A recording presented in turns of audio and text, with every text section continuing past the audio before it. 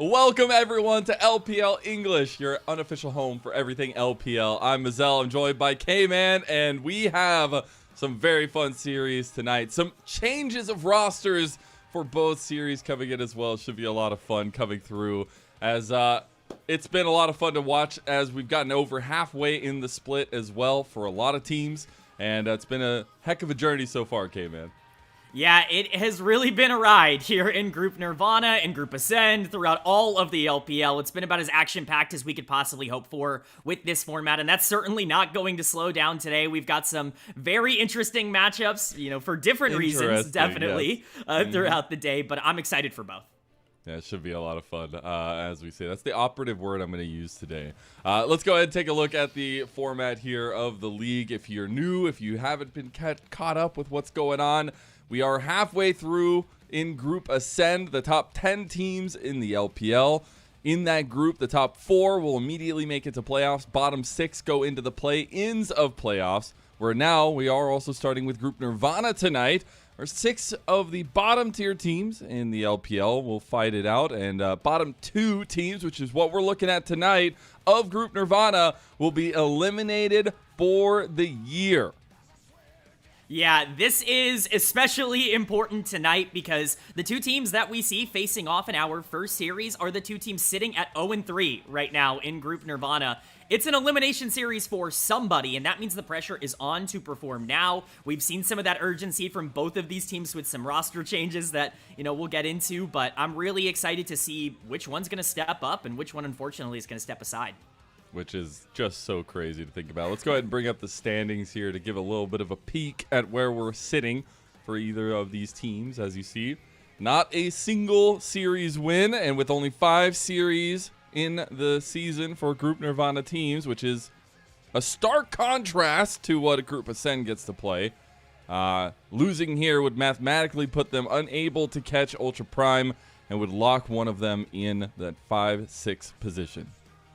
Yeah, and these roads are not created equally for both of these teams either. You're seeing the 0-3 mark for both OMG and RNG, but RNG, if they were to win today, would have to face Edward Gaming, who's sitting at 3-1. You can see they're one of the top teams in Group Nirvana. OMG would be able to take on Ultra Prime for that final spot, and so definitely some different paths to get there, but that doesn't make today's series any less important for Group Nirvana, and just for the overall standing of where the LPL is going to go for the rest of the year.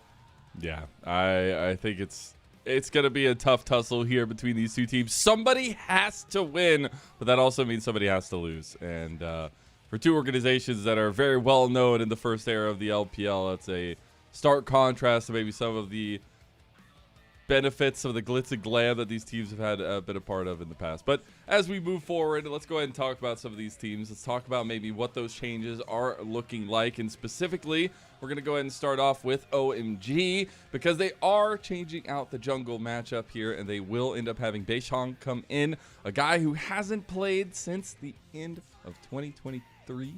And it's going to be an interesting change. Last second, can he stave OMG for at least the moment off of being eliminated for the year? Yeah, it's definitely going to be interesting. We've seen the new jungler come in and, really elevate a Group Nirvana team.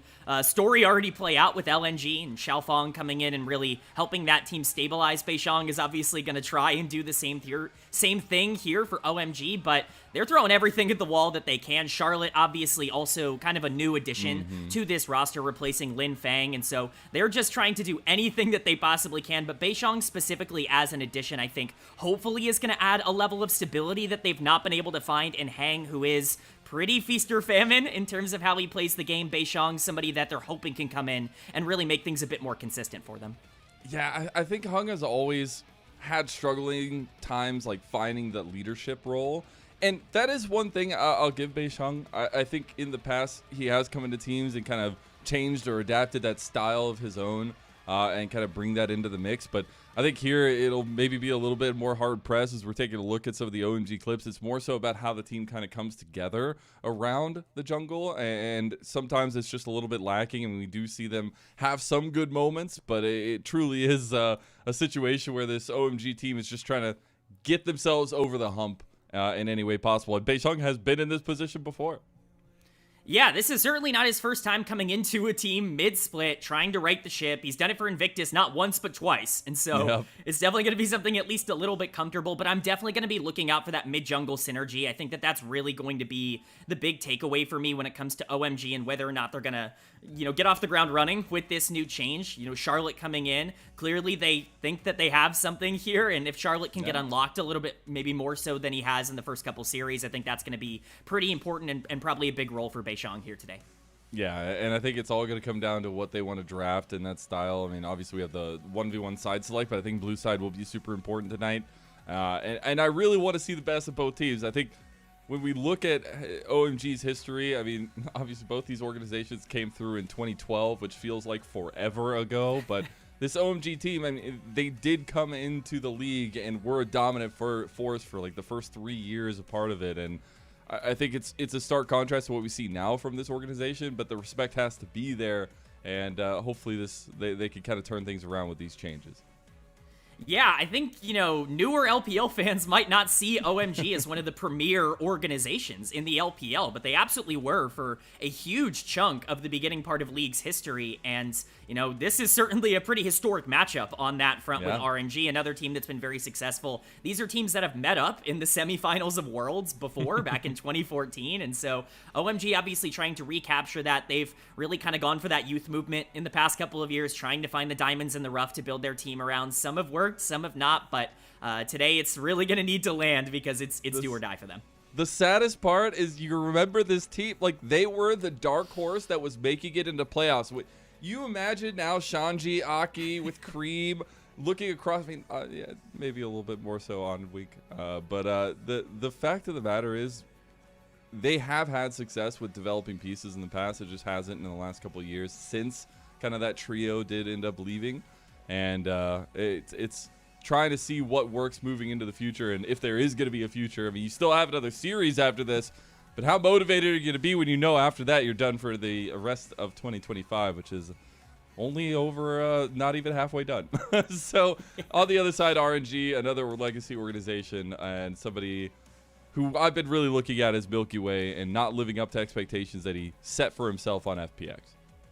Yeah, I think unfortunately for RNG, they really have put a lot of the eggs in the Milky Way basket coming into the year. They had really high expectations for what they were going to get as a follow-up, a sophomore season for Milky Way, and it's just not been there in terms of the production so far. I think we're seeing, unfortunately for him, a lot of the traits that we saw affect him negatively in the playoffs last year really carry over into 2025 in terms of potentially being found out with some early pathing decisions, but he definitely has the talent to be able to make things right here, and with a new jungler coming in on the side of OMG, Milky Way is definitely the player that I'm looking out for to not only generate an early lead for RNG, but really start to get some of these lanes going as well. And he has been willing to go for more of the aggressive picks, going for more carry-centric junglers as well, so maybe using that to his advantage against Beishang. I think that's going to be really important to kind of keep an eye out here as well. As Niket still continues. Dude, I'll just be biased right now. I'm sorry. Niket and Milky Way being on RNG is probably one of the worst situations these two guys could be in. I mean, like, Niket was popping off at the end of 2024 and unfortunately finds himself here and still finding pop-off moments, but I think that combination of the jungle support will be extremely important for them to kind of keep under wraps and maybe keep Milky Way in a positive place here against Beishang.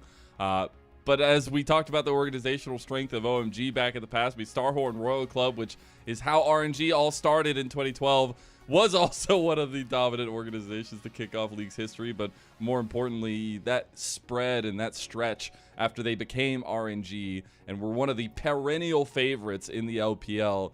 Those are good times. You think about the Uzi memories, MLXG, things along those lines, all the MSIs, the Xiaohu. But now here in 2025, the story's a little bit different, K-Man. Yeah, I mean, if you had told me 2 years ago that RNG was going to be near the bottom of the LPL standings, one of the teams that was fighting to just survive, I already would have called you crazy, even just back then. It's such a historic organization and one that has been so consistent over the course of their history. They've never really had bad seasons. They were, very much always at the top of the standings, and even to see them here after winter, the split number 1 here in the LPL was already a bit surprising. It felt like the team was making nice strides, but it's just not really been able to translate. One of the things that I think has really affected them has been their macro play, which has just not been all that good in comparison to a lot of the other teams. That's what they're really going to need to lock in today on, in my opinion, especially with the team in OMG that's bringing in new players, both jungle and mid lane, and, trying to find their own form. If there is a way to take advantage of that, it could be the cohesion and it can be the communication that they can hopefully take advantage of. As good friend Hysterics would say, it is the battle for the wooden spoon. I remember it was one of the first series I ever cast. It was like Rogue Warriors versus somebody. It was like battle for last place. And it's try to see who can keep their head above water, at least for the foreseeable future. Because even if you win here, things aren't safe for you. But at least it's a little bit safer than immediately being eliminated. And I know RNG are going to want to kind of hold themselves to a higher standard coming into this series. So I really hope we get all we can get out of both these teams coming into this one. I think there's a big fall off of potential motivation for the losing team after this one. So I want to see everything these 10 players got on the Rift, and especially with some of the brightness that we've seen from individuals in their past, and maybe Beishang coming in to change things and fix things for OMG. It should be a lot of fun to keep an eye on. And even if it is a bottom of the table Nirvana matchup, I think a lot of chaos and a lot of LPL-ness will be here. Yeah, I mean, sometimes the bottom of the table clashes are just as fun as the top of the table clashes, obviously for different reasons, but I'm hoping and expecting a banger today. With your life on the line in the LPL for the rest of the year, I want to see everything left out on the Rift by these two orgs. I think we're going to get that out of these two teams. I think there's going to be a lot of aggressiveness, a lot of, tempo play coming in from them, and I'm just really excited to see. Hopefully we don't get any sort of passive games. I don't want to see any protection. I want to see some action and some skirmishing. Yeah, I hope so. Hope we don't get any reservation here. Just leave it all on the line. I also, as a Milky Way fan, got to see Milky Way pop off, hopefully in one more series. But I think the struggle has been that both these teams are series winless, and being able to see them kind of find success. Both of them have literally only gotten one game win, both on 3 loss streaks because of that 3 losses already in the split and only having those 2 series left for them.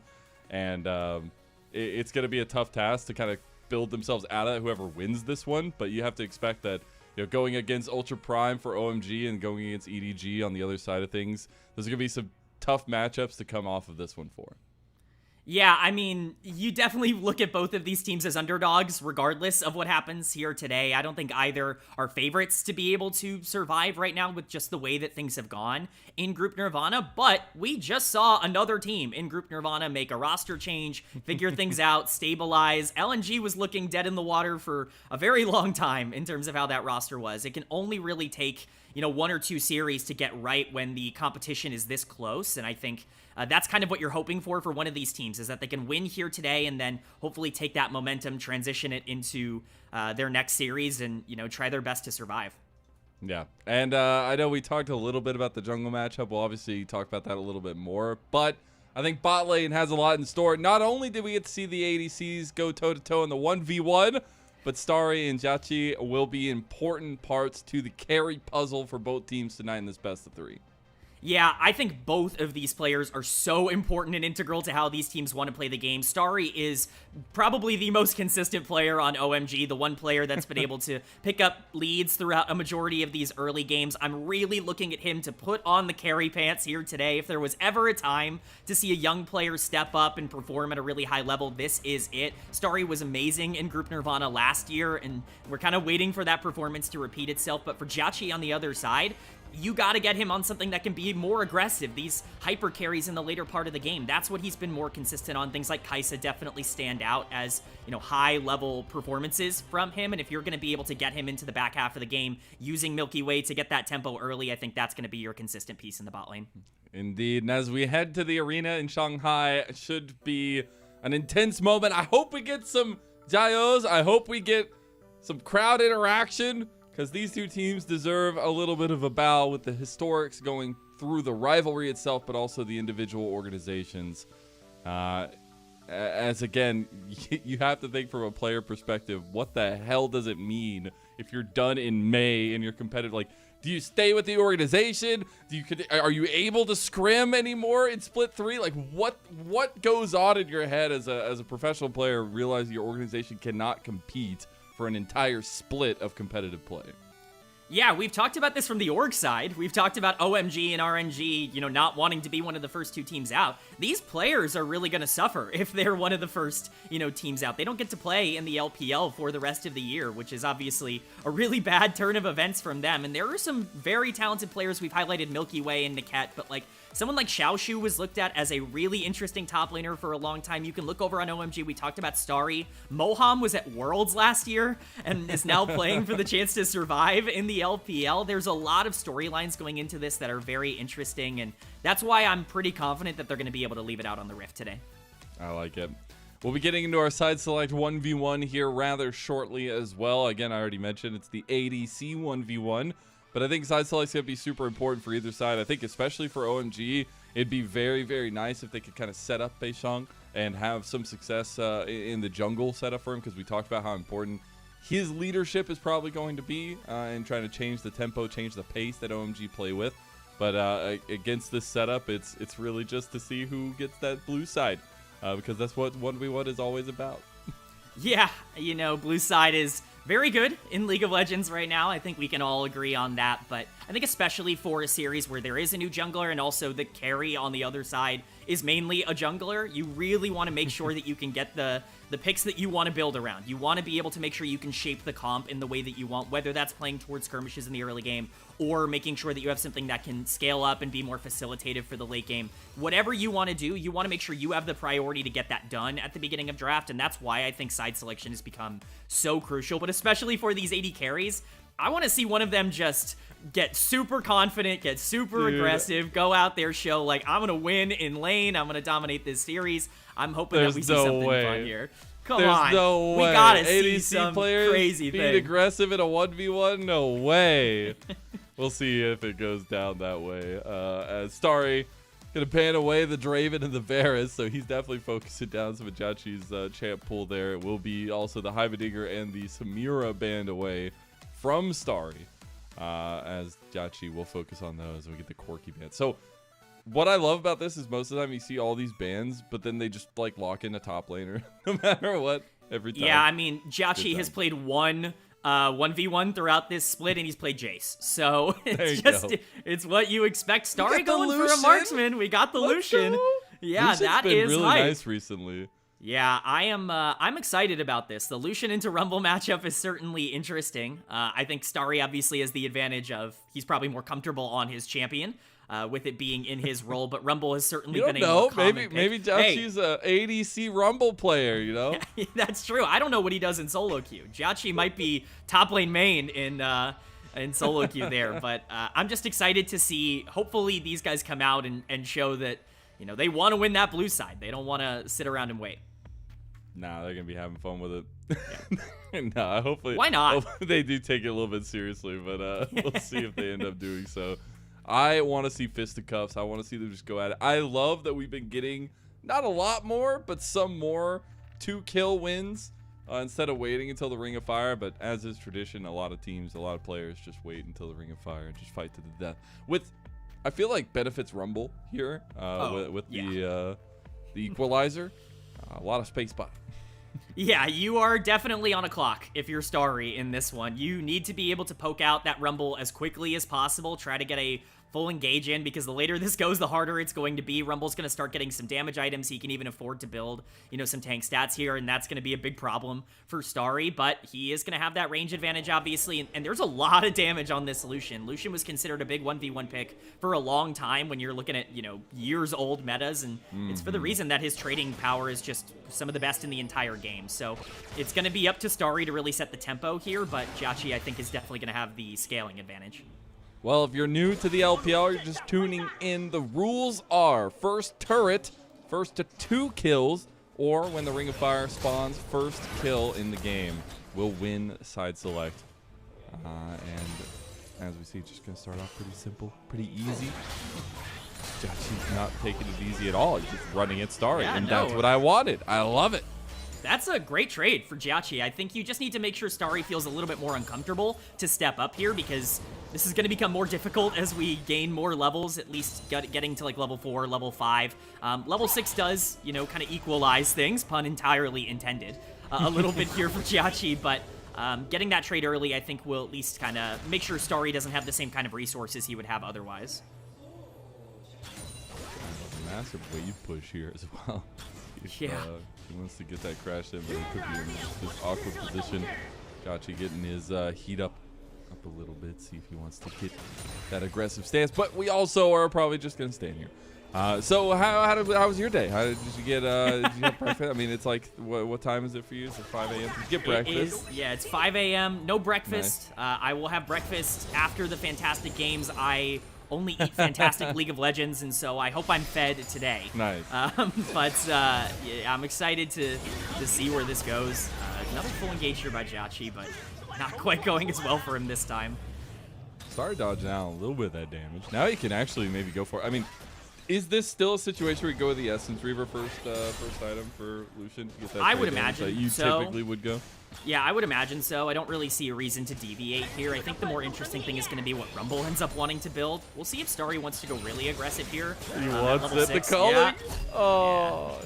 Yeah, that Rumble shield's just a little bit too much, but no sums now for Starry. The Ignite was popped earlier when we saw that big trade in the barrier popped by Starry just in case there was a re-engage from Jhachi. Kind of a preventative barrier there, but it will be the, overall, I would say trade win for Starry. Jhachi's going to have a hard time staying in. Equalizer will barely land, though. Oh, the dash in! The Lightbringer's not enough, and he will burn down to a crisp. Starry taken down, and now Jhachi just needs one more. I did not expect Starry to dash in. That was not on the bingo card for what was going to happen there. He clearly saw something that we didn't. He saw the equalizer down and just assumed he had enough damage, but that Rumble shield's a lot bigger than I think he was giving it credit for, and Jhachi taking advantage of that. That's not only a big win, obviously, to get the kill and be able to set yourself up to only need one more, but it's a lot of gold in the pocket, which is now going to be a big advantage for the Rumble, and we see it invested into making sure this Lucian's going to have an even harder time of doing some damage.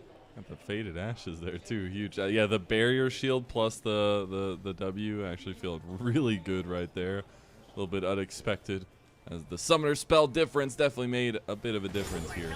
Now, I guess I'm gonna ask you to call it right now. Does Jhachi get another kill before the Ring of Fire, or was it all for nothing? I'm not sure Starry gives him the opportunity, but I'm sure hopeful that he does.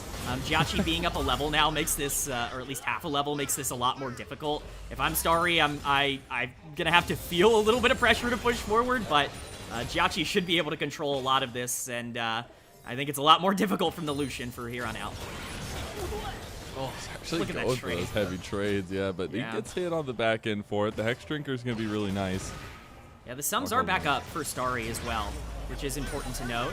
Jhachi doesn't have those available quite yet, but yeah, we're definitely seeing the damage power coming in from the Rumble. This is where you start to get concerned. This is 2-level difference for Jhachi now. Do you feel like maybe Starry has some complaints saying this is an ADC 1v1, he picked top laner? Yeah, I mean, this is BM at the end of the day. Yeah, what is this? Like, you're going to pick Rumble. Do you know the state of top lane? Like, ADCs don't get to exist. Yeah, honestly, I think Starry has a complaint to the upper management, but we'll see if he can even live long enough to get their barrier popped. Jhachi almost going down, too. He's going to pop both his summoners. No distance equalizer. There you go. 2-0. Jhachi gets RNG side select. Yeah, I mean, once we got that first kill, it was going to be very difficult. Starry understanding the later that this goes, the worse it gets for him. And so picking up that kill is fantastic for RNG, being able to get that side select. We talked about how big blue side is, and now, Milky Way or Niket or whoever they want is going to be able to establish whatever they want to do early on here. And the teams have a little bit of fun with it. Blue side definitely is important, and in this series itself, there you go. RNG choose blue side. I think it's going to be really important what B1 is going to look like for RNG, but we go back to the setup for this series, and we'll be talking about draft stuff here in just a little bit. But to zoom out, I mean, we already mentioned it. If you're just out tuning in, this series matters so much for both these organizations, both historically legendary organizations like RNG and OMG. Whoever loses this series will have their season end after Split 2, after their next best of 3, and be done for the rest of the year for all 10 of these players and for everybody involved with the organizations. And that's a heavy weight, a heavy burden. Yeah, you cannot afford to falter at this point. You can't afford to slip up or make a mistake, and that's what makes this draft so important. We've seen teams really make or break a lot of their games in draft throughout a lot of Group Nirvana in particular, just because the variance in terms of, what you can get out of more consistent comps is going to be a lot at this level, and so I'm just going to be really interested to see what happens on blue side. Milky Way has shown a huge champion pool. He hasn't really locked down a specific thing that he wants to play, but I would expect, especially on blue side, something more aggressive coming in from RNG. I would imagine an early, maybe Nefiri ban coming in from the side of OMG, making sure that doesn't go over, but we could perhaps see something like a Xin Zhao early, a Lilia if he wants to go for more of a scale, or even a Lee Sin if he does want to establish that pressure. That would be my guess early on here, but I want to see something fast from RNG. I don't want to see them try to play for these team fights. I don't think it plays into their advantage. Well, hopefully Shanghai will be ready for all the action we have in store, because we're already into picks and bans. RNG on that blue side ban away the Azir, the Corki, and the Pantheon, while OMG on that red side ban away the Rumble and the Gwen and the Niket Nico. Yeah, Niket has been unreal on Nico as a playmaker. It's easily been his most consistent champion, but it is going to be the Xin Zhao as that first pick. We were just talking about something a little bit more skirmish heavy for Milky Way, something he can actively adjust the tempo of the game on, really speed things up, play for his lanes. That does leave something like the Nefiri over, but Xin Zhao typically considered one of the better counters to Nefiri. I like this start for RNG. It's all going to be really about how they want to, round this out, but I think getting something that can fight in the early game is a good start at the very least. All right, I was going to see, so I wanted to make sure. I was like, was Nefiri even out the last time Beisheng was playing? Technically, she was. Obviously not meta relevant, but she came out in the summer of 2023. So Beisheng is living in the moment. He said, it's my time. This is the last time I played. But no, it is going to be the Nefiri with the Taliyah locked in. A very strong mid-jungle duo that we said needs to be consistent tonight. The answer on the other side for RNG is to get Jachi that Varus. Yeah, this is the most standard comp you could possibly ask for RNG right now. Just something that you can flex into whatever you need at this point. Varus, I think a lot of people would consider to be the best AD carry in the game. Certainly up there for one of the best AD carries in the game. You pair that up with Xin Zhao, probably the best early skirmisher. And then Ahri as a match to the Taliyah. You want to make sure you can get out on the map and affect a lot of those big jungle fights for a lot of those objectives. And that's what Ahri Xin Zhao really excels at, especially in comparison to, the Taliyah on the other side, which you need to get out early, and so I'm interested to see that, but it will be the Sion, hopefully to keep Harry safe on the top side. The prio on mid jungles for both sides is definitely going to be even more important now, not only because we wanted it to be, but because of the picks here. A lot of mobility available to either side from that mid lane. The Sion could be a massive wall for RNG to try to deal with, and maybe they go with that lethal tempo Varus to try to chunk him down a little bit. The Nautilus ban in the second phase by OMG, also followed by the Jhin ban by RNG towards Starry.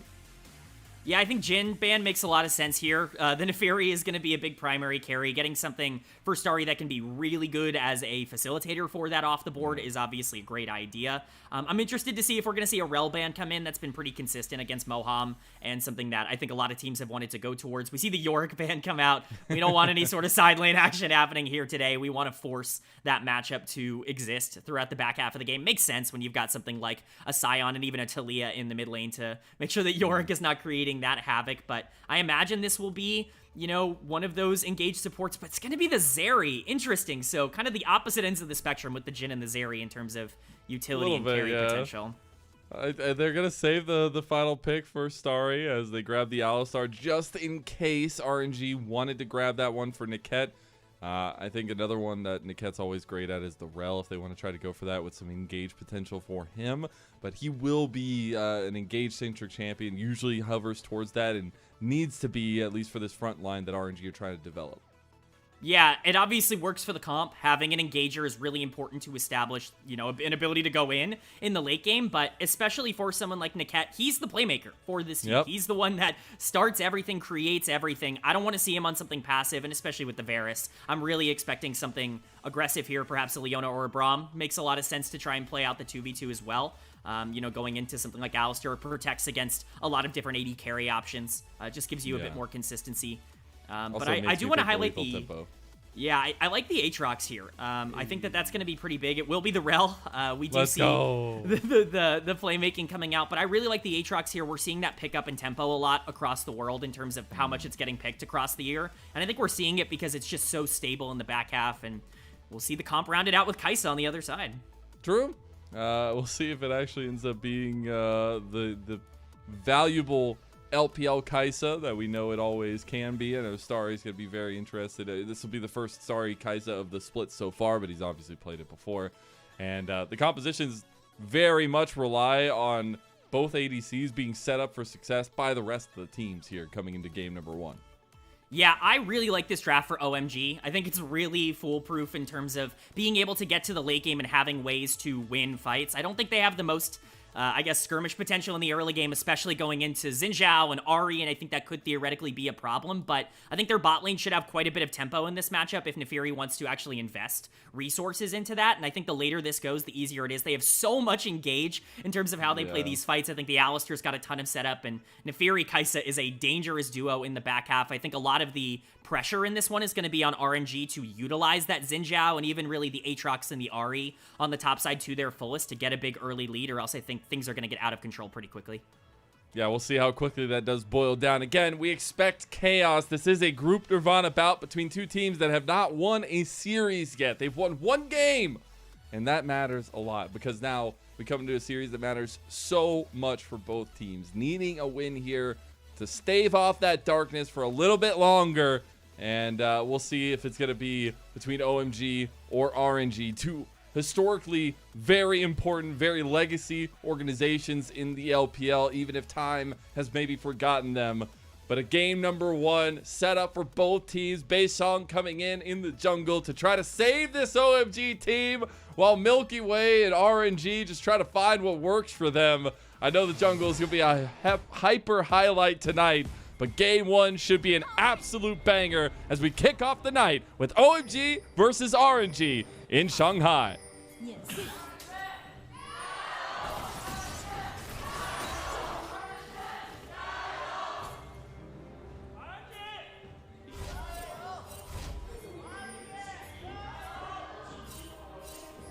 Man, the OMG fans forgot. They forgot. They didn't get the memo today.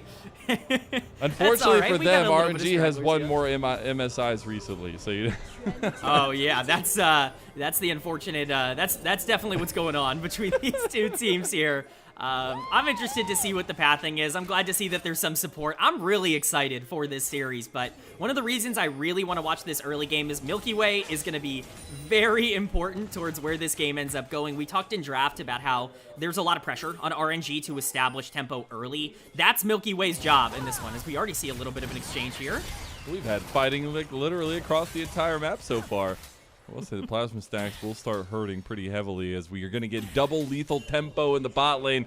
And this has been a transition that I've really appreciated, is that we're definitely trending away from the more lethality builds on both sides of things, more the AP build on the Kai'Sa, and going towards these lethal tempo, more fight-heavy 2v2s.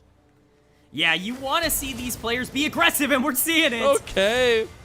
Jachi will have us a lot of damage. Moham, unfortunately, gets the heavy trade back, and now Jachi gets the cleanse out of Starry, so that'll be 3 summoner spells burned by the OMG bot lane, and only the ignite from Niket. That's a massive trade for RNG. I was really looking for this Kai'Sa to start to establish 2v2 prio early through Moham and his ability to play up in lane. It's gone now. That's completely eliminated. You can no longer step up really at any point. That limits the options that Baishong has in terms of where he wants to play the map. I already expect mid lane to not have as much tempo as you want, and Sion, not really something you can play for. That could be problematic for the Naafiri in terms of some early pathing, but Milky Way, gonna look for that aggression we were talking about. Waiting, trying to get the flash play. A little bit zealous there with that one. Not going to hit the wind, becomes lightning. Nothing else going to be of it. And Baisong now going to go for an aggressive path towards bot side. If the Naafiri gets off the ground, that's massive. They had the vision there to realize they don't have anything from RNG. Now they find the angle here onto Niket. He's going to crash down, but around the corner goes Baisong as he tries to get the Darkened Dagger. And there you go. The puppies pick it up. First blood for OMG. That's a fantastic gank from Beishang. That's really his only timer down on the bot side to be able to make that play. He understands that that is a necessity. He skips full clearing, which is pretty standard on Neferi, to go and make that, and he just has enough damage this early on in the game. Getting that Neferi accelerated is absolutely ginormous for OMG. We just talked about how that was necessary for them to stabilize in the mid game, and that's exactly what they did. Looking forward, you know, their comp scales incredibly well, so much better, as we said in draft. Getting that first kill on Neferi and really getting some tempo here is a huge game changer. Might be able to try to contest for the double scuttle here, as he's going to take that scuttle on the bot side. Milky Way will immediately transition up towards top. Back had to come through from Charlotte there. We'll have TP to get back, but the scuttle crab fight will go with the 1-for-1. Now we immediately have the lane swap coming out 2 minutes ahead of time now, so very much ahead from Starry and Moham, as they're going to try to take down this 2v1 into a 2v2 now that we get the counter transition from RNG. We've seen this become a lot more common on blue side, where you make that transition to the top side with your bot lane a lot earlier into the game, around this 4.5 minute mark, because you do just want to make sure that there's no way the enemy team can establish that pressure onto Void Grubs. We talk about it all the time, but the LPL values Void Grubs so incredibly highly because they do want to play for a lot of that tempo, at least traditionally more so than the other regions over the course of this year, and you know, we're seeing that once again. I'm really going to be looking for what Milky Way wants to do in the next couple of minutes, because I think whatever he decides to do, whether that's prioritize the Void Grubs here, try to play around Jiachi and Niket, or whether it's going to be to sack that and go for the bot side, I think it's going to be really telling as to where the priority for RNG is going to go, but it's topside action here. 3v3 Bruin. Vision will be played towards by RNG, as they were able to spot out Beishang, so now Milky Way going to take his place, as his back is going to be coming through. Nothing else going to come of it here. Some resets before the grub fight. Dragon has been left to the wayside here, as both junglers actually pathing down towards bot side. So maybe trying to read each other a little bit as we go, as the respawns for Milky Way will be coming up here shortly. Definitely interesting to see the junglers basically mirror each other. This is to the huge advantage of Beishang if this continues. The more this game kind of stalls out and the less we see priority on things like Void Grubs, I think the more that's going to favor OMG moving forward. We do see the pathing coming in now. Beishang going to be looking to get onto that top side. Niket is going to be able to see him, though. They could run into each other here. Niket does spot him out. The Iron Horse is also spotted by Beishang, as we also have to start thinking about the catch-up potential of a very even game if it's going to come to it. And I know you said that OMG definitely a little bit favored if the state continues like this. And that's where we need to really see that up in tempo of the connections between Tong Yuan and Milky Way, because that is going to kick off now that we're about to hit level 6 for them. Yeah, Tong Yuan hitting level 6 I think is pretty massive for this comp, just to be able to make sure the Ahri can be a priority playmaker in this fight. We'll see if we actually see it now. Beishang playing very aggressive here. They are just setting up the tension here. Oh, Shasu on the bot side, going for the all-in with the World Ender here. Needs to be a little bit careful, as Harry, pretty tanky. He's going to try to get out with the Unstoppable Onslaught, and he takes the train out of there, as the Grubs have been started up by RNG. OMG are right here. Beishang going to take the first one. And now RNG can step in with the smite double hit by Moham, but the charm does connect onto Charlotte. The crash down dodged out of, but Charlotte's already gone now as well. Milky Way getting low. The triple hits, though Beishang can't get him. The dog didn't have the distance. And now back into the fight onto Moham, and RNG getting resets for Tong Yuan. Starry is going to be ran down as the charm comes through. He's going to burn the cleanse. Maybe he has the distance. Can he get away? That Faker skin, it just gives you a little bit more movement speed, don't it? As they're going to take that kill and go 4-1 in the early game in favor of RNG. What a massive fight from RNG. 4 kills there is absolutely outstanding for them. They couldn't have asked for any more. OMG full commit. They bring almost everybody up to try to make that fight work, and I'm not really sure why. This is the exact fight that RNG needed to have happen in this game in order to get back in it, but we're going to see how this ended up going down. Tong Yuan was in a really great spot here. A great knockup by Moham to be able to start this off, but the Ahri on the flank immediately bursts down Charlotte. And when this Talia is out of this fight, it's really not possible for OMG to be able to win it from this point onwards. Tung Yuan, again, really great positioning, but just a really great setup, and honestly a very questionable decision to fully engage on that fight, in my opinion, from OMG. Hey, and I'll take any time I can to harp on Tung Yuan, as he has been the RNG guy coming in when all those fluctuations were happening mid lane. He even played ADC at one point, you know, support rather, in bot lane to fill in for all those roster fluctuations we were getting from RNG at the end of last year. But this guy's been really fun to watch, even though he's been on RNG through all these bad times. I still do find some bright moments from him, and now he's got the Rod of Ages completed. Start getting that stacking. He's 2-0-2, and we said how important the mid jungles were going to be for their jungle setup, and now Tung Yuan can truly set up Milky Way in a lot of these fights. Yeah, the double stacking has started here with the Dark Seal and the Roa in the mid lane. Tung Yuan is now the most important player in this game in terms of where you want to put a lot of that pressure. Drake is still up. It's still a prioritizable objective for RNG, and especially with all that gold that just went over, the 1k gold lead in the mid lane, I would imagine that tempo is entirely in favor of RNG. We'll see if OMG want to continue to try and push forward and contest this, but with a 2k gold lead already, I find it difficult to imagine a world where Beishang can step up and, you know, try to take this, but we could see something over the blue buff here. They're just flexing their muscles a little bit at this point. It's pretty darn early to have a fluttering 2,000 gold lead there. It's not even the good skin, okay? Get the hot dog Fury in here, and then we talk. You can never be too sure in the LPL. I see people walking up to blue buff, and I just immediately have to ask myself, do I think there's going to be a full engage here over blue buff?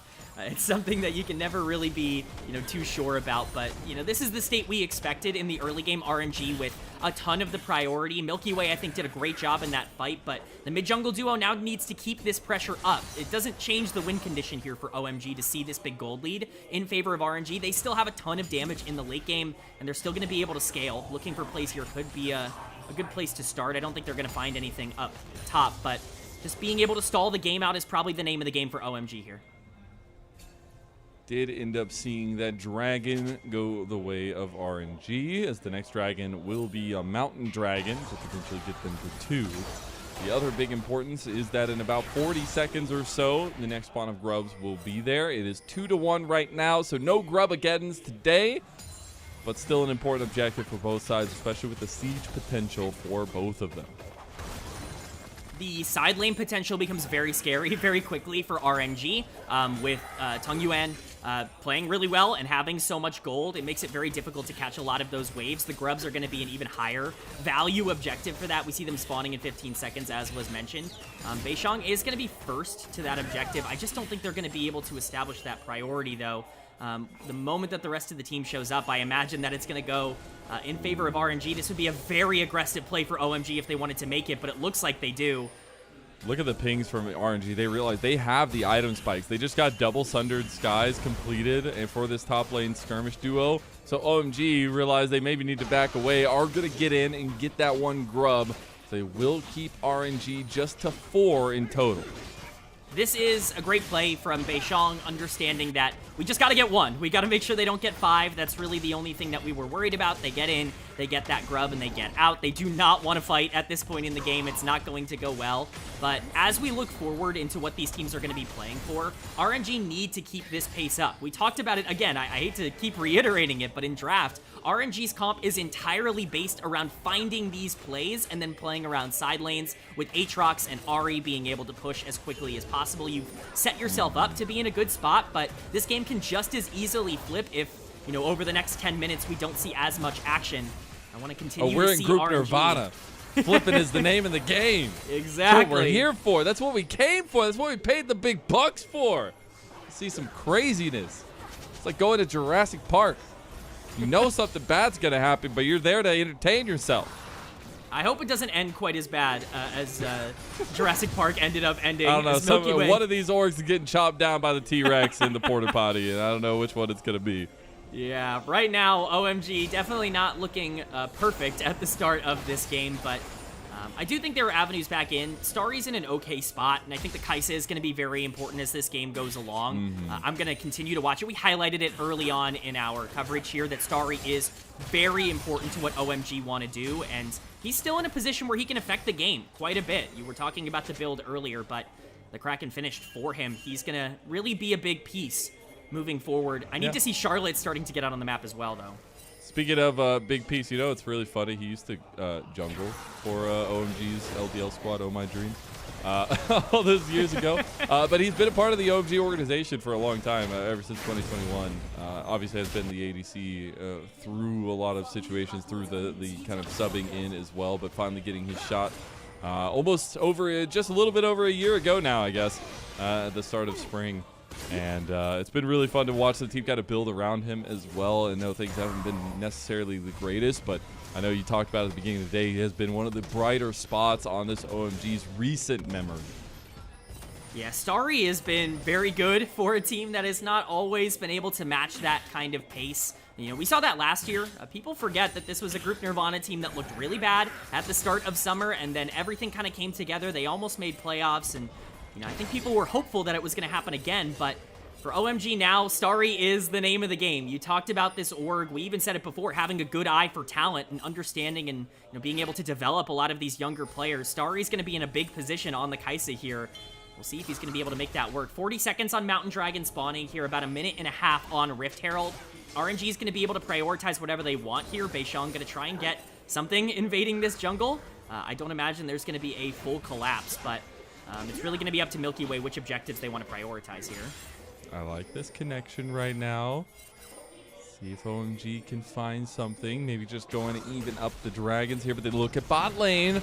Trying to dive Xiaoshu. He has ulti, has flash. This is scary. He's going to pop the Whirlwinder. Moham going to get CC down, though. The turret's starting to tank up. The Unbreakable will be just enough as Xiaoshu doesn't go down. And now Tong Yuan coming in for the resets. Will end up getting the flash out of Beishang. They just don't have the damage. It's a really aggressive play, but we're going to see a counterplay in the mid lane here. The flash from Jachi is now they turn on to Harry. The turret also goes down, so there's no defensive structures, but they don't know where the rest of OMG fled off to. They will back away after that one, but this means prio for RNG over the Dragon would be second for them of the game. I think OMG understood that they couldn't contest the Dragon. I say that, but we see a teleport down in the bot lane. We see two teleports coming in now. This is the Group Nirvana vibes that I love as we get the TP from Harry. Immediately crescent guarded by Milky Way, which is an interesting utilization because now it's going to fall. Nobody else can really follow up. He really didn't want to give over that second Dragon as Niket finds a double knock up there. Moham going to go in. Niket getting low now too. Gets hit by the stray rock by Charlotte. Now Starry getting low. Jachi is pumping some damage on this early lethal tempo as that seismic shove does connect again on the Xiaoshu. A little bit of blood, but it is looking like Dragon's going to be left for the wayside for now. We're just looking for fights, baby. What a chaotic mess that was for both of these teams. OMG burn almost everything to try to find a pick before that fight even starts and still invest both of the teleports to get in to try and fight over Dragon. They end up catching RNG so off guard that they're pretty out of position and they're able to capitalize, pick up a 1-for-0. The problem is OMG don't have enough damage, as we were stating earlier, to really be able to capitalize in the way that they need. So with only Niket going down, that should, it is going to be Dragon here for Milky Way, and all of that fighting was just over one kill. It's a lot of resources burned from OMG for that. Absolutely insane. And that being said, we look at the state of the map, and there are some decent leads now being developed by RNG. Still a consistent plus 2K in the gold difference. There is the Rift Herald now coming up. Both teams kind of surrounding this side of the map. We end up seeing a little bit more priority given to RNG here as they come out for the redeploy. Everything at full strength, it's really hard for OMG to walk into this. It's almost impossible for them to feel comfortable around an Ahri, around a Varus, and trying to make plays on that regard, especially with Aatrox catching the wave bot. This should be a free Rift Herald for RNG. We'll see if OMG want to keep playing aggressive, though. Oh, they caught him out now, too. Niket loses his entire health bar, but so does Moham, almost. Not going to join Niket there. Unstoppable Onslaught dodged out by Jachi as the Rift Herald goes down to Milky Way. Oh, no. He used it immediately. Maybe it's an escape tool. Nope, it's not going to come out fast enough. Chachi is down. Now he uses the Rift Herald to take the engage. The headbutt comes through. He's getting multiple knockups. Big brain Milky Way. That's kind of stuff that made him so popular in his debut with FPX. And here he is on the cusp for RNG to take this game 1. Milky Way coming up so clutch for RNG in that fight. You said it best, the big brain play of using the Rift Herald so creatively. It's a fantastic fight for RNG, but once again, I have to be questioning what OMG is thinking because we keep highlighting this over and over again. They scale so well. They should be so good in the back half of this game, and yet they feel the pressure to try to make a play. It looks good at the start here with Niket getting caught, but it's just the rel. Moham takes almost his entire health bar, and with Harry on the flank, unfortunately, they're just completely disconnected. Tong Yuan, we'll see here. He's going to actually be 3-hitting for a lot of this fight. A fantastic charm onto Starry to be able to start this up and really negate a lot of the damage caught out by Beishong to leave him high and dry. But Xiaochu makes his way in, and those resets start coming in. Tong Yuan, really fantastic stuff. And then, of course, Milky Way with the really creative play. But once again, it's OMG overexerting themselves. RNG with the fight potential in the middle of this game and utilizing it to the fullest. Yeah. And that's the kind of stuff you love to see in last gasp efforts to keep your season alive, potentially your next season too. As we always have to reiterate the fact that both teams are playing for their lives in Split 3, not even Split 2, but also Split 2, and trying to figure out if they're going to be a part of the LPL for the rest of the year, or if we have to see them in 2026, as we do get set up on this top side with the redeploys from OMG. Still a hefty gold advantage now, bursting up to 4,000 gold in total for RNG on the map. And it looks like a little bit of a state of a lull as we reach to those second items for majority members on Royal Never Give Up. The gold lead is big, but it's especially big in the middle of the map right now. You can see a 1.3k gold lead for Milky Way, a 1.5k gold lead individually for Tong Yuan. This is a great spot for RNG, about as strong of a start as you could ask for. This Ahri is going to be massive, and we could see some more fighting here. Milky Way getting chunked out just a little bit. Moham's actually pretty deep on the flank here. He might be a little bit caught. All right. Hex flash out, but he got seen. The crash down comes through. Moham, your adventures will not end positively here, as he's going to pop the Unbreakable. Well, he's just being annoying now. We could get the Yakety Sax music going. Shout out to Papa Smithy as we get another. Wait, Beishong also died? Oh, God. Things are falling apart. Maybe that leadership we talked about, Beishong trying to come in to save OMG, it's not working out. And RNG starting to run away with this game number 1 now. As they move over to the Atacon, the play is on Tong Yuan, as he's going to just get the Spirit Rush out. Milky Way is right there. Will have to burn his ultimate there, but they'll be able to turn back onto this objective. Yeah, it's just desperation plays coming in from OMG. A gigantic flank from Moham, trading ult for ult from Charlotte, just hoping they can catch one of the players making some sort of egregious error. RNG is in such a strong spot. It's really hard for OMG to make plays here. Otacon will be going down on the top side for RNG. That's a pretty fantastic pickup for them. Tong Yuan can just pretty easily catch this wave, and there's just nowhere on the map to play for OMG, and I think they do have themselves to blame a little bit. We're going to see what happened here with Beishong. Just got caught on a ward. Tong Yuan staying proactive. Oh, he used the... Oh, no. That is brutal. Oh, God, That man. is brutal. Oh, Everything man. not going Beishong's way in that play of event, or that series of events there, as another Dragon started up by RNG, and they're looking to go to Soul Point now with their big lead. Still hovering around that 4,000 mark here, but I love that Tong Yuan is having this kind of performance here on a series that is so important for a guy that's been in the RNG at least organization since 2022, has been a bit of a build-up for him, has been a bit of a prodigy. They tried to kind of build through their Royal Club system and bring into RNG after all those big names, Angel, things along those lines were here, and it really has been a situation where we really want to see Tong Yuan succeed in a lot of ways, because he has had some really good performances, and at least this is a little microcosm of that. Yeah, and he's coming up big today. That is definitely the case. This Ahri is absolutely massive towards the win condition for RNG. But really, at this point, the thing that I'm looking for is this Baron spawning in 2 minutes. That's the real objective that I think we're going to see the importance on throughout the rest of this game. That Baron is going to be necessary to contest for OMG. We could try and see a potential pick on the top side, but Tung Yuan is just so difficult to lock down. Charlotte taking so much of his health bar just to try and get some level of poke down on the Ahri. Yeah, we see the rotation up. There's just not really a lot to play for here for OMG with that Otacon up. Looks like top tier 2 is going to be the objective. How is it fair that Tung Yuan has almost 3,000 health? That's so nuts. I know people have gone back and forth if they like the Ahri tank build with the Roa start and things along those lines. But once you start building all these health items, you just get ridiculously strong as a champion that can 100 to 0 weaker units. As now we get that big Magnet Storm coming in with the Chains of Corruption. RNG just hit the Wombo combo under turret 2 with Xiaoshu now tanking up and getting the resets on the World Ender. He's in a little bit deep now though, gonna heal up a decent amount. Now Tung Yuan gonna follow him up. They can try to get the resets, but Tung Yuan flashing can't hit the charm. Is now gonna be chased down. He's gonna go golden, gets one of the kills. Look at the Faker resets coming through. He's gonna go down now himself as it is absolute chaos in OMG's side of the base. RNG have lost their minds as Jachi watches his entire team fall ahead of him.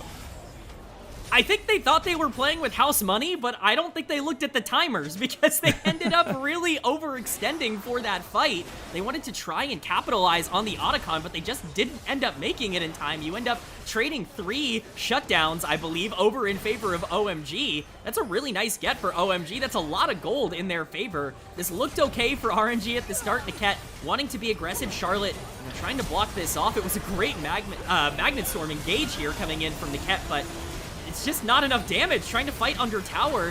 Milky Way's not really able to get in this fight at all. Jachi was definitely not able to get in this fight at all, so a very disconnected exchange from RNG, and if OMG is going to have a way back into this game, it's going to be getting free shutdowns like this. You get the Atacon GAs there, so the gold is a little bit fluctuated with the 200 per body. A little bit more with the shutdowns, obviously, but I think it's interesting to see RNG just try to use the voracious Atacon while we still have it. So honestly, kudos to RNG for utilizing this these GAs. Yeah, it's definitely an interesting play, but we're gonna see what OMG wants to do beyond this, right? Because you got to keep looking at this Neferi. As much as we talk about a gold lead here for RNG and all this pressure going over to the side of Milky Way and Tung Yuan and being able to control the map that way, it just takes one fight to get the dog online. It just takes one double kill to get enough gold in the pocket of Beishang to really make a difference in this game, but we could be seeing that fight happen now. They're actually taking the fight on the Harry. He's not very tanky at this point. Getting locked down into the wall, face planted goes Harry for OMG as now Tung Yuan has resets on his Spirit Rush. Charm. It's a lot of damage on the Moham. It's going to be about sub-half health as the Baron started up by Milky Way. RNG pushing the tempo of this game number 1. Yeah, Harry just way too far forward. Moham is not even within the vicinity of that fight. He's not even in the area code, and that should be a Baron secure here from RNG. OMG is not scared, though. They're going to look to try and flip the game. Going on the flank, gets headbutt away. Milky Way going to try to follow him through. Xiaoshu can't find the engage. They pulled off the Baron for this, so RNG, they're not going to get the objective they tried to fight over. Dragon is spawning now in about 30 seconds, so reset's going to come through, and that's a soul fight for RNG. Very interesting exchange here from both of these teams. It felt like RNG definitely probably could have finished that Baron. It didn't feel like the threat was too massive, especially with Xiaoshu on the flank on the Aatrox. We're going to see that Soul be a little bit more of a priority. It will be Cloud Soul, which is actually really nice for this team in terms of making sure that a lot of their engages are available. Tung Yuan continuing. Charm. He's going to keep the reset there too. And now RNG just going to run straight at OMG. As they don't have Charlotte any longer, a lot of their space buying tools are gone. The Shattering Strike shatters Harry where he stood, and that should just be the Dragon Soul completed by Royal Never Give Up. Charlotte just so far forward, feeling the need to contest the wave. against Tung Yuan, I don't understand. It's definitely a bit of an aggressive play. We've seen some interesting positioning decisions from OMG throughout this one, but that is Soul for free over to RNG. And when you're talking about what the Cloud Soul can do from this point onwards, we already talked a bit about, I was saying the ultimate cooldowns are obviously going to be a pretty big addition for RNG, but Ari benefits so much from Cloud Soul. This game is just going to get harder and harder now for OMG, just as it felt like their aggressive tendencies were going to bring them back. We might get another exchange. Really good flash, actually, from Niket. Or rather, Jachi. As now, I think also the World Ender, like just getting that movement speed on those flanks that we've been seeing Xiaoshu try to go for, really, really going to be hard to deal with now. And also the fact that you're on a 6-minute timer for the Elder Dragon, which you would absolutely have to fight for. We do see 4th item is now locked in for Tung Yuan. Did go to the library, did grab a book. Only 9 stacks of the papers, though. But besides that, he's got a very tanky build, very utility-oriented with that Zanya's too, so he can just be aggressive, take these fights, take these early charm trades as well, and come out the better of it. I think this is smart for the way that Tung Yuan has been playing the game. He's been the first person on the line. He's been the one diving in and, being the big playmaker for them. And with as much gold as he has and just how well he's been playing, I certainly don't blame him for having that kind of confidence. I think that that's going to continue. Vision priority is going to be massive here for OMG if they're going to be able to set up even a little bit around this Baron and around the Dragon obviously spawning in 5 minutes. That's going to be necessary for them, but it's just so hard for them to be able to get into this pit. You can't really face check a Varus and Ari, a Rel without getting a little bit scared. So we're going to need to see some priority put there from OMG. Oh, Beishang, read your spider senses. No, you do. He's going to dash out there as well. 3rd item for both junglers gives them a little bit more fighting proficiency, especially Beishang. But they go for the catch. Tung Yuan is going to go for the charm. Gets insta-cleanse. Captain jacking it up by Starry. As they're going to try to get the piercing arrow. Not going to hit him there, but that's going to be a big cleanse down. And Tung Yuan can absolutely look for that once again. As Milky Way with his Titanic Hydra completed will not end up getting the red buff. They'll be taken by the rightful owners in OMG, but now RNG can just go right back to this Baron. They have so much attack speed, they have so much damage, and they'll force the hand of OMG once again. And this is what we were saying. It's so hard for OMG to feel like they can even try to make a play here, but they're going to try. Tung Yuan is going to be able to make his way out. Niket. Niket just trying to skate them out of the pit. Mohab going ham, but it's still Dachi who gets the Baron, and he gets killed in the end as a killer instinct came through for Starry on the backside of the fight. But now you got Reset City being visited by RNG, and they are welcome guests as Tung Yuan looking for the follow-through, but Xiaoshu chasing down Beishang. You have to remember that Cloud Soul does wonders for this team, and there's the Spirit Rush reactivation. Starry can do nothing as he goes down to the might of RNG, and Harry, he's left to his own devices against Niket and against Milky Way, and he'll slowly flash out, maybe dash out, maybe get out, but no, slowly but surely, he will walk his way under turret, and Milky Way will claim his life. That's a full ace for RNG. And that might be a little bit more than just the ace. Not only is it the Baron, it's the base getting broken wide open here by RNG. A chaotic, sloppy fight. You allow the Neferi into the pit, but who cares? You can secure it with the Varus. They're able to lock it down. Middle inhibitor is going to fall alongside that top inhibitor. Like we said, that base is broken wide open, but this is really the nail in the coffin for OMG. If they were ever going to find a fight that was going to be able to get them back into the game, it was probably going to be that one, unfortunately. Just not enough damage to really be able to make it work. They had to fight on 3 different fronts, and it just didn't end up working out. We're going to see in the replay, Niket burning almost everything to just try his best to keep them out of the pit. They're still able to get into the pit. We see this might come down a little bit early, just a tad bit too early, so it's secured by Jiachi. And then he actually goes down to Starry. I didn't really expect that to go that way, but once Xiaoshu gets involved, this Aatrox with that Cloud Soul is an absolute menace, running down everybody. We see Tung Yuan also really being a problem with that extra movement speed, and RNG's gold difference ends up really mattering in that fight. The fact that Spirit Rush cooldown also comes up as they're chasing too, just perfect timing. And now there's only one inhib left. It's on bot side. RNG know that. They have about a minute left on this Baron power play for them. See if they can get this last inhib cracked and put some lasting damage with the double super minions spawning into OMG's base. Wave clear is still present for OMG. All RNG need is one good engage. Tong Yuan is going to try to go for the push with the double waves here. Try to get some damage onto these Nexus turrets. Force OMG to readapt and move away from this bot lane. We're going to need to see what kind of adaptation they want to make. They've got supers in on their Nexus turrets right now. RNG is going to have a free pass to take this bot inhib because of that pressure that Tong Yuan is generating, but we're going to have to see OMG make a decision soon. The further this gets into their base, the harder this fight's going to get. Oh, they're going to go. Tong Yuan freaked out there. He popped Spear Rush and went golden. 4-man Magnet Storm from Niket. From his time on Ultra Prime, you bring back some good memories. This RNG team is pumping. They know what's at stake tonight. They know that their split 3 is on the line, and they're here to deal out business as they come in game 1, smashing success, over 15,000 gold up, and it's a match point success for RNG. One more game. Huge win for RNG. Obviously, we've talked so much about the stakes that are on the line between these two teams, but to win in such emphatic fashion in game number 1 is ginormous for RNG moving forward. You just gotta make sure you have that confidence, and we saw everything we could have possibly wanted to see out of Milky Way, out of Tong Yuan, and out of the entire RNG lineup. The mid-jungle combo, I love to see. They draft this. It's usually the Vi with the Ahri, but they go with the Xin Zhao. They go with that skirmish setup for the two of them. And they got active early and often, even if it took a little bit to get off the ground running. The lead was slow and steady and eventually ballooned. And just some really, really good heads-up plays from Tong Yuan. The angles he was taking, the aggressive charms moving in with the spirit rushes. I think this guy had a masterclass on the Ahri. And these are the kinds of moments like, man, RNG, where was this for the rest of the split?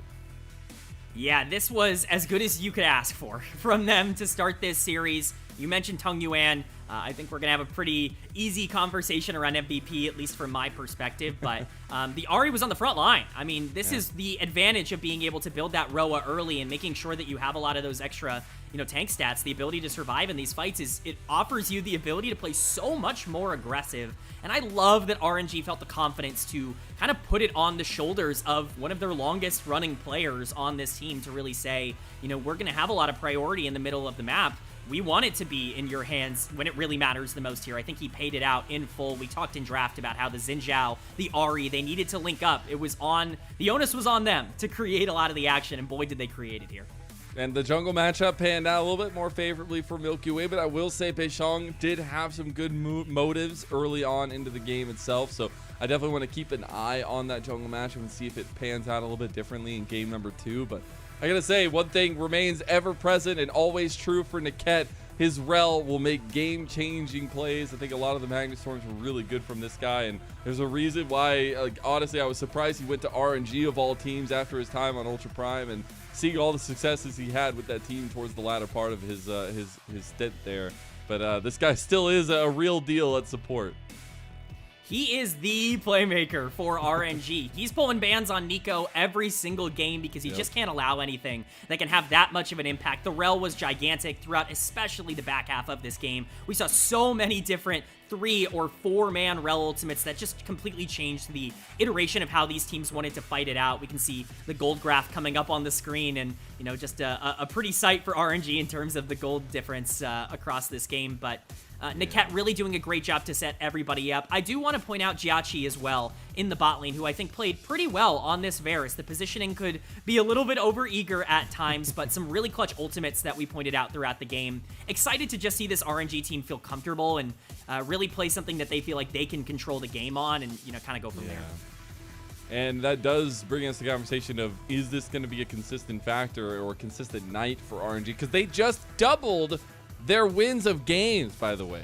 Both teams only winning one game, one map in total throughout the season so far. So feels good for RNG to get under the wind of their belt, but do we feel like it's a lasting success? I mean, this is Group Nirvana. This is the group of absolute chaos. And even with this performance, I feel like OMG has something up their sleeve. Yeah, I think going over to blue side now for OMG is going to be no doubt. Big. Presumably going over to blue side, we should say. Technically, we don't have that announced yet, but getting side selection here for game 2 is going to be pretty massive. For RNG, I think the thing that encouraged me is that they were willing to try and play for early game skirmishes. They were willing to try and control the game themselves. OMG opting more so into that scale, try to play it out late, play for Neferi, play for Kaisa style. It was clear they weren't quite as comfortable having to give a lot of that pressure over to the side of RNG. I think especially going over to blue side, I would love to see OMG really, step up and challenge RNG in this early game. Really try to pick something that they feel they can have that tempo on, because this game, it just felt like the moment that things started to go wrong for them, they didn't have the tools to be able to get themselves back in. Yeah, and it definitely feels like whoever takes that kind of early tempo in the game will have a strong advantage moving forward, because we know that at least decision making isn't always the cleanest. Even in this series, the game number 1, we saw a lot of pretty chaotic decision making from even RNG's side of things in some of those earlier stints. Once they had a massive gold lead, it obviously made no difference. But this one, I think Moham is going to want back a little bit. Even got the headbutt out, but it wasn't in time, and Jachi able to secure that Baron. But it was a good showing from RNG in a moment that mattered so much for both organizations, but RNG, the one to at least move out to a match point here in this best of 3. All you got to do is win one now, and you're surviving. Yep. But for at OMG, least another series, at least one more series. Just one more. You got to get that opportunity available to you. For OMG, you've got one game. You've got to figure it out now. No more learning period. The grace period has ended in terms of making sure that Beishang and Charlotte and all of these players feel comfortable playing together. All of the extra attention that they've needed, it's all gone. They've got to do it now. It is now or never for them. That's why I just want to see them play something that they can really control the game on, because I'm really scared that they're just going to pick another scaling comp. They've done this a lot this year and try to play it out. I think if they challenge RNG, they have the talent. We know they have the mechanical skill to be able to go up against them. I just want to see them have the confidence in themselves to be able to pull that off. Now, who do you think gets MVP for this one? Is it Tong Yuan, or maybe Milky Way deserves a little bit of shout? I would go Tong Yuan myself. I think that he was just so far ahead throughout the game. I think the Ahri, the effect that he was able to have, not only in terms of his own lane, obviously, but on the map in the mid game, the moment we saw the 2-0 and 2 Ahri after that first fight, it was very difficult for OMG to be able to walk into any of those situations. His ability to control space, I think, was very valuable. Don't sleep on Niket as a player of the game candidate. He was really awesome here, but to me, the mid-jungle duo, they both deserve their flowers. They both played excellent. They do. I think the trio is very strong together. It is Tong Yuan who gets the MVP for his Ahri performance. Again, at this point, the longest standing member of RNG, which is a heck of a statement to say, but a 10-1 and 12 Ahri performance will earn him his second MVP. Got the MVP off their only game win before this one, so he's got a 100% success rate there. Yeah, we've got the story now. We've got the narrative of if Tong Yuan is able to carry, they win games. Give him the resources, invest into this guy. It clearly works, but it's just good to see him start to get comfortable again. It feels like a lot of the losing that RNG have done over the last year or so has really affected him confidence-wise, and so to see him come out in a game like this and not just do well on Ahri, but to be on the front line, to be the primary playmaker, to control a lot of the tempo, it's exactly what you want to see out of a player that we all had really high expectations for in Tong Yuan. Well, that's it for game number 1. As we do get ready for it, it is a situation where it feels really good for RNG, but feels really bad for OMG. I'm hoping to see a little bit of a comeback in that situation. Before we get going and off to game 2, we're extremely grateful to our Coffee and YouTube subscribers who help level the show up on a daily basis. A lot of the initial payments have gone to upgrading the graphic, all these cool things, the bells and whistles that we've had, and to pay the on-air talent and behind-the-scenes talent who make this possible on a daily basis. Every day of the week, our volunteering knows no bounds here. But a huge shout out. If the links will be in the chat, please go check it out. It would help us a lot to subscribe to Coffee and YouTube. Maybe even get opportunities to ask him interview questions and see some behind the scenes content. But that's it for game number 1. We're going to head off into a break for game number 2. We'll see you there.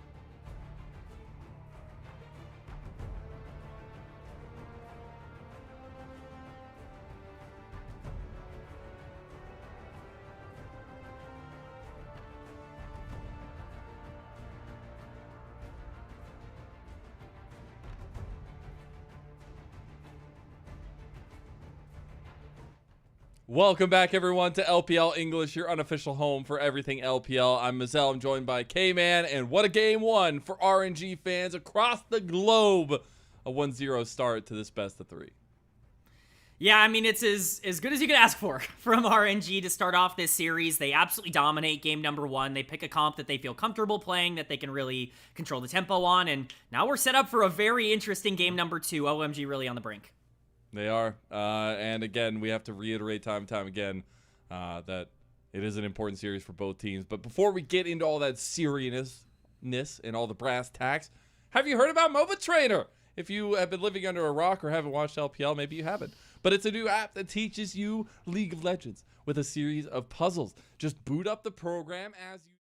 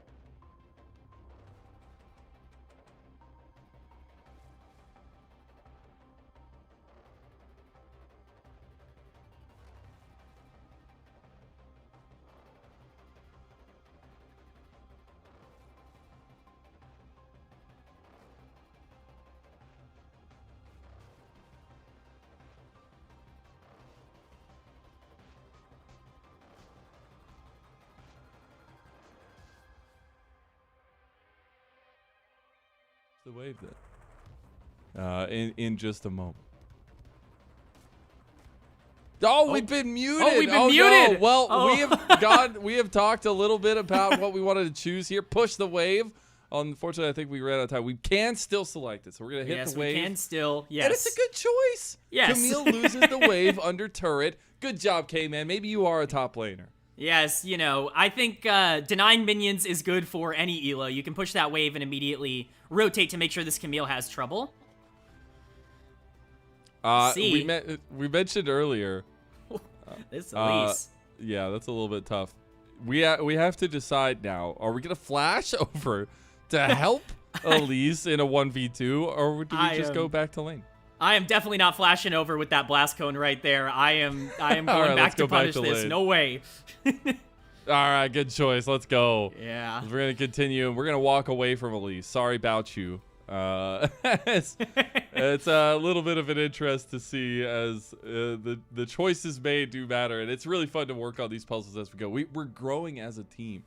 If you enjoyed that, go subscribe for 20% off unlimited puzzles using our code LPL20. Proceeds go to benefit MOBA trainer designers and LPL English unofficial broadcast. So start leveling up your game today. OMG versus RNG, game number 2 kicking off now, though. It is OMG on that blue side, as we had said could come through. They ban away the Yone, the Gwen, and the Nico.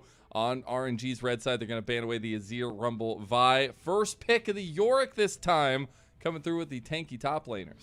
Yeah, a couple of things to point out here that I think are pretty interesting. The Gwen ban on blue side certainly is something to note. Harry clearly not feeling comfortable there, but wanting to take away things like Vi to establish that pressure make a lot of sense. A Yorick first pick here on blue side is very bold. It is certainly throwing down the gauntlet, saying we know exactly what we want to do, and they're following it up. It is certainly not being let up. We wanted to see OMG play aggressive. Well, here you go. This is a draft they have a lot of priority. Boom, boom, boom. Everybody's locked in. They all know how important this series is. The fact that we got so many insta-locks, as now the Lilia plus Jax combination is coming through, and there's a lot of speed on the side of RNG right now, and a lot of scaling aspects on OMG's side. There is a lot going on between these two comps. I think they're actually very interesting when you look at both of them. we've seen the Lilia Corki mid-jungle duo be a little bit more prevalent over the past couple of weeks here in the LPL. The concern for RNG is kind of exactly what happened to OMG in game number 1. These are some pretty slow champions. The Jax wants to play for late game, Corki wants to play for late game, Lilia can't really contest early. That being said, OMG don't exactly have the biggest go buttons in the world right now. Viego obviously is going to have some priority, but Ryze wants to try to play the map. Yorick is certainly not going to be, you know, a huge assist in a lot of these skirmishes. Instead of seeing the adaptation that I thought we were going to see, which is more so for a lot more skirmishes and a lot more early exchanges, we're kind of seeing the opposite here. The Starry Respect, the Jhin banned yet again, as well as that Zeri. So trying to take away some of those pieces that have really worked for them. There is the Misfortune ban as well on top of that. Lilia can be very devastating because the bullet time does not pop you out of the Lilting Lullaby. So a lot of ADC focus in the second phase at least, but now we have to see what the glue is going to be for both teams. And right now, it's going to be the Nautilus locked in for Niket, and immediately the Lovers duo for Starry and Moham. Xayah Rakan makes so much sense to complement this comp because you want to play around the Viego and the Ryze, playing for those 5v5s in the back half of the game. Viego getting resets with the Rakan engage and being able to set up a lot of those plays with the Realm Warp. You know, Xayah fits into that comp well. You can even pull the Yorick away, which, you know, makes it a little bit more difficult for, you know, RNG to be able to match with a similar idea. I understand the idea for OMG. RNG, though, you don't want to talk about hovers, but it's going to be the Tristana. Yeah, this is a really interesting draft decision. We'll see where, you know, AD carry mid end up going. This is a double flex for them right now where they want to put the Corki and the Tristana. I want to see a bot lane. I want to see it all in. The combination of the Nautilus and Tristana can be so deadly in the 2v2. Yeah, and I think it just gives you unbelievable scaling. I do believe that OMG want to play for those fights in the late game, but man, I don't know if any team could outscale what RNG has on the table here. This is very, very dangerous in the back half. One thing that I do want to point out that could be really in favor, though, of OMG in this draft is not only that I think they'll have priority in the early game. Viego, I think, does a very good job of being able to establish that against Lilia, but also their mid-game ability to get picks and to catch out a lot of people through side lanes, I think, is huge this game. Their mid-game power spike is absolutely ginormous, and that's really, I think, what's going to be the big dictator here. Can OMG get that mid-game pressure that they weren't able to get in game number 1, or are RNG going to be able to replicate that performance and add the scaling on top of that? Yeah, a lot of momentum gained by RNG. We saw a performance from them that looked obviously, the best performance we've seen from them all split long, it feels like. Really good synergies across the board, but now it's OMG's turn. They're on blue side. They got a lot what they wanted, but these two historically legendary organizations on the cusp of being eliminated for split 3 of the LPL. OMG have their backs against the wall now in game 2, trying to push us the distance, trying to push us to 3 games to stave off that darkness. You lose here, and yes, you have another series, but after that, goodbye. We'll see you in 2026. And for two teams that started the premier era of the LPL on the highest of highs, that would be devastating to the fan bases. We see everything we get from these teams on the Rift now as we go into game number 2. Shanghai will hopefully give them all the energy they have, and game number 2 between RNG and OMG starts now.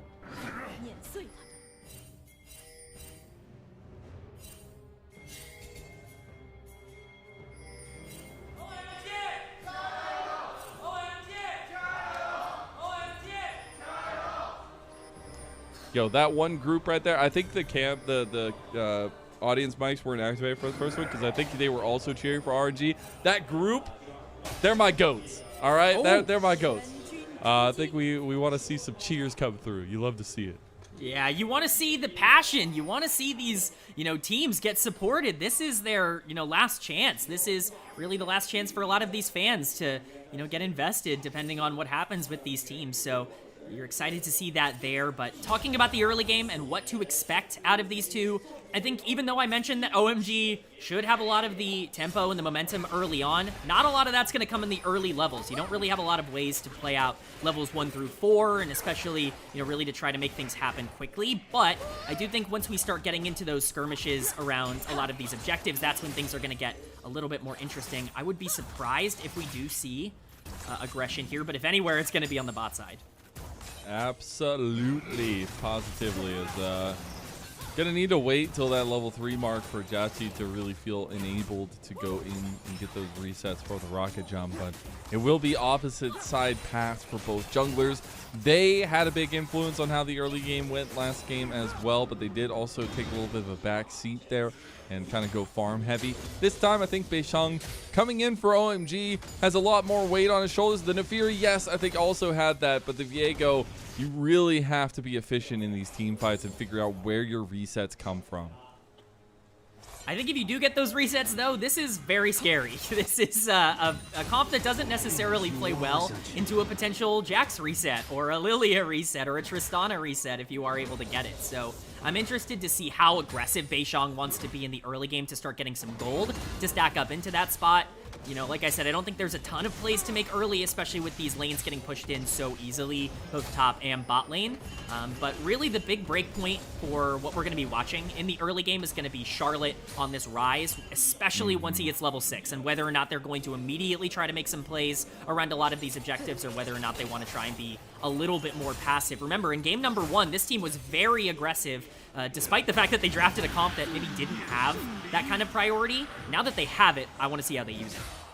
And it is that kind of difference in the way that these mid laners operate. Charlotte needs to get involved on sides. Speaking of getting involved on sides, that swirl seed's not going to hit, but Jachi wants the reset, not going to get it. Milky Way going to flash. There's the watch out eat, but the heal comes through. Moham is now the new target. Moham not going to go down. Oh, the burn from the swirl seed. Go ahead and get your bowling shoes on because Milky's going. The fadeaway from Milky Way to grab first blood down on the bot side. That's a big pickup. I really didn't expect there to be a lot of action here, but Milky Way continuing to show that he is a player that can really overcome what you would expect from situations. He can be aggressive in a way that you might not be anticipating. That's a fantastic, you know, pathing little decision there for Milky Way because it really sets the Xayah and the Rakan behind. They're now going to be in a spot where it's going to be very difficult. They're going to have to rotate up to the top side now, and once that's matched by Jiachi and Niket, I honestly don't know if the Xayah is going to be in a position to even try and fight out for these grubs, and all of a sudden, the entire macro part of the game might have been opened up just by that one decision. And like a steady 700 gold lead by RNG, just sub 5 minutes, which is very early into the game. But now we see those objectives spawning, a little bit of setup in the side lanes here. Really good match of the lane swaps coming through. But we are getting to the point where Charlotte and Tong Yuan are going to be hitting level 6. They're just now starting their stint there. The buffer comes through from Jachi. And this is where maybe Charlotte has a little bit of an advantage to get the tempo going for OMG. That's what you got to play around if you're OMG, is this rise. Jiachi taking a little bit of damage on the top side with Niket not there. Oh, Harry was terrified there as the flash coming out preemptively from Xiaoshu. Harry going down to the side lane is not what you had on the docket for OMG. He's got to run. He's got to survive. Going to get the healing. And luckily the Yorick is pretty tanky early. He's going to make it out, but the pressure has been seeded. He just TP'd back to lane too. That's a big mistake from Harry, just over-committing to a fight, to an exchange down on the bot side, losing way too much off of that. Like you said, the TP was burned, and so he's going to be really behind from this play in terms of momentum. He has stacked up a little bit of a lead, as you would expect, for the Yorick in this lane matchup, but definitely not a great decision there in terms of his overstay, but not going to be too consequential on the play that we're going to see here around Grub spawning, of course, in 15 seconds. Xiaoshu will get a little bit more on it, but as we can see, OMG really want to try to invest into making sure they have that priority when these Grubs spawn, and a lot of that is going to be because Charlotte has now hit level 6. Feels really good. A little bit of a gank going down in mid lane, or an attempted one by Milky Way as he walks across mid lane. Niket's going to get engaged on by Moham. Ooh, and Starry, as they actually got the Blade Caller through, and the damage is done. Niket is down, and that's a big pick ahead of the Grubs. That just means that OMG are going to take these Grubs.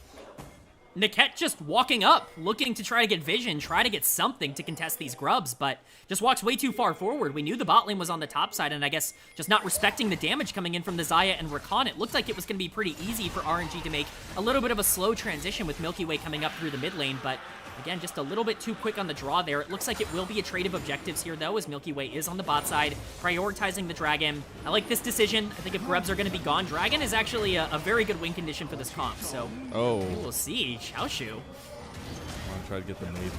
You shall be maidenless! Ult was popped by the Jax there. Beishang now.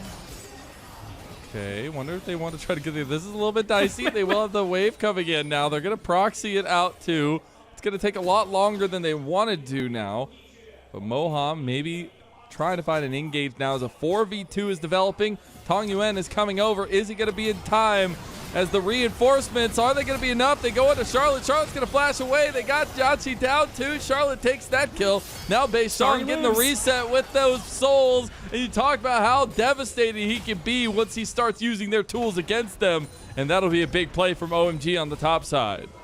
Looked like it was going to be a little bit of a miscommunicated dive there. The Rise ult is used way before the play actually starts just to get up to the top side. It leaves more than enough time for Tong Yuan to actually be able to make his way up, but they still have the numbers, they still have the pressure here, and that's the advantage that Rise offers, and that's what we wanted to see OMG take advantage of. We want to see them try to move that middle of the map wherever they need him to be in order to get that gold advantage, and they have gotten the gold advantage, about a 1k gold lead here for OMG. Dragon is still up. It was not taken by RNG and by Milky Way, and so that is still an objective that is on the board and available for both of these teams. We'll see if one of them wants to prioritize it more than the other, but this is definitely a better showing from OMG in the early game than game one. And indeed, the Dragon setup has taken another back seat in this setup here from both teams, but it is primarily focused on the skirmishing.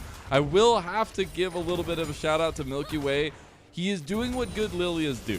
He's taking the speed at which Lilia can clear the jungle and using it against Beishang, as they did go for an entire bot side clear while all that top play was going down.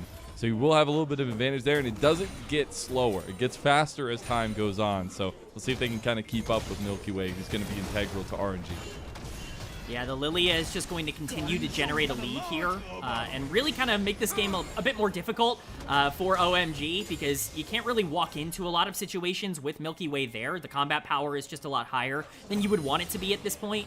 Still a lot of outs, though. Harry is slowly establishing something on the top side, even if he doesn't have the gold lead here because of the plates, but Beishang is really going to need to start going. You know, we talked about Charlotte moving around the map. Beishang is going to need to start pressuring this advantage. The mid game is exactly where I wanted to see this Rise, Viego combo really create, and I think that's the area we're really going to start to enter now, as we see a small exchange on the top side. Yeah, especially when those first items come, that's like that next big break point. And it's funny, after all that was said and done in the early game for RNG, they're going to lose both early objectives holistically. So one step away from OMG taking the feats of strength, and they're actually surrounding this bot side a little bit. Some really proactive plays from OMG, and here comes the Realm Warp. They're going to bring down Charlotte. They're going to surround down as the quickness grand entrance combo. Buffer it out. Jiachi surviving for a little bit. The Swirl Seed hit from downtown. Now Story's going to hit the Feather Storm as another Swirl Seed coming through. Even from a distance, Milky Way making a difference.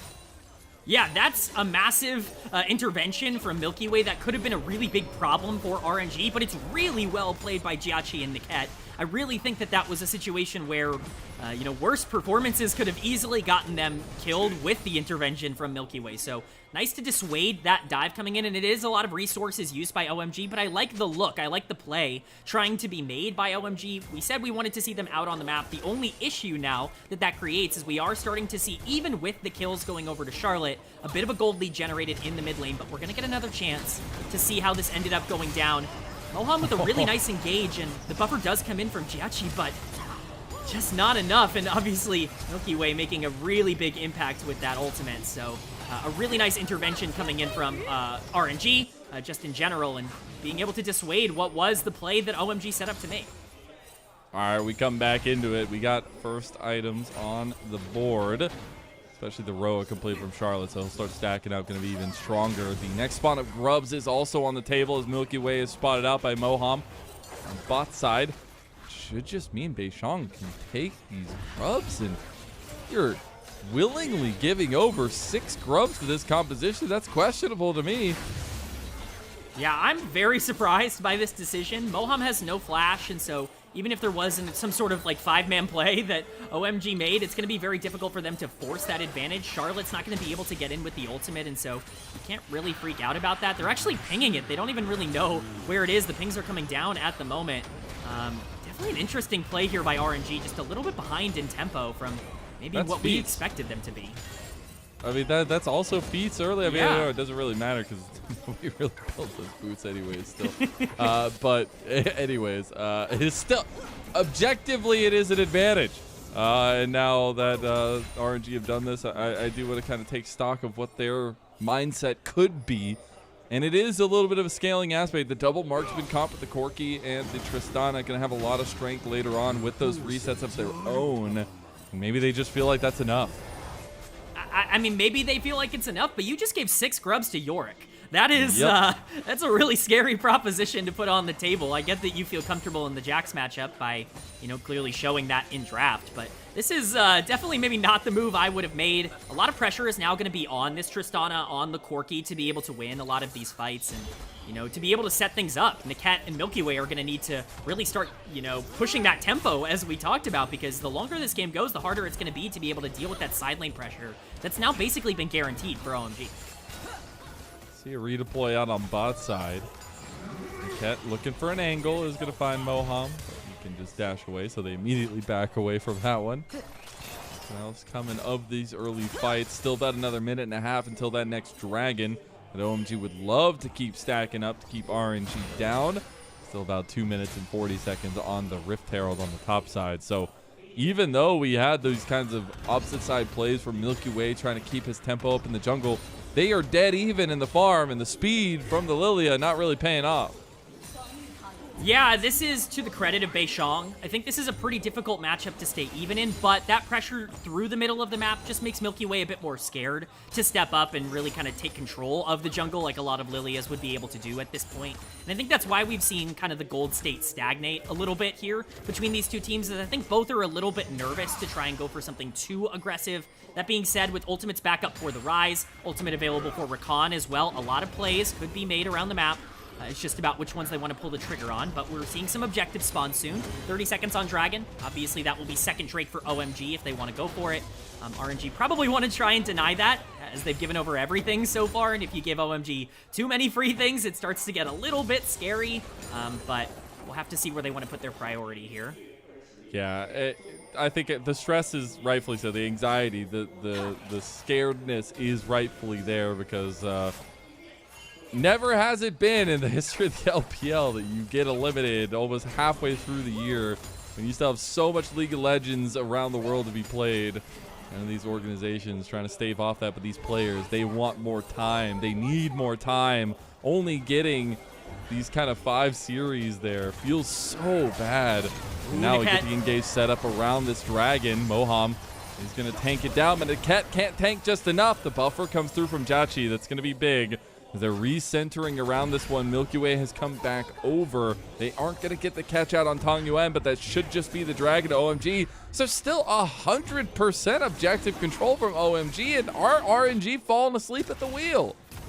I don't know what's going on. RNG looked for a very aggressive engage as Jachi takes a nice trade onto Starry. Milky Way not going to land the Swirl Seed there, but I don't know what's going on. Niket just trying to go full in on the Rakan support and opening himself up to get his entire health bar chunked out. No real follow-up coming in from RNG. Milky Way was a little bit late to the play and wasn't really available. It seems they're just not prioritizing any of these objectives. It doesn't really seem like they care all that much, which is a very shocking, revelation. That's where a lot of the gold lead is coming in for OMG. You could talk about the tempo that RNG have been able to generate, and you can talk about the scaling that they do have with the double marksman in this comp, but they're starting to throw away a bit of that advantage that we thought they would have in the back half of the game by just giving so much over to OMG. I know what's happening, K-Man. We're going to 3 games. That's what's happening. Of course. OMG have gotten their potentially. Using a little bit of setup here for them in game number 2. Definitely a much more confident setup for them after that game number 1. We'll just start up the Rift Herald. That's a little bit bold as RNG are right there willing to go. It seems like maybe RNG have turned attention to these objectives now as they bring 4. No answer from Xiaoshu being able to join. They both have TP for their top laners, but another objective goes the way of OMG. So 16.5 minutes in, still 100% control. As we go into it, it's going to be RNG trying to back away. And this is the exact consequence of giving over all of those objectives at the beginning of the game, because now you're in a position where you're looking at Rift Herald and you probably really want this objective. You want to make sure it's not a free tower somewhere for OMG to be able to open up the map, but you can't get in. You've given too much over, and now, you know, Jiachi might be caught in the mid lane. Jiachi able to get out with that setup on the rocket jump buffer, which is going to be a massive mechanical difference that he needs to kind of continue operating. Milky Way going to come around the corner. He's been perfect on it so far. He's going to need to stay perfect so good. on it. Charlotte. Oh, Charlotte in trouble. TP's coming in. The Avenger beam. Charlotte's going down. Depth charge goes in. Hits him in the sky. Into the sky he goes. As now Xiaoshu goes in for the engage on Harry, who came to join this fight. It was the double TP. Beishang now is Harry here. feeling confident in the 1v3. Beishang maybe getting resets, maybe going for the flash play. Can't get the CC on a Niket. Meanwhile, lilting lullaby. Milky Way singing Cleanse. sweet nothings. As Starry's going to cleanse out, but Moham doesn't have that grace. Buster shot coming through to save them. As they do back away, we still get a lot of that action that we were talking about in game number 1. Yeah, we're living on a knife's edge throughout a lot of these fights. It's very close. Oh. Is he dead? Okay, well, he's just stuck there, and the Heartbreaker makes it so. So Beishang gets his first kill in the map, and that'll be pushing on top side, maybe even taking a turret. That is one of the most mental booming moments that you can have in League of Legends, stuck in your cage to watch yourself disintegrate. But Flash, like, he did have Flash. I don't know. It's a very interesting decision there from Tong Yuan. But There's it is been going a to be lot him of moved down. Yes, that is true. But the more gold we see go over to that York, the more scared I get for RNG. It just becomes a little bit more of a worrisome proposition to try and take him down. I'll just say the reason why we're bringing it up so much is because in game number 1, it was clearly like a mechanical, like strategy difference. These are just some weird plays being played by RNG as he gets stuck there. He can't even move out. Yeah, I don't like. I don't know. Why not flash? I don't. Definitely an interesting it is what decision. It is. Yeah, you know, you never really know what's going on. Maybe he just interesting resigned himself. decision. I like that. I like that a lot. Yes. I like that. Yeah, you don't want to. You don't want to be too harsh. Yes. Beishang? He ended up having to burn the flash to get out of that. He's a little bit terrified. A lot of vision control there by RNG. They still are scary, and especially now that Tong Yuan has hit that second item, waiting for the evolution of it. The Corki's going to start coming online. So we have to check in because we've known now, apparently, that RNG are just willing to kind of let this game go on and try to get to these item spikes, and we're starting to make our progress towards that. Yeah, I think you really need to make sure that you can get this Corki some gold. I understand that he's a little bit up in CS. It's actually basically even on the rise, but that's not really good enough if you're going to be Tong Yuan in this game. You need to be really far ahead to be able to start breaking through the front line as we fight through here. The recon is going to be a problem, and obviously you can try and buffer a lot of these engages all you want if you're Jiachi, but you need to make sure that you have some damage on the back end, and I think that's getting a little bit scarier, but with Dragon spawning in 7 seconds, that looks like it's going to be the priority for both teams here. Top lane should fall to the minions. So Winions OP for OMG as Harry's going to walk down with the maiden. Set up around this dragon. Still full objective control from OMG. Is that going to remain the case 20 minutes into the game? RNG can put up a tussle here. They feel willing to fight, but the dragon's already going down. The double engage, but it doesn't work out for Niketa's story. Just takes him down. RNG have no stake in this game. Xiaoshu has a little bit of a flank going, but he's just by himself. He goes in, the dragon's going down. He has to flash over the wall as well as the leap strike. Now RNG try to fight on the front side, but Tong Yuan overextends. Starry stepping up too. That big carry on OMG finally knocks it out of the park. And RNG are left running around like chickens with their heads cut off. As Tong Yuan is down, Jiachi is down, Milky Way also gone. OMG are now at a 5,000 gold advantage. One of the fights of all time for RNG there. They end up completely disconnected. Niket gets bursted down instantly as that fight starts. He just doesn't have the tank stats to be able to survive. At this point in the game, Xiaoshu tries his best to play on the flank here, but they're not really able to get any damage off with the Jax. There's no way for Milky Way to be able to get in to try and smite it out. And not only is that Dragon gone, that is Otacon gone in favor of OMG as well. The objective stacking continues here, but we're going to get this on a replay. I want to see what was looked at here because this is a great engage from Moham, but Niket is just way too far forward looking to try and counter hook here. Obviously pretty unlucky that he ends up hooking the wall, but Xiaoshu by himself, he's not able to get anything done with the rest of the team zoned off by this Yorick, and with no smite available, this is just a free fight for OMG. Tong Yuan eventually stepping up and just taking so much damage. Very interesting positioning from him, if we're going to use that term again. But OMG able to capitalize, and they're able to pick up a ton here. It's not like we expect the greatest plays of all time from Group Nirvana teams, but these guys are professionals. And I think there should be a level of a bar that they need to reach, and unfortunately RNG seem to have dropped the bar in this one. OMG will pick up that bar and will gladly take what RNG is throwing down, because this series also important for OMG and RNG, and getting to game 3 just is the perfect culmination to this story. That's what we wanted, right? We wanted 3 games. We wanted them to leave it all out on the Rift. We'll see an engage here, though. Engage. Got a lot of damage on Moham Moham. on the flank. Yeah, they have the Atacon GA, so they can play a little bit loose with it. Yorick's just pushing mid. Seed is going to connect. Yeah, they're trying to get a tier 2 in mid lane. Really untouchable at this point. Xiaoshu's answer in the Jax is doing not nearly enough against this Yorick pick. It was a first pick for a reason, making it pay. Yeah, I mean, this is a tough one for RNG moving forward. When you're thinking about ways for them to get back into this, I think there are ways you could potentially pick up a fight. You know, a miracle ultimate coming in for Milky Way could potentially turn some things around if you're able to get 5 members of that. But I think when you're looking at what OMG did to get themselves here, we talked about it the entire day, just playing aggressive. We talked about it in draft, making sure that you used your priority in the mid game to take a good game state and turn it into a great game state. OMG have done that, and now they can have everything they want on the map, including every single tier 2. Exactly. They're going to get the buffer out of Jachi, but that tier 2 will go down. So only in the base does RNG have any safe place. And second items are abounding for OMG. A couple collectors picked up as well for Starry 2 on top of Beishang. And we'll be getting close to third items for Charlotte and Starry.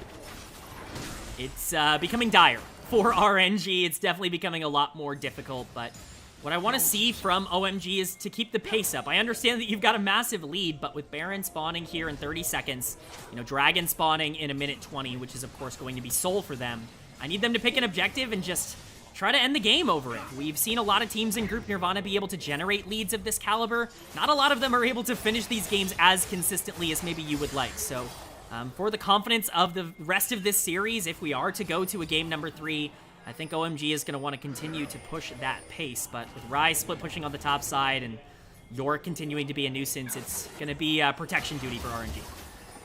It is indeed. It is indeed. As Baron started right down that Beishang. All right, I like it. They just know that they can win, and they're going to try to win now, too. With this Baron buff, they can absolutely burst down the pace. There's no response. Milky Way maybe not even on the same screen as Baron. There will be all 5 Baron buffs aplenty for OMG, making it out. Dragon is spawning now. OMG should respawn and just go over that way. About 20 seconds there until it comes up. I don't think RNG can burn it fast enough. Hey, you know the game's going well when you just take Baron on spawn with no contest. But we do see a teleport coming in. This Dragon is really going to be where I think the rest of this game is determined. We'll see if RNG might actually want to start the fight here. I would hope not. They're positioned at least with Xiaoshu on the flank. He's going for the deepest flank of all time. Not going to be caught out. There will be the double control wards by OMG in that bush to spot anything out. Maiden will help spot Xiaoshu. His engage comes in from Niket, but the counter engage is always there. Jachi already burned his rocket jump, the lilting lullaby into 4. Starry gonna cleanse out. Big engage now from RNG. Maybe this is the turnaround. The Blade Storm not gonna be enough. Moham getting caught by the rest of the team. Xiaoshu bikes so much damn time. The Dragon goes the way of Beishang. That's Infernal Soul now. And RNG, they're losing bodies. Harry has scaled. Beishang finds the resets. And OMG, they're looking to bring us the 3. What a fight from both of these teams. It actually looked okay for RNG for a split second, but the moment Beishang started getting those resets on Viego, things started crumbling quickly for RNG. Harry had gotten online. The Yorick damage was insane, but I really want to point out Moham in that fight. Some fantastic play from the Rakan. Looks like it's going to be just the tower. No inhibitor going down here as we get some resets. Beishang still is going to be pushing in the wave bop. We're going to get a replay on this to kind of see where everything went wrong for RNG. First off, Xiaoshu's never able to get into this fight on the back end. He has to completely path around, and by that point, Niket is out of health. We see a fantastic ultimate coming in from Milky Way. That's what we needed to see, but they just don't have the follow-through right now. He ends up going down a little bit too quickly. Charlotte does have to trade his life for it, but by this point, Beishang is in a great position to start getting these resets as long as he's not taken down immediately by Tong Yuan. And he's able to flash in, get on him, get those resets, and from that point, the fight is over. The Yorick, too much of an issue to take down early. And you can see some of the benefits that RNG have with their composition and some of the strengths that throw through, but now you're down almost 10,000 gold. It's going to be a hard time for you to find anything in these next fights, as well as they are looking to push down with about 25 seconds left on this Baron. The Maiden is up. Harry is very strong. RNG were looking for an engage through Niket, but they will lose this inhib on bot side because of it. Realm Warp in. Charlotte getting engaged on with the depth charge. Double knock up there, but they've already taken down Milky Way. They're looking for more souls to keep as OMG looking to go the distance against RNG. The legacies of both organizations since 2012 coming to a fold here to keep themselves here in the LPL for the rest of the year. It's OMG, it's RNG, all the nostalgia you could ask for going the distance. And just as we talked about a game one that was established in the mid game and really blew open into a big stomp, we get a game two that might be even more of an example of that. Just great stuff from OMG, and it reiterates the point we've been talking about all day. You want to play for comfort, and you want to play from a lead. You want to pick these things that can move around the map. We saw what Charlotte was able to do this game playing around the Rise, and we saw how much that helped Beishang feel a lot more comfortable in his introduction series on OMG. I think the stage has been set for this game 3, and I'm super excited to see where it goes. It has, and it's led a lot off of both junglers as well. Beishang finally finding success after that game 1 not necessarily going his way. And again, the story of him coming in, try to right the ship at the last second, it's been a story he knows well. But 2 years later, coming in for OMG after not playing competitively for the last 2 years and still having performances like this against Milky Way feels really good. And they gave him a lot of resources here. They gave, as well, a lot of resources towards Harry in the top side, and it paid off for them. But now, a lot of those comfort picks, they're gone. You have to remember this is Fearless, so you have to start digging in that champion pool moving forward. Yeah, Viego is a pick that we've seen Beishang succeed on before. Not so much the Neferi that we saw in game number 1. It's going to be interesting to see what that adaptation looks like. Something like a Wukong is something that I would consider, a 2023 meta that Beishang could potentially feel comfortable bringing out here. But you're right, I think now with the pools pinched for both of these teams, especially a lot of those engage playmaking supports off of the table for these two teams, it's going to be interesting to see how they structure this, but man, confidence just shifting back and forth, momentum shifting back and forth through these games. I'm excited to see what the strategy and the ultimate decision-making is now that it really is do or die in Game 3. Yeah, and you have to think what kind of blue side priority RNG are going to try to utilize, what they're going to try to get, because so far, blue side first picks have paid out pretty well in this best of 3 so far, and I think it's going to be really nice to see RNG readapt themselves to that blue side and see what works out for them, because we have seen some pop-off from multiple sides. I mean, we'll get to the MVP conversation a little bit later on, but it was a really nice performance from multiple members on OMG, and much less like in game number 1, I think some very head-scratching decisions from RNG to put them behind so far in that early part. That's not at all what OMG did in game number 1 in their loss, and RNG kind of fumbling the bag a little bit, but it definitely was great performances from OMG. Yeah, I think fumbling the bag might honestly be putting it a little lightly for how RNG played out that mid-game. There were certainly a lot of things left to be desired. There were some decisions. There were certainly some choices made, but we can see it's not like there wasn't damage on the side of RNG. They were attempting to try to make these plays. They just set themselves up into such a bad position, giving over every objective in the game. All 6 scrubs, every single dragon, Otacon, Rift Herald, everything going over to the side of OMG. That cannot happen in game number 3. You just, in this meta, on this patch, like, you cannot give away those kinds of objectives. They're too important in the game. And that means that regardless of, you know, what players like Tung Yuan were able to do, you're just not going to be able to generate that same kind of pressure. And we saw that for RNG. I want to see them get back to what they did in game 1. Xin Zhao Ari really ended up working for them because it let them feel comfortable trying to make these picks, but not so much in game 2. I just, like, it is rare in this day and age of the meta, with the amount of objectives there are on the map, to give 100% neutral control over to any team. And I'm just so stunned that RNG of all teams were the ones to do that here in this one. And that just feels really bad. Just feels like they didn't have a lot of answers. But OMG moving around the map really efficiently, like or especially that early game, Milky Way was finding those invades into the side of the jungle from Beishang, but he was constantly staying active and keeping up in CS there in that matchup itself, and I think that led to a lot of confidence in these fights from OMG. Confidence is a good word, because they were active, and I think that that's all we're looking for. I don't want to see them be passengers. I don't want to see them let the game come to them, or, you know, let the game kind of dictate the tempo. I want to see them choose where they want these fights. I think that's something they did way better in game 2 than they did in game number 1, where they really did a great job of saying, okay, we're going to fight here on our terms, and if you want to step up, you are going to have to walk into us. You're going to have to make that decision. Now, obviously, the early lead does help with that, but there are a lot of ways to be able to make that work from a neutral game state as well. I just want to see that mentality permeate through OMG, because I think this is a talented team. We just saw what they could do with a lead. They have enough talent and, you know, raw mechanical skill on this team to be able to dominate a series like this. It's all really just about whether or not they can get those advantages. And in tried and true Nirvana fashion, we get different shades of both teams across 2 games, leading to a chaotic clash in game number 3. As we can start talking about the MVP for this second game, I think it's a little bit less clear-cut than that game number 1 from RNG for sure.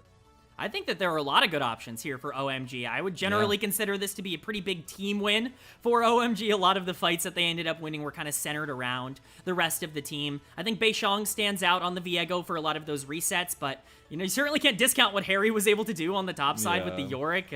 I think that there are a lot of great candidates. Not to say that anybody else on OMG is less deserving. I'm interested to see where that's going to go. No, you have to choose one now. Okay, man. I'm on the spot. I think I got to go for Beishang on the Viego. It felt like those fights at the end were just fantastic, and especially with him subbing in and being such a big part of this team. Yeah. Probably give him his flowers here. Again, the leader coming in to try to right the ship for OMG at the last moment in a desperate series for them.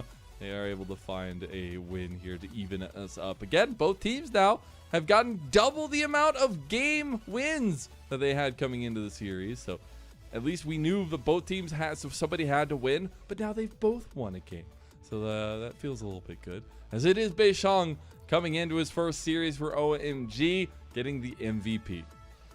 Yeah, he had a fantastic game. I mean, we can talk about how RNG was willing to give over a lot of these objectives. Beishang was perfect on his timers to make sure that it was as easy as possible to pick up these objectives. It's not like they were just being hand-gifted. OMG was so quick on the trigger to be able to try and get everything on the map that they wanted. They weren't afraid to try to make plays in a side lane, and that was almost entirely around Beishang. And then especially when you look at those 5v5 team fights at the end of the game, you want to see him carry. If he's going to step in and be the savior for the team, let him be the savior, and that's what he was here. That's exactly what he was. We'll see who's going to be the savior for either organization in game number 3. We'll see you on the other side of this break.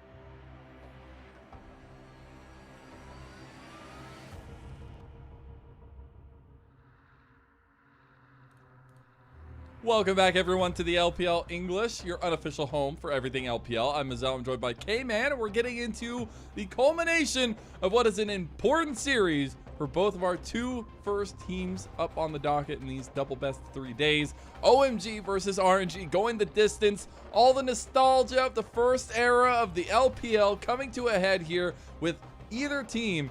Whoever loses is going to be done after Split 2, which is something difficult to take a grasp of. As we get into it, RNG, of course, on the blue side after losing that last game, will ban away the Azir, the Aurora, and that Zeri early this time, as now OMG gonna ban away the Rumble, the Yone, and the Nico.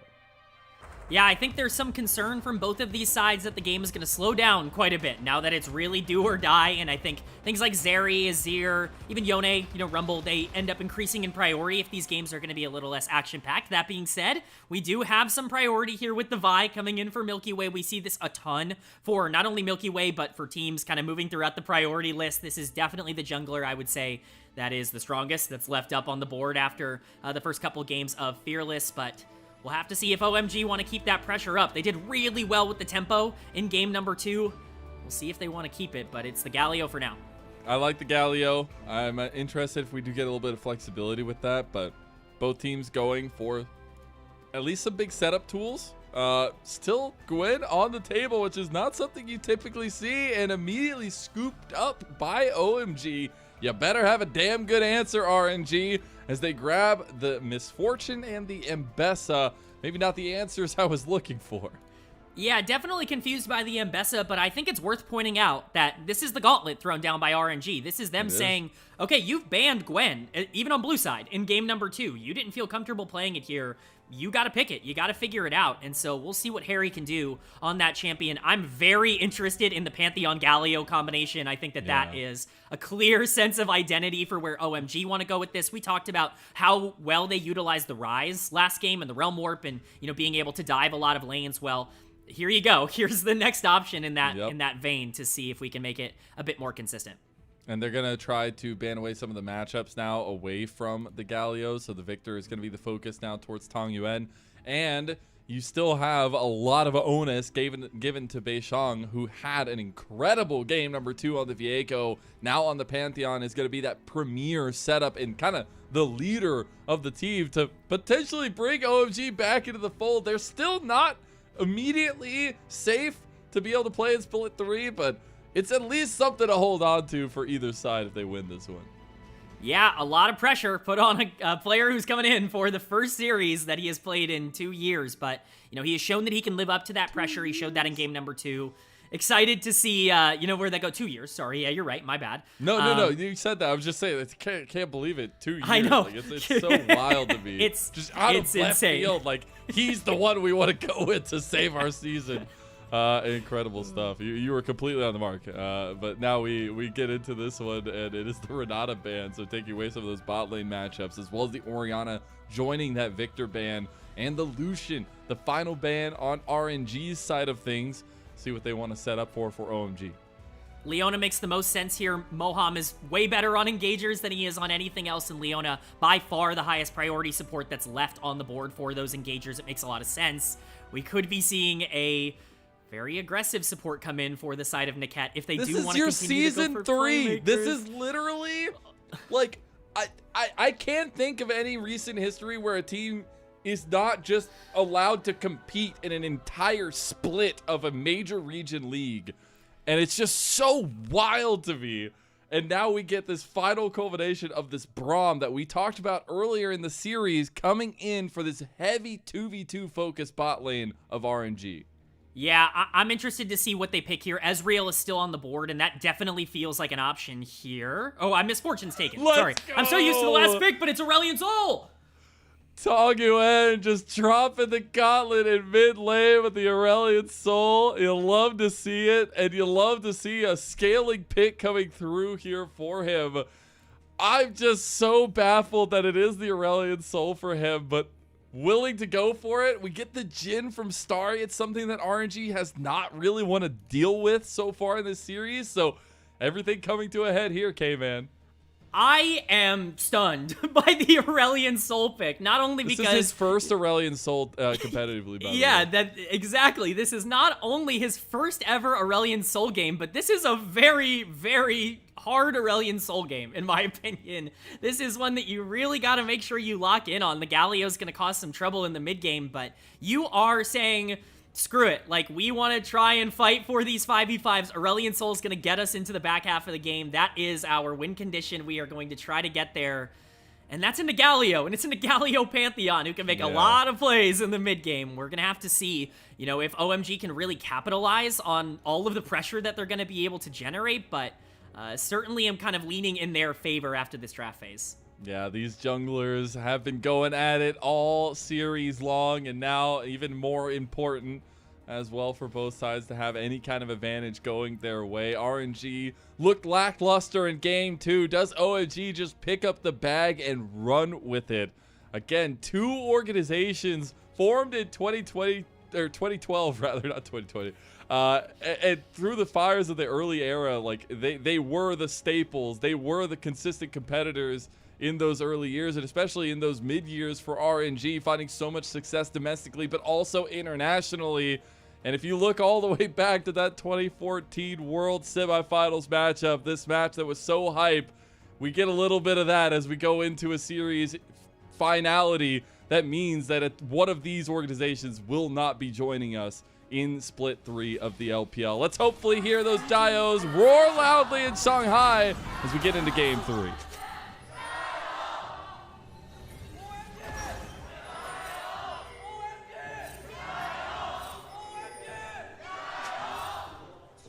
Let's go. Hey, I know they're doing it like sarcastically, some of them, but still, you love to see it. Hey, there was more passion for Game 3 than we heard in Games 1 and 2. That just goes to show how big this is and how excited we all are for this. You talked about that semifinals matchup in 2014 at Worlds. That also went the distance. That went 5 games, this one going 3. These two teams just can't seem to shake each other, but as we highlighted in draft, man, there's a lot of priority on the side of OMG to move around the map, make whatever plays they want to make. We saw RNG really kind of give up on a lot of objectives throughout game number 2. They do not have the luxury to do that here in game number 3, so I'm excited to see it. But man, that Aurelion Sol, that is a fun one.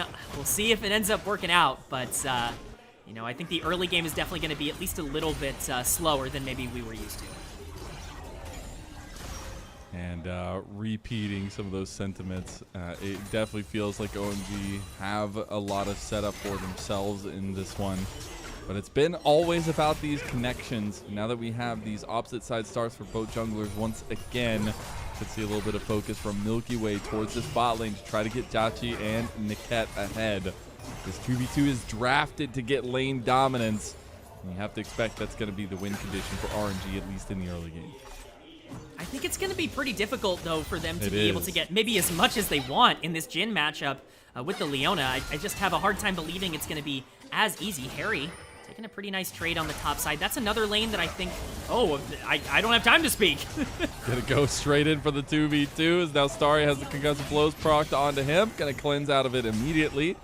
We'll have that summoner spell down. Niket gonna try to heal up as much as he can. Another couple pop shots from Jachi. He's getting the help of Niket there with the heal forward now too. Another Winter's Bite's gonna be coming up. The 2v2 could be coming up tails. As now OMG will burn another summoner. That's gonna be 3 across the board for them. And they'll be on the back foot from here on out. That is a big trade for RNG. We've said that in a couple of games so far in the early 2v2s down on the bot side with so many summoner spells pretty regularly being used at level 2, but in particular, again, we talked about that Misfortune and Braum needing to establish lane pressure. You know, that should help with that quite a bit. Of course, we'll probably just see the swap onto the top side anyways, eventually coming in. It's not going to happen right now, though, as we see them pathing back down to the bot lane. Beishong, though, is actually going to be making his way up here. See if he just wants to take Crab and get out of there. Not too much to worry about. But, oh yeah, this top lane matchup is one that I really wanted to look at and identify, and we are getting it here. And Xiaoshu's about to get it from some scissors, as Harry has his name on it. Really tough there, and I think there's a reason why Gwen always gets banned away, sometimes let through. But again, you're dropping that gauntlet. You're saying, OMG, do you have the mechanics to operate this champion? And Harry seemingly has those mechanics, as Beishang will get first blood for OMG. Yeah, you could see Xiaoshu know that he was in danger there, stepping up to try and get as much of the wave as possible. He saw the pings come down as well the moment he took that bad trade with Harry, but this is a matchup that I don't really love for Mbessa. It's really something that I want to highlight. I think a lot of people look at Mbessa as a champion that does, better in the early game in comparison to Gwen traditionally, but in terms of how these individual champions interact, Gwen has so much priority in terms of the trading, pattern into Mbessa. It makes it very difficult for her to actually be able to collect farm, and with the teleport already burned, the dive coming in, this is going to be a pretty difficult matchup going forward for Xiaoshu, but we do see those lane swaps onto the top side. Yuan burning the teleport in the mid lane as well. I'm just going to call it now. I just really hope we get a really contested last game. I would hate to see these teams go out on a whimper. We are getting the lane swaps coming up now. We are getting objectives coming up. We're going to start getting some deciding moments from either side. A little bit of a late lane swap coming through with an early roam from Niket to try to get some vision clearing going. Does see Moham up here willing to go over since Jachi will have first move. See Milky Way take the aggressive stance here too into Beishang. Going to start up the Raptors. Could turn into a 1v1 or more. Yeah, Niket is here and Jachi's also making his way down. Beishang could potentially be in trouble here. They're not able to get it fast enough though. Smite is going to come down and Milky Way will just be making his way to these grubs, which will be spawning in about 25 seconds. RNG going to try and keep pressure on the top side. We'll see if Beishang wants to try to contest here. I do think there is plenty of advantage for them if they do want to try and take a fight, but Milky Way actually still looking for a play. Level 6 is there for mid lane. It's a little bit more pertinent for Charlotte as he can join the fight. There's the Deadly Flare is going to connect. Jachi trying to keep pressure on the Starry so he can't move forward. Beishang getting the concussive blows stocked up, but not going to get them procced. We'll keep the vision clear, and OMG looking to maintain their streak of neutral objectives here. Yeah, I think RNG was posturing as if they wanted to try and scare OMG off of this objective, but as long as OMG commit, they should almost always be able to win that fight on the top side. I think RNG understand that. They make their way down. Looks like they're going to be happy to trade this for Dragon, or I hope they're going to be able to trade this for Dragon. They didn't end up going for that in game number 1, but with Tong Yuan making his way down here as well, we could actually see that objective taken, and the consecutive streak, we'll just say, from OMG be a little bit more contested. He didn't take it again. What? I'm so confused. All right, anyways, we're going to take a look at top lane because now they have Pink up down. There's so much CC up here. Here comes the heroic entrance too. They're going to get the chain from the Unstoppable though. Stop Moham. Going to go down now too, and here comes the Ken to save Xiaoshu. Xiaoshu in a 1v4 outplay, and now RNG looking to punish. They've got their sights set. No concussive blows getting stacked up, and Charlotte will be locked down. Flash play from Milky Way, and RNG have turned on the Jets, and they're going supersonic. Trying to take down Beishang. One last hit, and they'll do it. That's another kill, and 2 of them going into Jachi's bag. I was flabbergasted by the decision to peel off of the Dragon to try and collapse onto this play on the top side. It's not even over. Milky Way diving in to get another kill onto Jachi, but that's 4 over to the side of RNG. That looks like a free dive once again onto the Mbessa. OMG sent 4 top lane, and they're just not able to get enough damage off to burst down the Mbessa. Moham ends up not surviving long enough to be able to get any CC down, and from that point, no Leona means no lockup, and that's a real big problem for OMG. Trying to see where this ended up going wrong. The ambulance is going to be full of broken ankles here. I don't know what to say. Xiaoshu, the ultimate outplay. Yeah, Niket definitely saved him there, but really good capitalization from RNG on the back end too. Yeah, I mean, great job by RNG to collapse, and it's clear that this was the play that they were looking for the moment they saw OMG pathing to the top side. This is the reason I would presume that they peeled off of the Dragon, and I thought Jachi in particular played this really well in terms of his positioning, but a pretty big mistake there for OMG, and we talked about a team with Pantheon, with Galio, even really with Jhin wanting to take a lot of these skirmishes early because they're often going to be at a numbers advantage, and that's kind of been neutralized here. The gold deficit is now kind of real. A 1K gold deficit for OMG, and Dragon's still up on the map. This is still takeable for RNG. And you almost have first item for Jachi already. I'm never a big fan in the recent meta of Misfortune whatsoever. But when you have a lead like this and you have a 2v2 advantage like this, I think it's perfectly dandy. And now you're looking for those big bullet time setups for him in those later fights as well. But OMG not out of it just yet. 1,000 gold down, but still a very proactive composition. You can see some of the team fight potential between them. Still no dragon taken 9 minutes in, like you mentioned. And we're going to have another spawn of grubs coming in about 1 minute and 10 seconds. Yeah, I think one thing to point out for OMG that is in their favor, though, is how big of a lead Harry has on the top side in terms of CS. That's not only relevant because Gwen is obviously a very big problem, but we see that grub stacking going in from OMG, and if that is going to be a priority for them, if they're able to get 6 like they were before, it could be an issue. Starry, though. Oh, they got the full lockdown. Starry taken out, and just like every gen, just locked down from heck. And that'll be another pickoff and another kill going the way of RNG, who now I think maybe potentially going for the draft. Yes, finally, an objective started by RNG. We're so excited to actually see this. Let's go, let's go, let's go. Come on, down here. Go in there. Ultimate Start the grand starfall. Here it comes. We're going in, and RNG are going out. Dragon secured by OMG. RNG can't catch a break, man. Oh, no objectives for RNG today. It's just not happening. It's not available to them. Obviously, this is the benefit of having such a proactive comp on the side of OMG. Even when you make some mistakes and, you know, Starry gets caught out in the bot lane and ends up getting dove, you're still able to rebound pretty easily because you have so many different globals. But, you know, we'll see what OMG want to do from here. Looks like they are going to be starting up on the Void Grubs. You can't allow them to get 6. I feel like that would be a gigantic mistake. You say he's going to be pathing up, but the cat needs to be here now. You say that, and RNG, maybe they can get 1. We'll see what happens. They only have 1 opportunity, as he's going to go in. He has smite advantage. He should get this one. Beishang going to push him out, and RNG, they can't get anything, man. They're not allowed. They have been restricted, and now they have been put down. Niket is gone, and still this streak from game 2 of full neutral objective control is alive and well for OMG.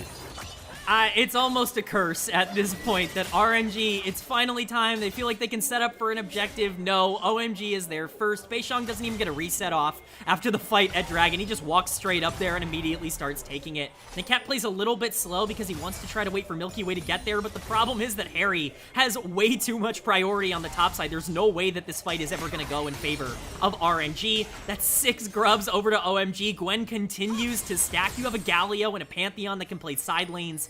This is eerily similar to the story that we told in game number 1, and unfortunately, we might see a little bit more. Niket taking a little bit of damage, but the Braum pretty Look at this play on here. top. They have no idea. Xiaoshu's playing so aggressive, and Moham comes out. He realizes what has happened. The play has been unleashed. The public execution in. Xiaoshu trying to get away. Moham still trying to get the distance closed. Gets the CC change. Xiaoshu in a 1v2. Can he do it again? It's not nearly enough. Moham comes up with the kill. You can see the stress on Xiaoshu's face, and it is dire straits right now for RNG.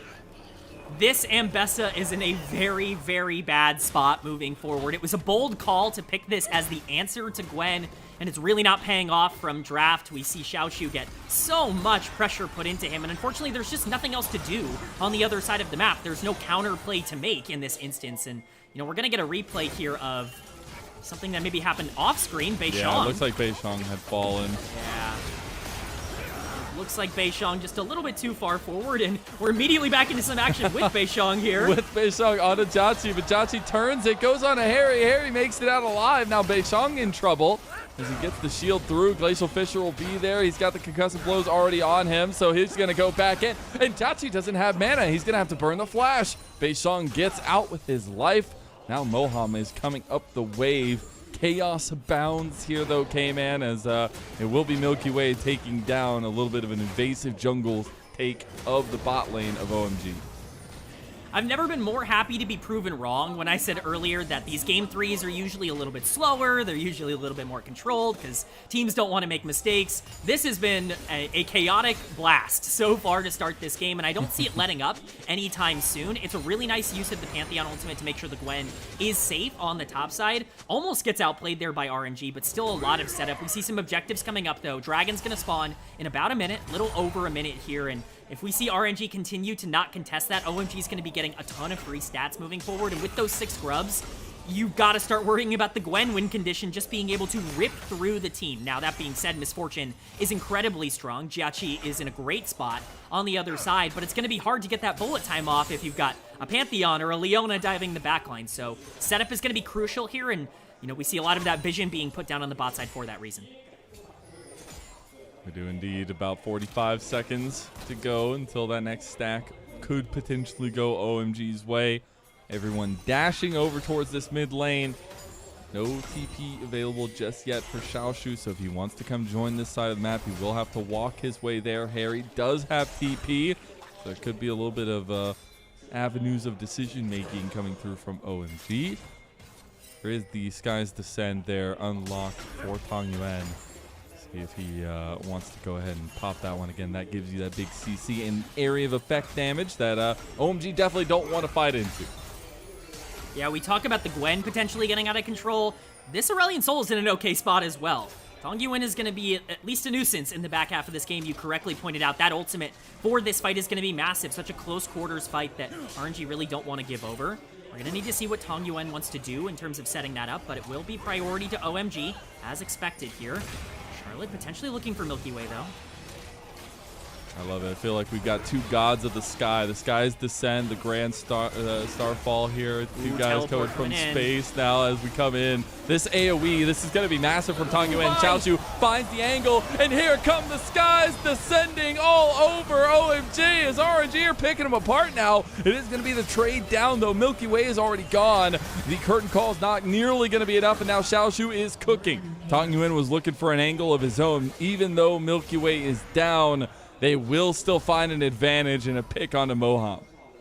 Jiachi got the dragon as well. That's a pretty big pickup there. It felt like Milky Way was pretty happy with the exchange to dive onto the backline, even if it meant that he wasn't going to be able to pick it up. But RNG not only find a pretty interesting fight for themselves, but they are able to get the objective, stop the stacking. That's a really big win for RNG, even if it's not quite as straightforward as that. Harry ends up teleporting to the top side as well and isn't able to crash that wave. Tong Yuan actually able to answer it, so excited to see that both of these teams are fighting back, that exchange was pretty even, but we go from one objective to another as Rift Herald is up now as well. They broke the streak. They broke it! Rift Herald is started up, though, by OMG now, so RNG may be looking for a response, but it is Milky Way still trying to clear his bot side jungle. He takes his red. He's going to start running his way over here. Should be in enough time if they want to contest. Do we like this setup? No, it looks like RNG are going to just let this one go down, so there'll be standing gold available to OMG to crack down some of these outer turrets of RNG. Well, it's whatever they want on the map with the 6 grubs and the Rift Herald. They can really make whatever play they're looking for over the next couple of minutes, and that does afford at least some time to build that gold lead back up if you're OMG. But when you're looking around at the map, a lot of that gold lead is going to be on your Gwen, and as strong as she's going to be, and as much as we've talked about, the Misfortune having a little bit of a harder time, we just saw what that setup can look like in a perfect situation. You get Milky Way diving the backline, perhaps the Mbessa, Xiaoshu as well, creating a lot of panic. It opens up the door for that bullet time to be a pretty free counter to a lot of the engage that wants to come in on the side of OMG. If RNG are going to be able to control the tempo and control where these fights start, that's going to be very much in their favor. But looking at where Vision's going to get dropped now, as we see a little bit of exchange from the junglers here. Looking at where Vision is dropped on the map, you can see a lot of wards placed on the top side, and that's going to indicate to me that, Otacon is at the very least going to be a prioritized objective this game from OMG. We'll see if that continues. They've wanted to take it on spawn basically every single game. His second items coming through from multiple members of RNG now. That Essence Reaver is in for Jiachi, as well as the Rallies for Tong Yuan. So trying to keep the slows down, trying to keep the space buying on the side of RNG. It's Milky Way looking to see if he can catch anybody in transition here. There is nothing on the map right now for to play around at least, except for maybe topside picks.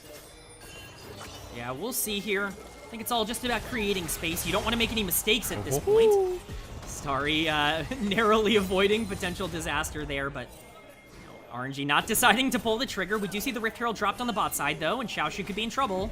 Yeah, they realize Harry needs to get a little bit of gold under his belt here, as now Milky Way going for the play, going for the turret. It's going to be a fight for the first turret. Who's going to get it first? It goes over the way of RNG, but now they engage in a 1v3. Xiaoshu, he's going to try to fight his way out of it. Harry going down again. Xiaoshu gets the outplay in an absolutely terrifying position. What a pullback there by Xiaoshu. That is a fantastic pickup. Not only does he delay long enough to allow first tower to go over, but he picks up the kill, and there's more action in the mid lane. Getting locked down. Has the Unbreakable, though, so we'll be fine for the time being. Fist of Cups drawn across the map here, Caveman, as it's been chaos afoot. And we're only 20 minutes in. A lot of deciding fights coming through as well. About a minute until that next dragon comes up. Yeah, I want to see this replay because it seems like they're just not invested into trying to take down this tower the moment the first tower is no longer an option. They're just not able to get it. Xiaoshu just doing so much damage here. Harry already a little bit low, but some great positioning coming in from Xiaoshu to really perfectly be able to space it out, dodge as much of Harry's damage as he can, and be able to pick it up. But it's a great play for RNG. It gets the Mbessa back into the game. The Hex Drinker now completed for Xiaoshu should allow him to exist in that side lane a bit easier, and especially getting that shutdown off of the Gwen, that's going to be a pretty big deal. But looking forward, this game's still so even. Not only is the gold even, but outside of the objectives, you don't really look at either of these comps as being significantly more favored than the other in these fights. It's all really just about execution from here. It is indeed, and that dragon coming up has definitely taken a back seat now that it's evened up in the dragon score, because that scaling's going to take forever now, it feels like. Beishang going for an angle. Deadly Flourish is going to connect, immediately cleanse out of Glacial Fissure, and the Flash will get Niket to safety. He's moving in with progressive blows, double TP. That is a bold TP. Harry's going right into the mix of things. Immediately taunted. That's a big play out of Xiaoshu. Both top laners just get obliterated. It'll be the trade, the TPs that maybe they didn't want. And now we get a 4v4 in front of the dragon as mid lane. Niket getting locked in. Beishang going about half health. Now Tong Yuan has a really good angle to try to keep damage going in. Sustained damage is the name of the game for RNG. And try to chase down the rest of OMG as there's the curtain call to buy a little bit of space, buy a little bit of time for OMG ahead. If they do get the Deadly Flourish as well, RNG will back away. A very tense back and forth fight between both of these teams. You do not want to see one of them make a gigantic mistake.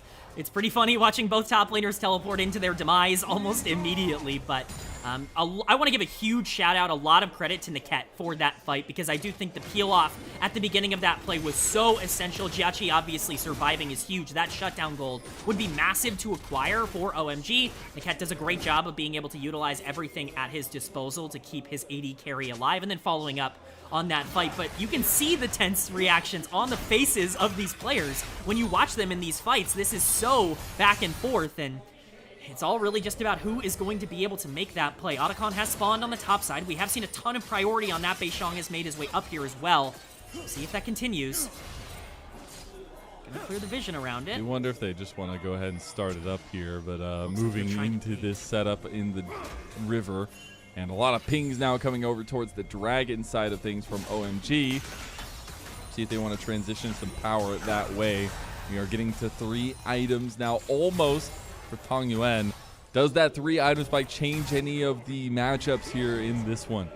Absolutely. The Aurelion Soul is such a big factor towards how these 5v5s end up going. Really, what you're looking at in the back half of this game is where are the engages? Who is starting the fights? Is it going to be Moham on the side of OMG? Is it going to be Milky Way on the side of RNG? And who's going to be able to follow up?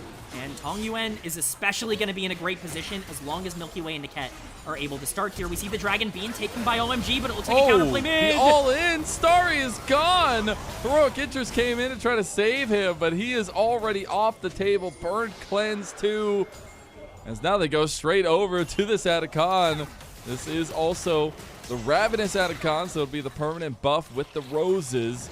And honestly, RNG will take that up and no response from OMG. Yeah, it's a trade. At this point, I think they're going to feel at least okay with that if you're OMG. Starry was just a little bit overextended, a lot of resources used to make sure you can burst him down. They tried to save him, though. They burned Galio ultimate. They wanted to try to get Moham there. It just didn't end up working out, but those roses are going to really increase a lot of the damage that RNG have, especially in the immediate. That Misfortune Bullet Time is going to be a problem. You layer that on top of the Aurelion Soul damage. You do not want to be in a small, closed quarters area if you're OMG. That could be really dangerous for them. Oh, Moham. Oh, they're going to try to catch him out. He's about to go down. And then Tangyuan cleans him up. His third kill of the game onto Moham. And now Xiaoshu stops the back from Meishang.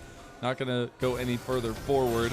Mid lane, though, they're going further forward. Starry he can't again. Run away. The Rallies, it's too damn dangerous. He's breathing light. And that is going to be Tangyuan going on 4 kills. This Aurelion Soul, his first competitive play of Aurelion Soul, is coming out clutch for RNG. How big has Tangyuan been today for RNG? He was so important towards their success in game number 1. He continues to be a big deal. We'll see how Moham ended up getting caught here, just trying to get some vision down. Unfortunately, the life of a support, walking up and just getting death bushed, but Tangyuan has been so essential towards their success. The Aurelion Soul is big at this point, very, very massive in these fights, and the gold lead that's been established by RNG continues to grow wider. You know, we really needed Harry to really step up on that Gwen. That's not been the case for OMG so far. It's been defined by the carry duo of RNG. We'll see if that continues moving forward, but Baron is up now. It is up. It is a potential. But I love that highlight on Tangyuan. Again, the guy's been part of the RNG experience since the end of 2022, since about spring in that year. He obviously came through the Royal Club roster, but now has been that kind of next generation of mid laner for RNG since Xiaohu left, since Angel came in that little stint, and now he's picking up the slack when it matters most. Again, the team that loses here will be unable to join the LPL in split number 3. An entire split of games, the longest split of games going there, and Baron now in that focus pull away from RNG. And I think it's really important for the factor that both these organizations so storied in the history, maybe not in recency, but still everything coming down to this series in particular, very important. And we're getting a banger, too. We're getting a tense game number 3. You know, I think RNG have done a good job to establish pressure on the map, but it's not really about the pressure anymore. It's about what you do with it. The Baron is obviously in their control. They are going to start it up here, and Meishang might have to ult in. See if they want to stick on it. Yeah. They actually want to try to commit to it now. Moham will feel like something's going wrong, but I don't know if OMG can make it over in time. Meishang feeling something out, but not going to go for it just yet. Here comes the Grand Starfall into the pit. He's not in time. Now he's in there by himself, and Niket may be the focus now. OMG with the backup call from Charlotte. They're trying to get some picks on the Jachi, but now into Xiaoshu. They've overextended. Bullet time going to be used. RNG now smelling blood in the water. They got Tangyuan with the skies descend, and here it comes. Big boom for you as he's over the wall. He's doing damage, and RNG are just cutting OMG apart. Oh my God, no, it's Royal. Never give up. Never give up is right. This team was against the wall. They had their back against the wall after that second game. They were in such a bad spot. It looked like they lost all of their confidence and momentum. And what an ultimate from Tangyuan in that fight. And now, as they siege down the middle inhibitor, they might have just secured, at the very least, one more shot to keep themselves alive. A banger. It's not safety, but it is a staving off of the darkness. And unfortunately, that darkness will consume OMG, who we will not see after Split 2. And RNG will get their first series win of this split. Incredible stuff from Milky Way & Co. Whew, what a game. It all just ends on one fight, and that fight was so gorgeous from RNG. We didn't really get a chance to talk about it because so much happened there, but Milky Way playing that absolutely gorgeously. Tangyuan was ginormous for RNG across all of today. So impressed with the core of RNG stepping up when it really mattered the most, and that momentum that they've generated, it's great for them. It's It's obviously very sad for OMG. They looked very good in game number 2. They just couldn't keep that form going. It all comes crumbling down in that final fight. Hopefully this org and these players can, keep their heads on about them. They'll still have one more series, even if it is technically, an elimination one to kind of get a little bit of a send-off here in 2025, but they certainly are going out with their heads held high. They definitely tried today. They left it all on the Rift for sure. Unfortunately, Beishang was not enough to bring it to a head, and that will be a little bit of a bow in disgrace for OMG, but still, in the end, really love to see these players try to put themselves in the best position to move forward after this split. For RNG, though, a little bit of a combination of the two names, it would be a shame to not see some of these names continue on into Split 3, and while they're not safe, it still feels good to see this team kind of function in a way that maybe some of those expectations coming into Group Nirvana were given to, and them playing through Tong Yuen, through Milky Way, Niket, yes, throwing his life away a couple times, but still having some good engages. This trio really is what makes this team work. The core of RNG is still very good, and I think sometimes we forget that because the results haven't been there, but when everything's working, the proactivity is there, the aggressiveness is there, the mechanics are absolutely there, and we saw that on full display today. Milky Way really running a lot of this early game, making sure Jiachi was in as strong of a position as possible, that those bullet times were going to be effective, but scaling was the name of the game. Tong Yuen taking a big risk, pulling out that Aurelion Soul for the first time in his entire career here on stage in game number 3, but boy, did it work out. I hope we get a replay of that final fight in game 3 because I'd love to showcase just how important that ultimate was from him, not only from the damage, but from the zoning it was able to do for Starry and not really allowing him into the fight. Just fantastic stuff. And honestly, props, give the honor to Xiaoxia on the top, or Xiaoshu, I should say, on the top side for RNG. So much pressure put into that Mbessa early on in that game. He survived. He was able to pull some stuff back, and he looked pretty good. It was a team effort all around. He had a 1v4 kill. He had a 1v3 kill. You have those both in one game. That's just nuts. And he was able to come away with it. A couple of them not going his way for sure. But this is also, kind of want to refocus on what this means for RNG. While they do get their first series win, they do end up kicking OMG out of split number 3.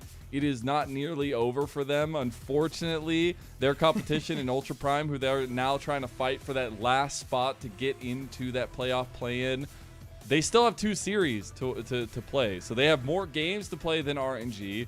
RNG are also facing EDG. So even if they win that and Ultra Prime lose both their series coming up, we still have to think about tiebreakers, head-to-heads as well. And so RNG's path is not nearly clear, but at least they took one step forward, and that's honestly all you can ask for.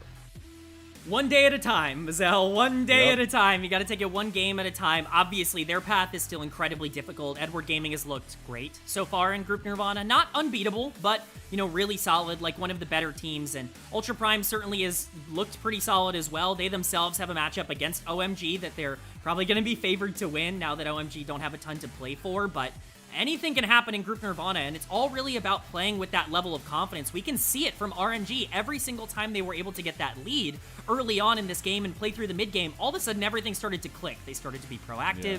They started to really play a lot more aggressive. They knew what they were supposed to do when they were playing from ahead, and so I think it's just understanding that we're good enough. We have the talent. We know we can compete, and we want to play like it, and I think that's what they did here today. It's the flowers due to Jiachi. I'll put up my hands. I'll say, I disrespected the misfortune. The early 4 kills he got definitely helped. But definitely setting him up for success there with that early pressure in the 2v2. That's what we really kind of tried to look at as we start off with the 1v4 counter kill by Xiaoshu. Yeah, I mean, this was a huge play to kind of change the direction that this game was headed in. We were just complaining about, RNG peeling off of Dragon for no reason. Yeah. What are they doing? They're not even trying to play the map, and this is the play that they were looking for, and it ends up really working out for them. So many kills going over Jiachi here, and it really kind of creates this vacuum where now you can't walk into a lot of these exchanges. It opens up a Dragon fight like this, and Milky Way not worrying too much, just happy to get onto the backline. Great combo there with Xiaoshu to really lock down Starry and make it as difficult as possible, but it's RNG in general, just playing these fights well, not being afraid to try and dive the backline or give their life or, really look for a lot of these aggressive plays. Sometimes in Group Nirvana you see scared, passive teams. That's not what we saw here today. It is not. Definitely a little bit one-sided in the end of each game, but at least the early to mid game was heavily contested a lot of this time. And this play, it was so close to being so cool. Beishang coming in at the right time would have been huge. They had a lot of the follow-up. But then as soon as all these tools are used, RNG just realized they can absolutely turn around. Yeah, it's just so difficult from this point once everything's gone. This ult from Tong Yuan is a game loser. This is absolutely gorgeous from him, and he had such a fantastic day. His positioning was so strong, but Starry couldn't get in that fight even a little bit, and no Jhin pressure there makes it basically impossible for OMG to be able to pull it back, but I'm very interested to see. Yeah, that's the question, right? Tong Yuan has gotten every MVP in RNG's wins. Is he still 100% here? I don't know. I think so. There's a chance. I think the Aurelion Sol was important in the back half there. I would have to consider Milky Way. I would have to consider Jiachi as probably my favorite for that game. Just the sheer amount of damage and the pressure created by the gold that went over to the Misfortune in the beginning of that game. Those bullet times were big, but his positioning as well, just the attack moving that he was able to do in those fights, keeping himself safe, making sure that he was, you know, a priority in terms of where the damage was coming from. I really like the way he played the game, and so I'd probably lean in his direction. But again, everybody on RNG stepped up in that game 3. They did. And in game number 1. Tong Yuan, he's going to be MVP again. 100% MVP. He must be the king of RNG. And honestly, at this point, give him the crown because he has been the most consistent part over the last couple years for Royal Never Give Up.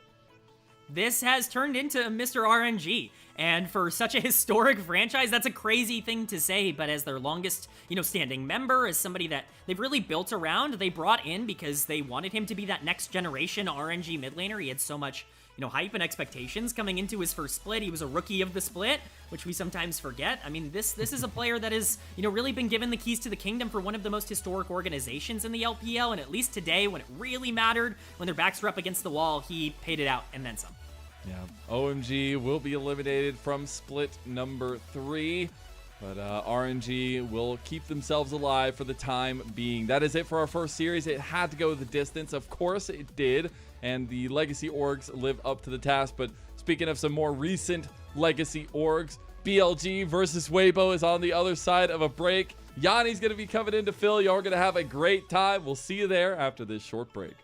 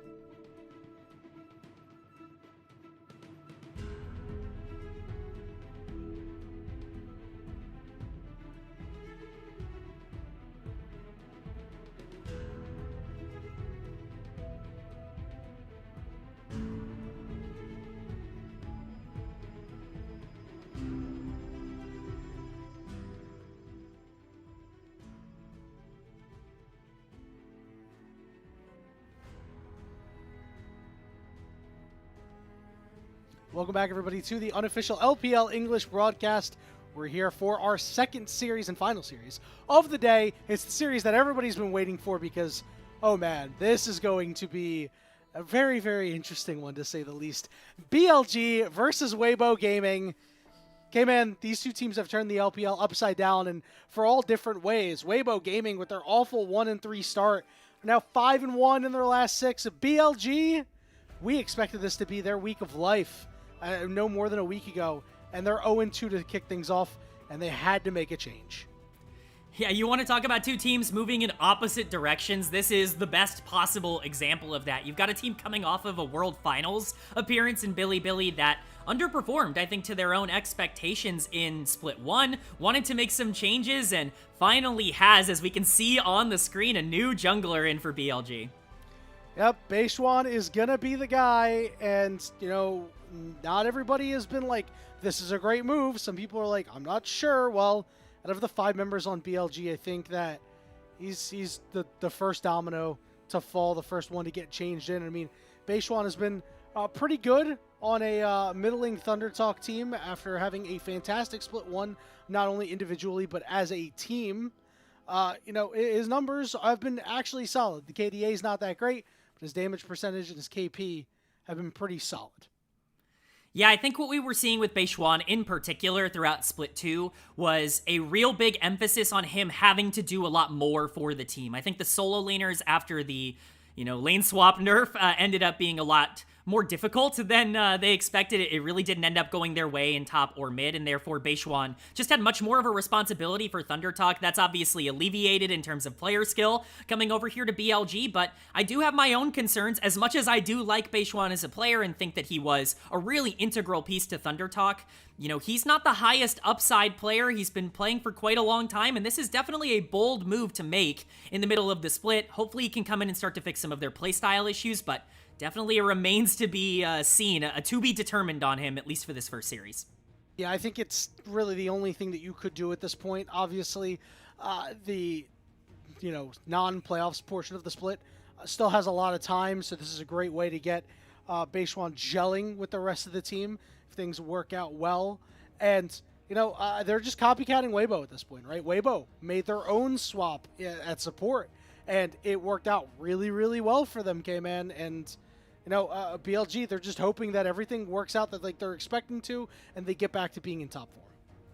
Yeah, I think, talking about the Weibo Gaming roster swap era coming in and really kind of stabilizing a bot lane that had just been so in flux, not only this year, but last year, it really felt like they couldn't land down anything particular in the 2v2. That's the hope for Beishuan here. That's the dream, is that he can come in and not only be a positive in terms of the plays that he creates, but really establish a play style and really lock in what this team wants to do. I think one of BLG's biggest problems over the course of this year has been kind of a weird lackadaisical, sometimes they want to go fast, sometimes they want to go slow. It just kind of feels like they haven't always been on the same page. Beishuan might be the key that they need in order to kind of unlock the rest of this team, which has also struggled a little bit.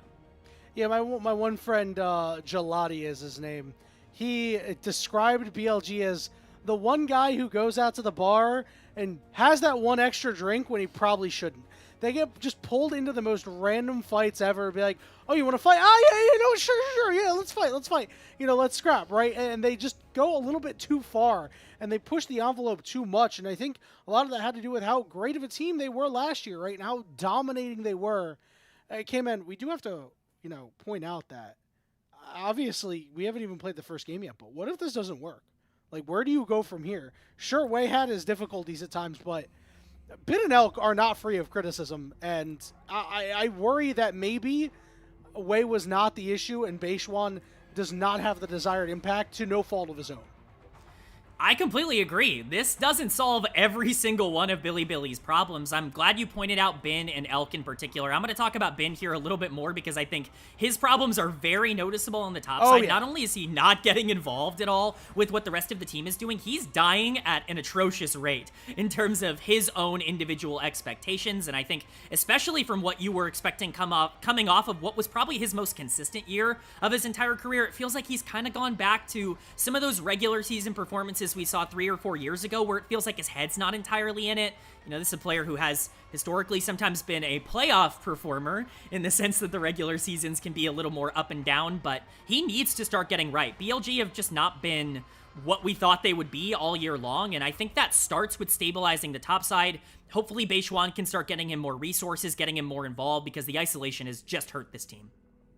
And on the other side, we have Weibo Gaming, who, as we talked about, has really seen a big rebound from the start of their split. Take a look at the starting lineup. Breathe Tian, Xiaohu Light, and Erha. As it turns out, K-Man, the best supports just happen to be role swap mid laners. Who would have seen this coming? Surely not 10 years of League of Legends history to show that mid laners role swapping to support have a pretty decent success rate. Erha has come in and really been a stabilizing presence for this team, but he's been around for a while. I know we talk about a player like Beishuan, you know, being somebody that's played quite a bit at the tier 1 level. Erha has been in the Weibo Gaming vicinity for quite a bit of time, and he's really gotten the most out of Light. I think that's the thing that I've been most impressed by. Of course, the engages are fantastic, but Light feeling comfortable in lane is something that unlocked Weibo at Worlds last year. It's something that will unlock them again here, and him being in great form alongside, of course, Xiaohu being the king of spring, you know, kind of continuing on that tradition has really made Weibo a big threat right now. Yeah, they are certainly on the come up. Take a look. 5-1 in their last 6 games. They've beaten IG twice. They beat BLG, which obviously doesn't look all that impressive, but they are really good from top to bottom still. And JDG.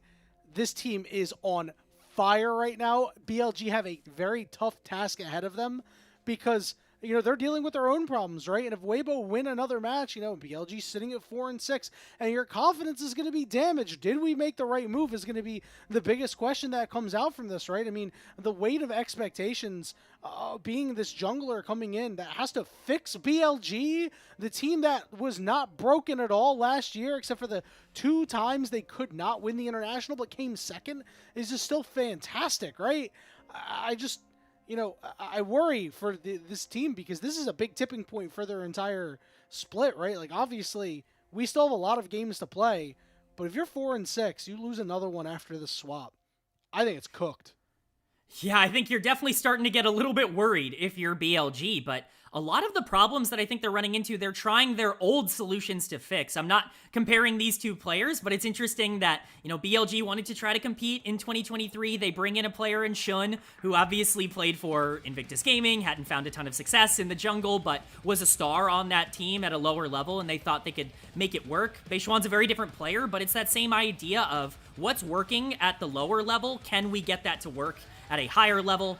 That's clearly going to be their intention here, but I agree. If this doesn't work out, if Beishuan comes in and, you know, there have been concerns that, you know, he's not performed great against really good junglers historically. He's, you know, kind of a player who has struggled more against the best teams in the LPL. If that continues to be a problem for a team like BLG, who's trying to not just compete but win the league, that becomes a major issue that exacerbates the problem instead of fixing it.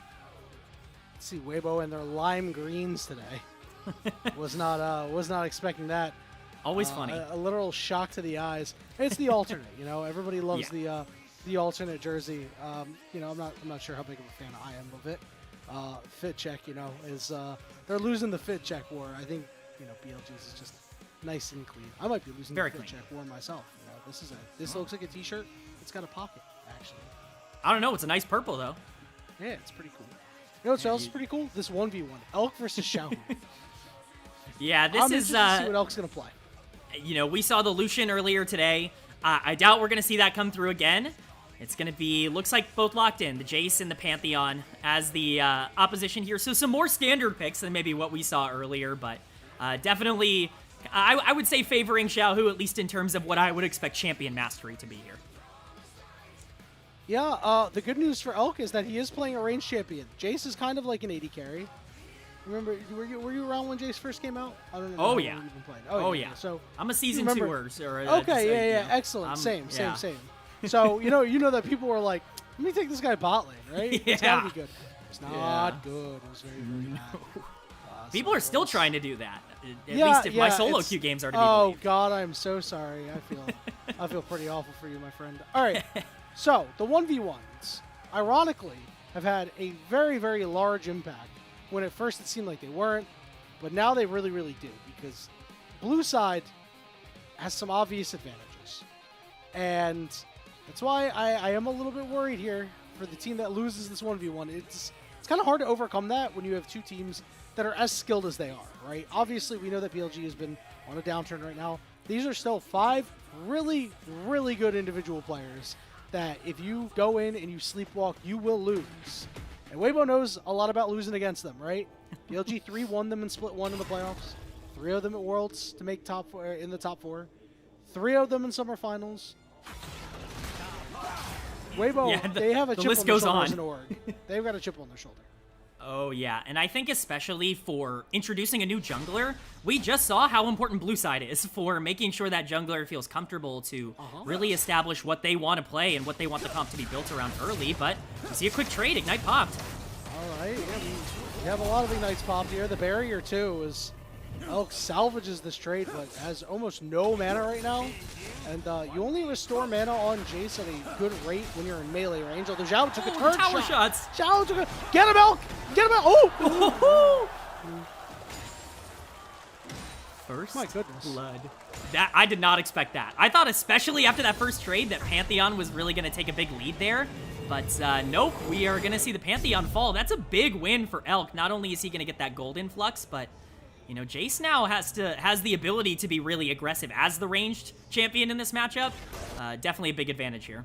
I don't know if you saw Zhao's player cam after that, but he's given the nod. He's like, okay, Elk, I see you. And meanwhile, Elk just looks happy most of the time. I was just like, yeah, I killed him. Woohoo, I did it. You know, he looks like he's just like surprised that he actually killed Zhao there, which maybe he is, right? Zhao did go a little too far forward.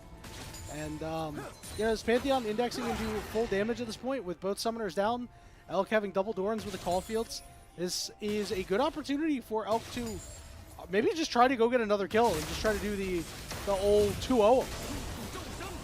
Yeah, I think the poke coming in here from Elk, I imagine he's going to try to get as much down as possible and then go for that full engage. But if you're Xiaohu, I mean, you got to play aggressive here. I don't think this gets better the longer this goes on. Perhaps you can try and get something a little bit more consistent once you get the ring, but if that's what you're playing for, things are getting a little bit dicey. Elk definitely with a big lead here, but he's got to push the tempo. I think the longer this goes, the more Xiaohu's able to catch up, the better it goes. But it's 18 CS to 4. You know, Xiaohu can't even step up, so it's going to be difficult for him to really get anything out of this. Yeah, and, you know, the 1v1s, a lot of players like to bring it down to that at that point. Obviously, that's what Xiaohu's probably playing for at this point. It's going to be hard to really just kill Elk twice in a row unless you make a really fatal mistake. But, you know, you're disadvantaged once the Ring of Fire comes in because Jace Hammer can just knock you back, right? Yeah. So I don't know what the plan's going to be for Xiaohu here. As he continues to try to scrap, he's not doing terrible. His ultimate is kind of useless, though. Spot. Yeah, this ult's not going to do anything.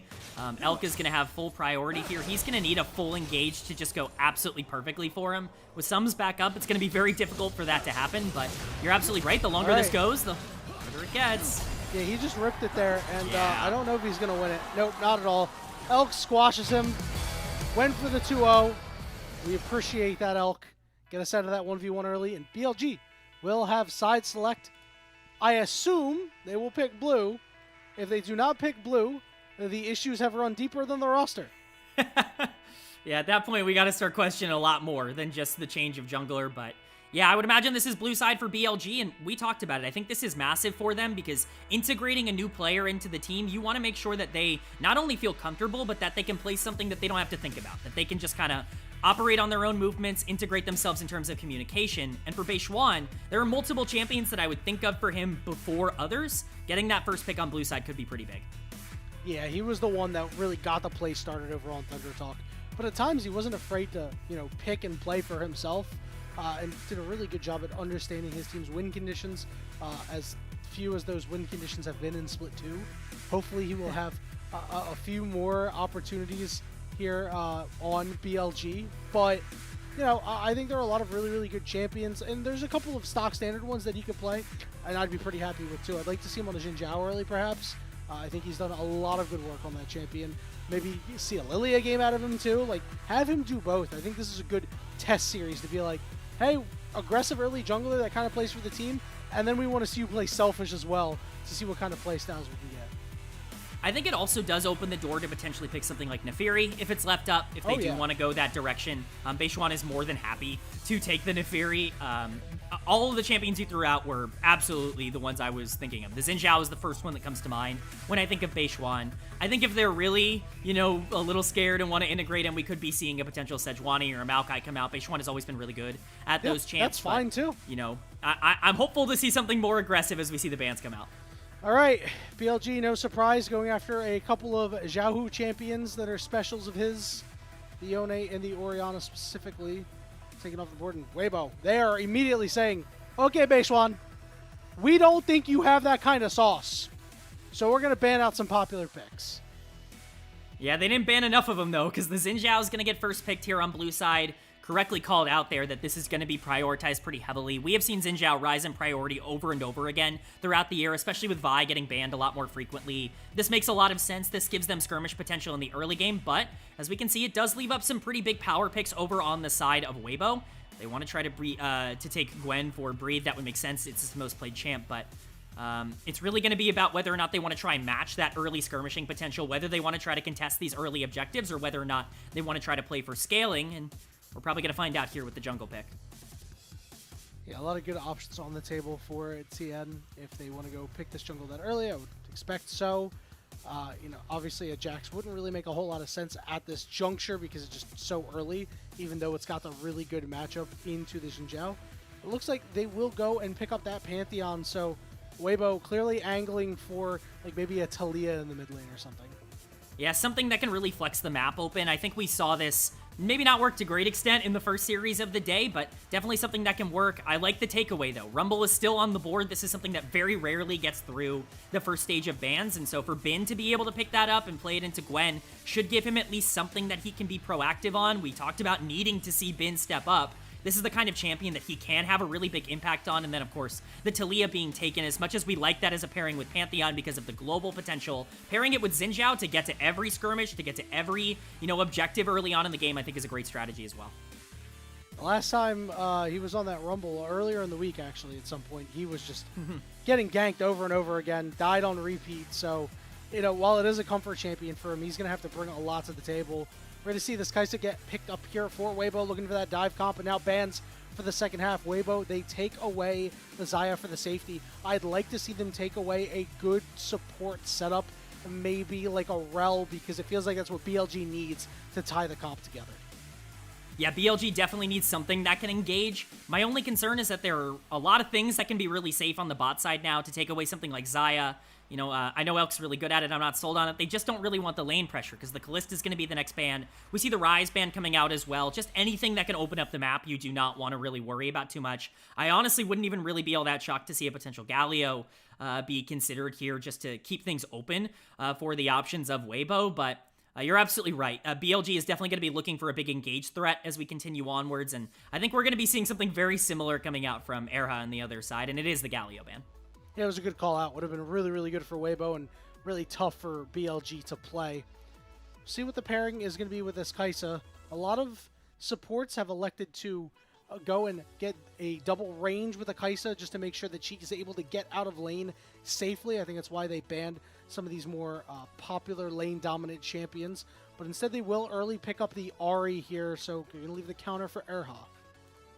Yeah, they want that proactivity. They want to get Xiaohu out on the map. They want to get him involved in a lot of these plays. It makes a lot of sense, but it does leave up the MF. BLG has played a ton of this over the course of this year, and so I wouldn't be surprised. Things like Jhin are still available as well. There are a lot of things that I think would be relatively comfortable in this comp, but it's all really just about where they want their damage priority to come from. Is going to be the MF as the lock-in here. You were absolutely on point that I think this has to be an engaged support. I think it's got to be something a little bit more aggressive. Braum would give you more power in the 2v2, maybe not quite as much as what you're looking for in the 5v5. It's really just comfort for On. He plays all of these champs, and so it's really just what he wants to lock in. Yeah. Okay. Depends on what they want to go with. I really like the Renata here. I don't think you can go the Rel because the threat of the Alistar. Instead, they will pick up the Alistar, get to do both a little bit here, but in terms of, peeling and engage, but K-Man, I'm really concerned about what BLG has brought to the table. Their guaranteed CC is so low. It just doesn't exist. Yeah, it's going to be difficult for them to force anything in the late game here. They're relying a ton on Xin Zhao, Talia, Misfortune to be able to create a lot of that action in the early game, and especially as we see the Rakan locked in. I probably should have shouted that as a pretty obvious answer here for Erha to accentuate the dive comp that we talked about. You know, you're just setting up a situation where you're going to have to play really aggressive in the mid game. You're going to have to go for those skirmishes. You have to try and play the map because the later things go, the more difficult it's going to get for you here.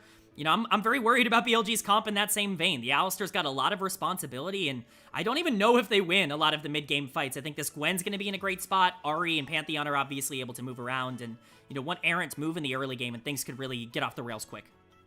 Yeah, I think we're going to have to see some big things coming out of your mid-jungle duo here for BLG.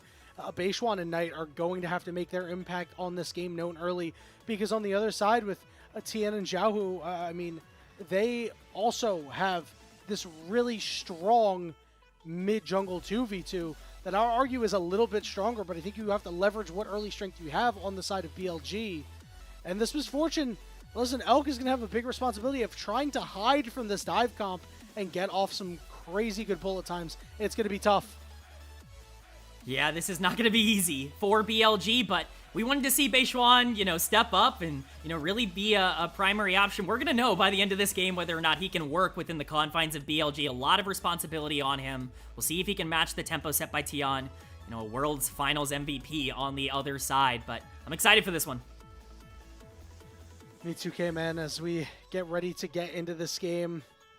Remember what this means for both of these teams. BLG, new jungler, a new start, turning over a new leaf perhaps. Weibo Gaming looking to just keep things rolling. 5-1 in their last 6. Looking to make it 6-1 in their last 7 and really put BLG in the dirt as we head on to Summoner's Rift.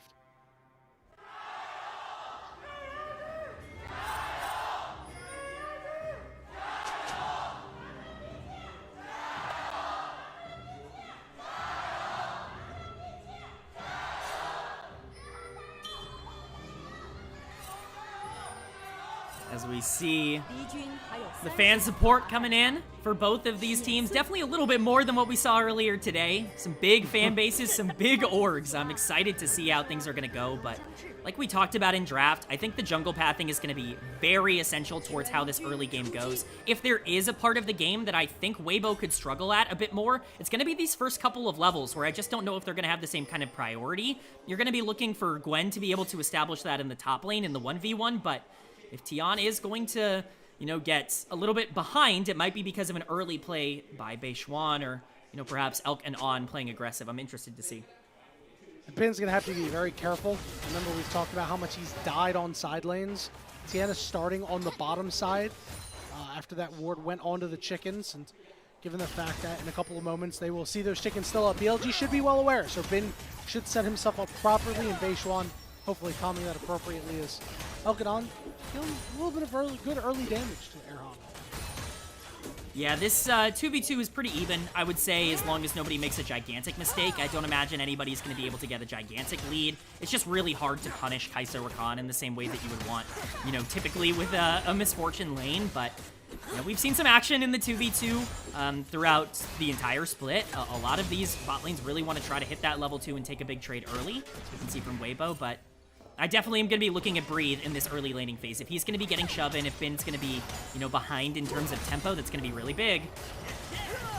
Nice little trade here. I like that they're keeping Light and Erha honest, and anything that you can do to keep this Kai'Sa down is going to be really beneficial, though Elk knocked up. Heal actually going to be expended by Erha here.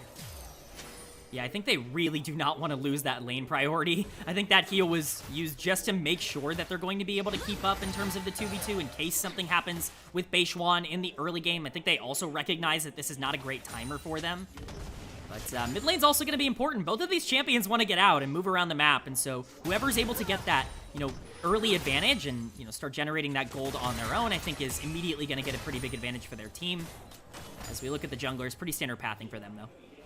Yep, nothing too crazy yet, although we might see a first opportunity made here by Tien. Now, the ward had been put down is going to get a lot of value if he comes down to visit. Bin immediately going to look for a fight here. He is down a level. He will sprint away as that ward will spot him out. Yeah, it's a great ward from Bin. Keeps him safe in that regard. Well done, Bin. Progress. Yes. Yes, he's finally learned that junglers do want to gank his lane.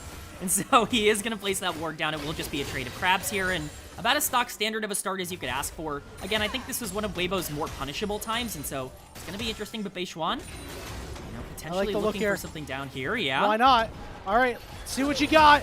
Knockup is there. They get on top of Light. The big shielding is there, but the Ignite will burn him down. It's on getting first blood. But Beishuan dies on the other end, and the kill goes to Light. That's a massive barrier coming in, and, we see that this might not be over. Hera actually chasing them down, but that's a massive barrier from Light to keep him alive long enough to force Beishuan to take that death there, but it is still first blood going over to BLG. This is the play that I wanted to see them make. Again, another unfortunate circumstance is that kill going over to On. Really not an ideal set of circumstances there, but you want to stay active, and if that's going to be the play that you're going to make, I like the timer. It just, ended up being a little bit more neutral than maybe you were looking for. Yeah, you can't go 1-for-1 there, I don't think. I mean, now, Kai'Sa didn't really lose a whole lot out of that. Up in EXP right now, obviously the wave pushing away, but BLG has already sent their bot lane up to top-side, so Light's going to get a lot of free time down here with no pressure. Up a couple hundred gold. Yeah, this is a great start, and if you're TN, right, you're not too pressured to make a move right now, because it's like, well, we're up, and I didn't have to do anything. Yeah, it's certainly the dream for the Pantheon, getting some gold onto the Kai'Sa early to be able to play around her. It's all really going to be about the setups at this point. We see Weibo, really trying to establish that pressure on the bottom side of the map here. We'll see if they want to play for Dragon instead of, trying to force the Void Grubs. Tien is a notoriously greedy jungler in terms of the things he wants to go for, so I wouldn't put it past him to start up the Dragon here and then try and get both, but Beishuan definitely choosing to take more of the topside route after that lane swap, and we could potentially just be in for some early fighting. They know Beishuan's there. They punish him because they had such a good idea that he was there. Good jungle tracking. Here comes the Weaver's Wall trying to cut off Xiaohu, but Xiaohu's going to be able to get over. Knight, where did you throw your Legos? All of a sudden, it's become a 3v3. Xiaohu getting on top and killing Beishuan. Here comes your misfortune to try to help out. Knight dies on the backside, and now Weibo are looking for more. Elk is going to be the main focus here, as Xiaohu is able to slide out, flashes after Elk, and gets the second part of the Q with the Charm. The cleanse can't save you. It's more kills and a huge win for Weibo Gaming. What a disastrous play for Billy. Not only is Beishuan caught out a little too far forward, I understand wanting to go for that play, and getting caught out, he's on vision. It makes sense. You sacrifice your jungler, but committing to trying to fight that, you're never going to be able to win in that phase of the game. It's a pretty bad ultimate coming in from Knight to really block himself off from the entire fight, and now that's not only, a bunch of kills going over to Weibo, but that's a ton of gold going into the pocket of the Ahri.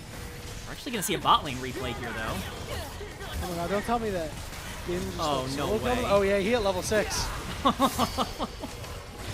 Oh, yeah. Yeah, once I saw he was close to the danger zone, that was toast. Wow. All right, so at least Bin got something back. Bin is fixed. The roster swap has actually helped your top laner. But this fight is really... Knight, what happened? Yeah, that ultimate really was not what they needed. It completely disconnected him from the rest of the fight. By the time he is able to really get involved with a lot of his damage, Beishuan's already down, and Knight is now the target. It just felt... like a new jungler coming in and them not entirely being on the same page. Unfortunately, we didn't want to see a lot of those growing pains, but we might be seeing them at the start of this game. And, for Weibo, I think they're going to be pretty happy to take that. The emotion coaching staff certainly very happy, as we're Flash. immediately fighting. There's Bin dying on a side lane. That's the Bin I know and yeah, there we go. That's the Bin I know and love here in Split 2. Nice play there from Weibo to keep the pressure upright. Yeah, if they want more. Knight, Hold on, Seismic Shove went down. They caught Tien. Knight, can they get a shutdown for that? Yeah, I mean, that's something back there. Knight getting at least some gold. It's still a very proactive play from Weibo, and I like them keeping their foot on the gas, even if it is a trade 1-for-1. But the gold is going into the right places for Weibo. You've got 3 kills on Xiaohu. You've got 2 kills onto Light. These are the exact pieces you need to really push this lead a little bit further. Dragon is still up to take. We're going to see how this ended up starting. It was just the Pantheon ultimate, it would seem here. And from that point with the flash, there's no way for Bin to be able to escape that. But it's already a gigantic gold lead here for Weibo. Everything you could ask for in the early game is being accomplished. The good news for BLG is they did take away grubs from a Weibo team that would really, really love to have them and see the benefits of them. But the problem is you've given away so much, right? You're down, 1.5K, give or take. Obviously, they pulled it back a little bit, but Xiaohu has a boot upgrade already, which is so important on an Ari. I just expect him to really make a lot of moves, really take over. I mean, this guy found out that he was in danger of potentially missing MSI and said, hold on, MSI is my event. It's time to take over in Split 2. And he really has been such an integral piece to Weibo, and he's going to have to be once again in this game on the Ari. This champ is going to have first roam and first priority, basically anywhere that he wants throughout the game. Again, I'm shocked to not see a ton of dragon pressure coming in from Weibo. I think it benefits their comp quite a bit to go for it. It does look like they are going to transition into that now, moving the bot lane down. This should be free for them to take. I can't imagine this is contestable in any way, with Beishuan pathing to the top side. But I think the real question is going to be in a minute 30 when we see those Void Grubs spawn, the second spawning of them. Whether or not we're going to see BLG feel like they have to full contest to try and send it to make sure they can get that objective, and whether they feel they need to invest a lot. For now, it's just going to be pressure established on the top side and a teleport coming in. Yep. Bin trying to win the 1v1 against Breeze. The exhaust comes down. Beishuan here, potentially saving the day. Wiggy comes lightning with the equalizer on top. Breathe will burn. Knight will cherry pick that kill for a second of the game. Yeah, Knight says, I use my TP. I get the kill. That's how this works, right? But they are able to get that kill on the top side. It's a nice proactive play made by BLG to establish something. It feels like the map has just been slowly fading away from them, and so to do a play that I think a lot of teams would have overlooked is a really big positive. We see those Void Grubs spawning in about 40 seconds, though. Vision is paramount at this point, and I think that has to be the priority coming in. We do see a teleport potentially. Comes Erha, look for Beishuan. Beishuan forced the flash, and all of a sudden, multiple members of Weibo have showed up and turned the tables on BLG as Xiaohu's looking to get close. On trying to keep him out of the fight, but Xiaohu will not be denied. Getting that charm down, just hitting Beishuan with the tip of it, and Weibo Gaming continue to make plays. And we talked about the proactivity for BLG there. What a counterplay coming in from Weibo. A fantastic angle to see from them. I'm not sure a lot of teams would have seen that, but Xiaohu and Breathe end up teleporting back into the play because they know that BLG is overextended. You see another teleport coming down on the top side here. I don't think it's going to be punishable. Bin's going to get hit, though. A lot of damage coming down onto that Rumble, and that poke is enough to completely scare them off. These grubs are gone. Yep, no chance for BLG to try to get these, but they might want to fight for it. Anna's was about a Hex flash over. Elk is here. They do have numbers advantage to BLG. Weibo maybe just content with taking one away and burning the teleport of Bin. I am a little bit surprised that they gave that up, but they do have a lot of cooldowns. Yeah, it's interesting. I think this is a great timer to fight. We'll see if they want to take it now. Just goes for the charm, only onto the one target. He can't get any closer, but Tien gets to the back line as well as Breathe. Here comes the bullet time coming out, dealing a lot of damage, and the Pantheon getting low, survives and is able to escape, and Weibo have numbers right now. It's going to be a 3v3 for right now. The equalizer comes down, but Weibo is able to escape from it. Light about half HP get lower, but Xiaohu out of mana, but does have the Spirit Rush and is able to get a reset, but Bin is overheated and can't close out on a kill, and Weibo Gaming continue to pull away. More kills for Xiaohu. What a fight from Xiaohu to re-engage with basically no mana, understanding exactly how much he needed in order to rip apart Billy Gaming. This is an Ari that has completely taken over 6-0-3 at 12 minutes into the game. We're going to get a replay of how this happened here. It looked good for BLG at the start. This looked like a fight that they absolutely could win. On ends up getting super low early, but it's at the positive of being able to try and get a ton of damage out onto Tien. It just didn't really matter. Breathe ends up, trying to fight on the back line. Bin's able to put out a lot of work, especially once this equalizer drops, but you can't count out the King of Spring. Xiaohu sees the angle here as he re-engages with the Spirit Rush. He lands all the damage necessary onto the Rumble, onto the Misfortune, and from that point, there's just not enough damage to break through Weibo. So, well played, and once again, well established by Weibo. This gold lead continues to grow bigger. And I think the concerning thing for BLG is Erha was completely shut down in that fight. His ultimate did nothing except for charm on. Then he tried to go in with it, and he got stopped by the Legos. And he got stopped later in that fight. I mean, he was essentially just there to throw out a shield and maybe one Q and a couple of auto attacks, right? I mean, Weibo essentially won that in what was, for all intents and purposes, a 5v4. It's even more impressive, right? Like, it just goes to show how well these players can play if they just set themselves up into the right situations. We know they can be pretty flippy, but, I mean, this is a really great spot for them to be in. They have all the control in the world, and... Uh-oh. You know, yeah. You see what Xiaohu's got in that inventory. I am seeing it. He's got 10 pages of his death note, and he's ready to write some more names in it. 50 seconds until this next fight. One thing to note, he's going this more aggressive Ahri build. You know, we saw a lot of Rod of Ages Ahri into Leandry's and Riftmaker. Now, he went with Malignance. He said, I would like more ultimates, please. I would like to put the little ring on the ground that does a lot of damage. More ultimates, more fun, and Xiaohu, certainly the CEO of fun in this game. It's all going to be up to him. He's up almost 30 CS, 6-0 and 3. He is the person who's going to control everything from here on out. We do see some objectives coming up. 15 seconds on Dragon here. That will be second Drake of the game. Weibo is going to want to continue to stack those, and there's no reason to believe that they won't have pressure here. We're going to see if Erha wants to invest a lot of the vision, but they could perhaps also look for a pick. When you think about what their comp does incredibly well, you look at the Ahri, you look at the Pantheon, you look at the Rakan, it is impossible for BLG to walk up without feeling at least a little bit scared with no vision. That makes these dragon fights even more difficult for them. Yeah, even if On gets hit by a Wayward Charm and wants to hold his ultimate, he'll take a lot of damage. And if he wants to use his ultimate, he's going to be useless in the fight. He gets hit by a Wayward Charm, uses his ultimate, goes in. Xiaohu able to ult out, and guess what? They're going to burst down On and take him out. They're going to trade supports here, but Xiaohu with 2 more charges is in hot pursuit, looking for the new player, Beishuan. Beishuan will be able to dodge out of that charm, as the Dragon has been started up by Breathe. BLG need to move their way down. Breathe will pull off. Yeah, it's actually a pretty nice fight for BLG. I think they see that Erha is overextended on the Rakan and that they're going to be able to capitalize on that. They do have to trade their own support just because he's not tanky enough to engage without, you know, going down. But overall, I think that that's a relatively okay play for them. Knight does have to expend the teleport in order to catch top lane, but stopping the dragon stacking from Weibo is nice, and I think getting some more gold onto, you know, players like Knight is hopefully going to be helpful for them moving forward. You know, Rift Herald spawning in 19, Elk. Yeah, Elk going to be cleanseless. Very, very tough to play when you're also against an Ahri. So we'll see if they're able to take advantage within the next couple of minutes while these cooldowns are had.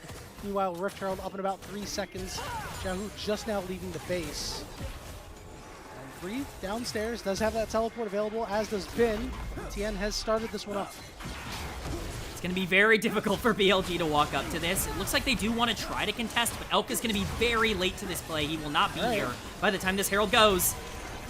Charm doesn't land. On taking a little bit of damage. Looking again for Xiaohu. He's got his ultimate up and ready to go. Beishuan with a good ultimate, trying to just keep people away, but Xiaohu is zoning off the backline. Teleports dueling, coming in. Beishuan trying to frontline, but he gets taken down. In first is Breathe, but knocked up and immediately bursted out to make it a 4v4. The equalizer doesn't land well. Bin's overheated, flashes the backline. Charmed up, gets him low, but can't take him out. Knight's gonna ride the wave to try to make a hero play, and he's able to find one, but that's all he's gonna get. Whereas Tien on the backside in the 1v2, able to win that one. A very chaotic fight on multiple fronts, and it might not be done. Elk is not safe here, but it does look like it's going to be a little bit over as of right now. It felt like that could have swung in multiple different directions depending on how things ended up going down. And we saw a lot of damage coming down from Bin, but a crucial equalizer just not landing. It felt like Breathe, you know, dying early in the fight was going to be a really big problem for Weibo Gaming, but luckily for them, they're able to survive. We're going to get the replay here. You know, I thought that Xiaohu was going to be fine on this engage and that this is going to be difficult for Weibo to capitalize on, but you see a fantastic play by Beishuan to just make sure he can separate everybody. He does take a lot of damage, but will put so much time for the rest of his team to regroup and for Elk to get in proper position. If Bin is able to land this equalizer, I think some things could go perhaps a bit differently, especially with the shove onto Light. It's just not enough, and you know, Bin getting charmed there is unfortunately the way things go. Knight with a nice ult here to pull back at least something by killing Light with the flash, but definitely couldn't win the fight for his team. Yeah, and this is the thing that we've seen with Bin. Obviously, he's been dying on side lanes, and that's the biggest issue he's had. But, you know, his equalizers have been really, really poor this game. This is a guy who is known for Rumble and Jax, and his Rumble has just not been there. He's getting engaged on the side lane again, overheated, but Xiaohu is going to sprint after him. He's got flash in the back pocket, won't use it. But if his equalizer lands flush in that fight, I mean, BLG are back in this game, and instead, they are continuing to take loss after loss. It's definitely not what you want to see out of Bin. You want to see him be more consistent, but more fighting in the mid lane. Right, Knockback's there. This is not a fight that you win. On doesn't take any damage. Erha will go down. Comes the Weaver's Wall as well. Now you're going to try to bail out Light. Tien waiting. With the flash. Light forced the flash away. So BLG making a nice quick play. That's a classic Weibo support play. If I've ever seen one, just going for the full engage 2v2 with no priority to do so. You know, that feels pretty regular, but we could be seeing another fight here over Red Buff. Rain going down. Red Buff ended up going over to Tien. Yeah, it's just going to be this. Invest a lot of time and don't get anything off of it. Yeah, we're going to get a replay here. They are looking for this. The flash even is expended by Erha to try and look for this play. They just don't have the damage. He ends up getting burst down almost immediately. Again, not really sure what they were looking at on that play, but, you know, sometimes you got to stay aggressive. If you're not hungry looking for plays, you can't find good plays, even if sometimes there are bad ones. That being said, it is some gold. Keep yourself in the game. Yeah, exactly. It is gold. Yeah, you know, gold going over to BLG is positive for them. I think a lot of gold being on Knight is important to just make sure these plays are working, but we highlighted Beishwan as like the key to this series, the new jungler for Billy. He's 1-5-3 on Xin Zhao, playing into a 6-0-8 Ahri. Yeah, this game has become a lot harder, and it's really not been a great debut for him. Yeah, it's really tough because it's just him and On who are the engage, right? And On has been playing Xiaohu, essentially. He is like, hey, I have to mark Xiaohu because I'm the only guy who can actually CC him still when he's got the Verdant Barrier. And Beishwan, I mean, Xin Zhao obviously has damage mitigation from his ultimate. He's not a frontliner, though. He's not a champion that frontlines exceptionally well. So it's going to look like an ugly scoreline. And, you know, sometimes you can just have to read between the lines when it comes to his sort of play and you know, glean good things from that. As gleaning good things are Weibos. They managed to take 2 turrets and have now increased their gold lead to about 5,000. This dragon is up. BLG do have the inside track for it. Otacon also up on the bottom side of the map. Yeah, it's going to be interesting to see how much Weibo really wants to contest something like this, because with Otacon also being on the bottom side, I would imagine a ton of pryos going there, but Xiaohu is going top lane to potentially try to make another play on Breathe here. Why not try to make a play on Bin and take him out? This turret getting taken quite low. Does mean that Beishwan does have free reign to start up this dragon. Looks like that will be secured without too much of an issue. Weibo just going to look for a push in the mid lane and on the top side. Yeah, dragon much lower priority now that they're splitting one apiece, and so Weibo very happy to just give it over, not going to worry about it too much. They want to try to get as much as they can. That Rift Herald is going to get dropped. The Equalizer will come down. I'm going to try and stabilize here, but this should be on. On? Oh, he's taken quite low. He's going to be forced to flash away. It's a big engage tool down. Meanwhile, top tier 2 will fall. Some more gold spills into the pockets of Weibo. Now they're looking for Beishwan. He's got to flash away as Tien comes in with a grand Skyfall. Yeah, it's a nice flash, but I think we're starting to see the problems of Xin Zhao when he gets behind earlier on in these games. You know, Beishwan, you're absolutely right. His credit to this game is not going to get reflected in the KDA, but I do think it's worth noting that if you're going to pick Xin Zhao to Leah, you got to try and make some plays in the early game. It felt like he fell behind the 8-ball pretty quickly once Xiaohu and Tien actually were able to get some gold and some pressure, and from that point onwards, it's just been a little bit difficult for him to be useful. And with Otacon up now, no flash on the Xin Zhao, it feels like it's going to be a free objective here for Weibo if they want it.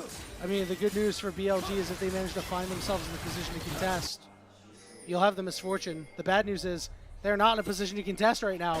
BLG is Teleport's coming in. Bin, he's going to show up to this party. Xiaohu is going to start teleporting as well, but guess what? This thing is down. Secured. However, they will have to pick up the flowers, and they won't really be able to. Here we go. Erha on the backside was not accounted for and interrupts and blows up the play of BLG, and they don't stand a chance on this backside. Knight will fall. On is still alive, but he's the last one, and then he finally falls. What a play from the Weibo support.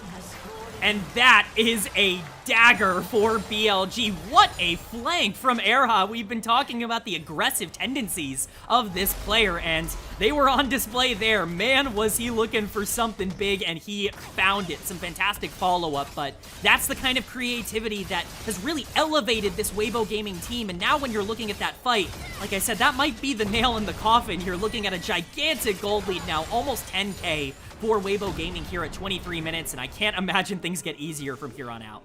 Yeah, the Rose Petal lead isn't looking too shabby either. Xiaohu 2 levels up on his opposite number. Take a look at this replay. They had no idea that Erha was waiting like an RKO out of nowhere. BLG completely stunned. Just gorgeous stuff from Weibo.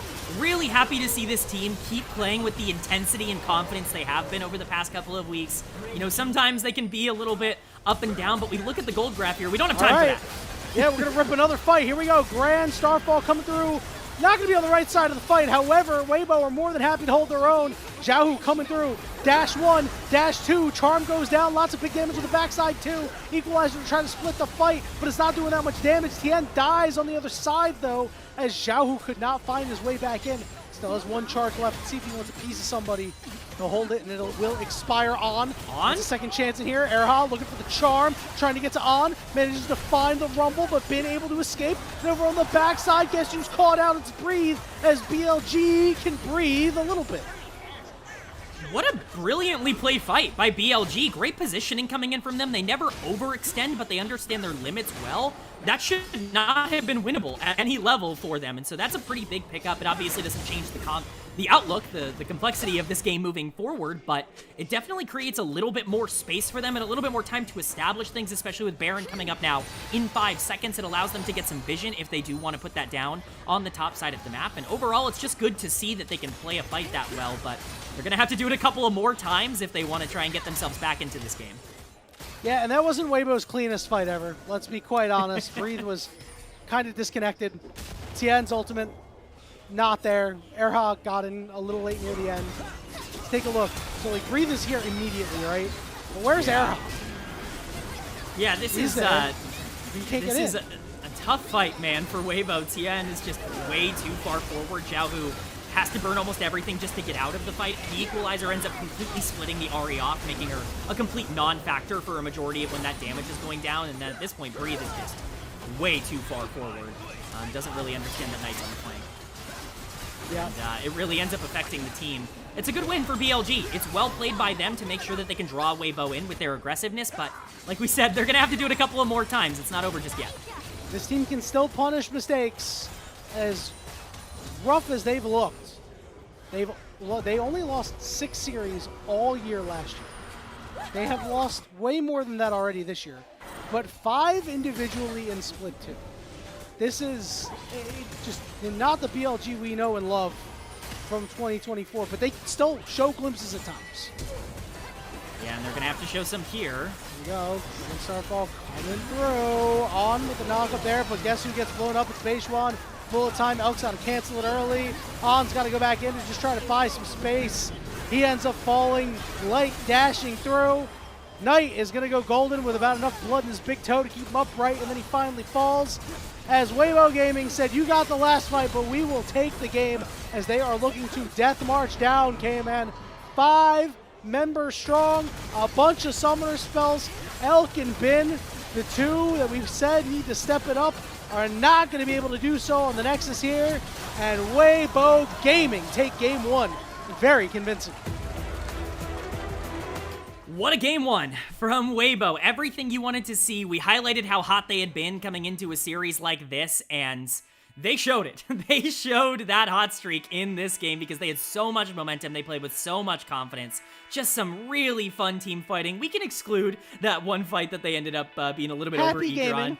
Yeah, you know, everything else was pretty good, and so I think you'll give them a pass for that, but I'm just happy to see this team be able to look towards the middle of the map, understand that, hey, if we can get this Ahri out and moving around, you know, Xiaohu's been one of the best performing players in the entirety of the LPL so far in Split 2. If we can get him opened up and, you know, moving around, the fact that they've got Xin Zhao, Talia, it's all neutralized. We can outplay them, and that's exactly what they did.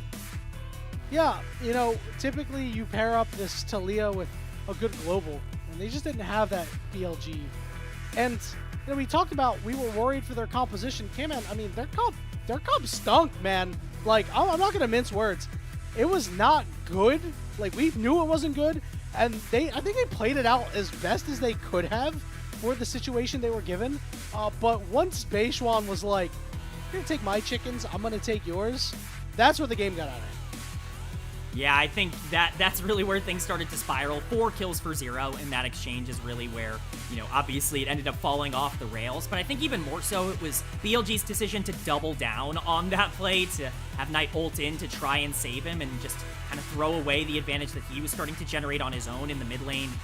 It really just kind of all fell apart. It's the aggressiveness. We highlighted this at the beginning of the stream here, where we've kind of talked about how this team constantly takes fights that they can't win, that they shouldn't take, that they are overreaching for, and I think that's exactly what they did that really put them behind. But credit to Weibo for being able to capitalize, having the obvious resources to be able to do that with this dive comp, but still having the mentality to make it work. Yeah, they absolutely dunked on it, right? And you were able to get the Kai'Sa through the early game without too much trouble. I mean, you went 1 for 1 on the dive with your Kai'Sa getting the kill. Really all you need to ask for there.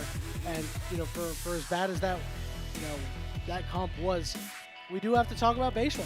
Baishuan did not look particularly great. We did talk about how for a couple of his deaths it was going to be, hey, he's the only one who's going to go in, but those 2 early deaths, right, that bot lane gank and the fiasco at the chickens, I mean, this really put BLG behind, and is a big reason why they lost in 27 minutes no less. This was a non-competitive game. Yeah, I mean, this entire comp is centered around Xin Zhao being able to skirmish over objectives. You have to be able to execute on that, and Baishuan just wasn't in the position to do that. You can blame the game state a little bit for it, but there were a lot of plays that were made in this game that needed to be better, and I think more concerningly for me, and maybe this is a little bit of a relief to some BLG fans, it definitely more so looked like a lack of communication on the side of BLG.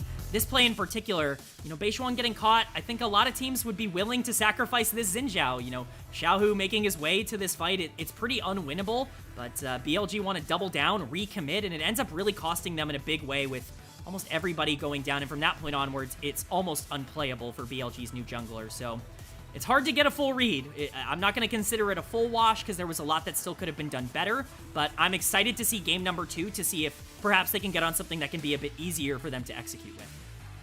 Yeah, I think Xiaohu picked up a couple of kills in that fight and just really was off to the races from there. We had that fully stacked Magi's. This fight too, I mean, I was like, oh man, Erha's just kind of like standing there being a human ward. Well, they're going to do something, and then just everybody showing up at once was absolutely insane. And that was really just drove Weibo into a pretty much an unlosable spot. And then, as you mentioned, and we'll see later, that fight, that's the nail in the coffin, really did it to him. Yeah, and this was the fight you were mentioning earlier. It's funny watching Erha back in this where he's just incapable of playing, and yet Weibo still are able to take it. It's pretty incredible to see just how strong the carries were in this game, and Xiaohu definitely deserves a big shout for that Ahri, but it really was a team effort. I think narrowing it down to 1 or 2 players would be disingenuous to how well Weibo played throughout this game. You can see it here in the Rift Herald fight. It was a lot of the setup that really ended up being positive for this team, and I think that's what they've been really good at over the past couple of weeks, is making sure that they are in the position to express a lot of their mechanical differences. When this team was underperforming at the beginning of the year, a lot of that was because they just weren't getting into positions where they could show how talented of a team they are. Their changes have only made them better, and even with BLG looking to try and make some aggressive plays, Weibo was more than happy to match and more than happy to come out on top. Yeah, I love the shout for Tien, and look here, Erha specifically. Yeah. It was a little slow getting to that misfortune, but still got to her very quickly to prevent the rest of the damage from that bullet time coming out. But you'll never complain when you're able to charm up 3 members of the enemy team and absolutely wipe them off on the face of the earth. It's this fight is brutal. This is the one where it's just, oh, the wallets are a bit big, aren't they? Yeah, it's a wallet diff there. Yeah. I do wonder if this was all communication issues, because there were still moments of BLG that we saw that were still the same old.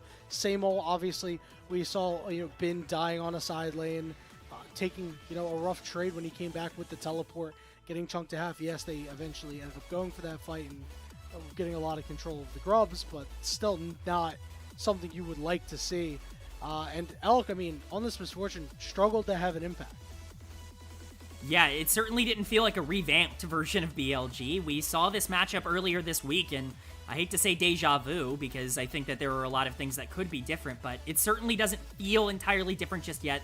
That being said, the after 10 minutes, this game was very difficult to play for them. I don't want to judge them entirely based off of what they were here. I think that there's plenty of time, but as we see here, looks like Xiaohu's going to be picking up that MVP. There was no need for discussion. Yeah. We knew, and I'm pretty sure everybody watching at home knew that the only person you could reasonably give it to was Xiaohu.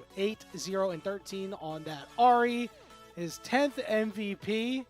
Just absolutely banger game out of the Weibo mid laner as this team is really hitting its stride right now, K-Man. This guy is trying really hard to get back to MSI. And we're going to try really hard to get back after this break. Really, we're not going to try very hard. We will be back after this break. So go grab some water, go grab some food. We'll be back soon.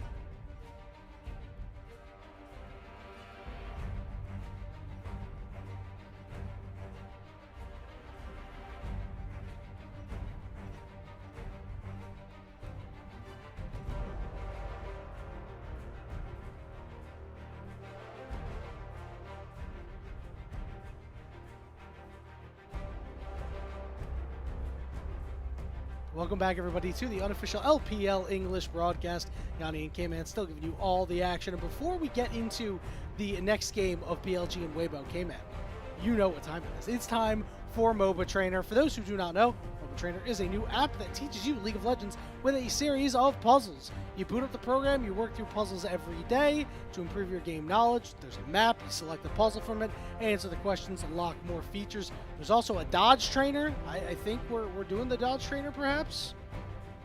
I hope we're doing the dodge trainer. Yeah, let's get out of here. All right, so it's not going to be our typical member of production. This is Alk Battery, our color caster, going to do the dodge training. And Alk Battery, for those who may not know, is a very, very gifted AD carry. I'm expecting him to last a very long time, and he immediately has to restart. Yeah, we got to get that speed run over again, but we see the clean movement starting off here. This Nidalee playing like Yankos. Now, I don't know if Alk Battery is playing on any delay right now. Our producers sometimes have to deal with a bit of a delay. Not sure if that's the case here. That did not hit. Yeah, we Alk see Battery down one life. Some hitbox shenanigans here, but where's the pointer? Overall? No. Oh no. All right, just melee. Nidalee, just Nidalee's got melee range here. Okay, I like the dodging here. You're getting pretty good. Blitzcrank missing his E. Taking another spear to the face is Alk Battery. Alk Battery in a little bit of trouble here.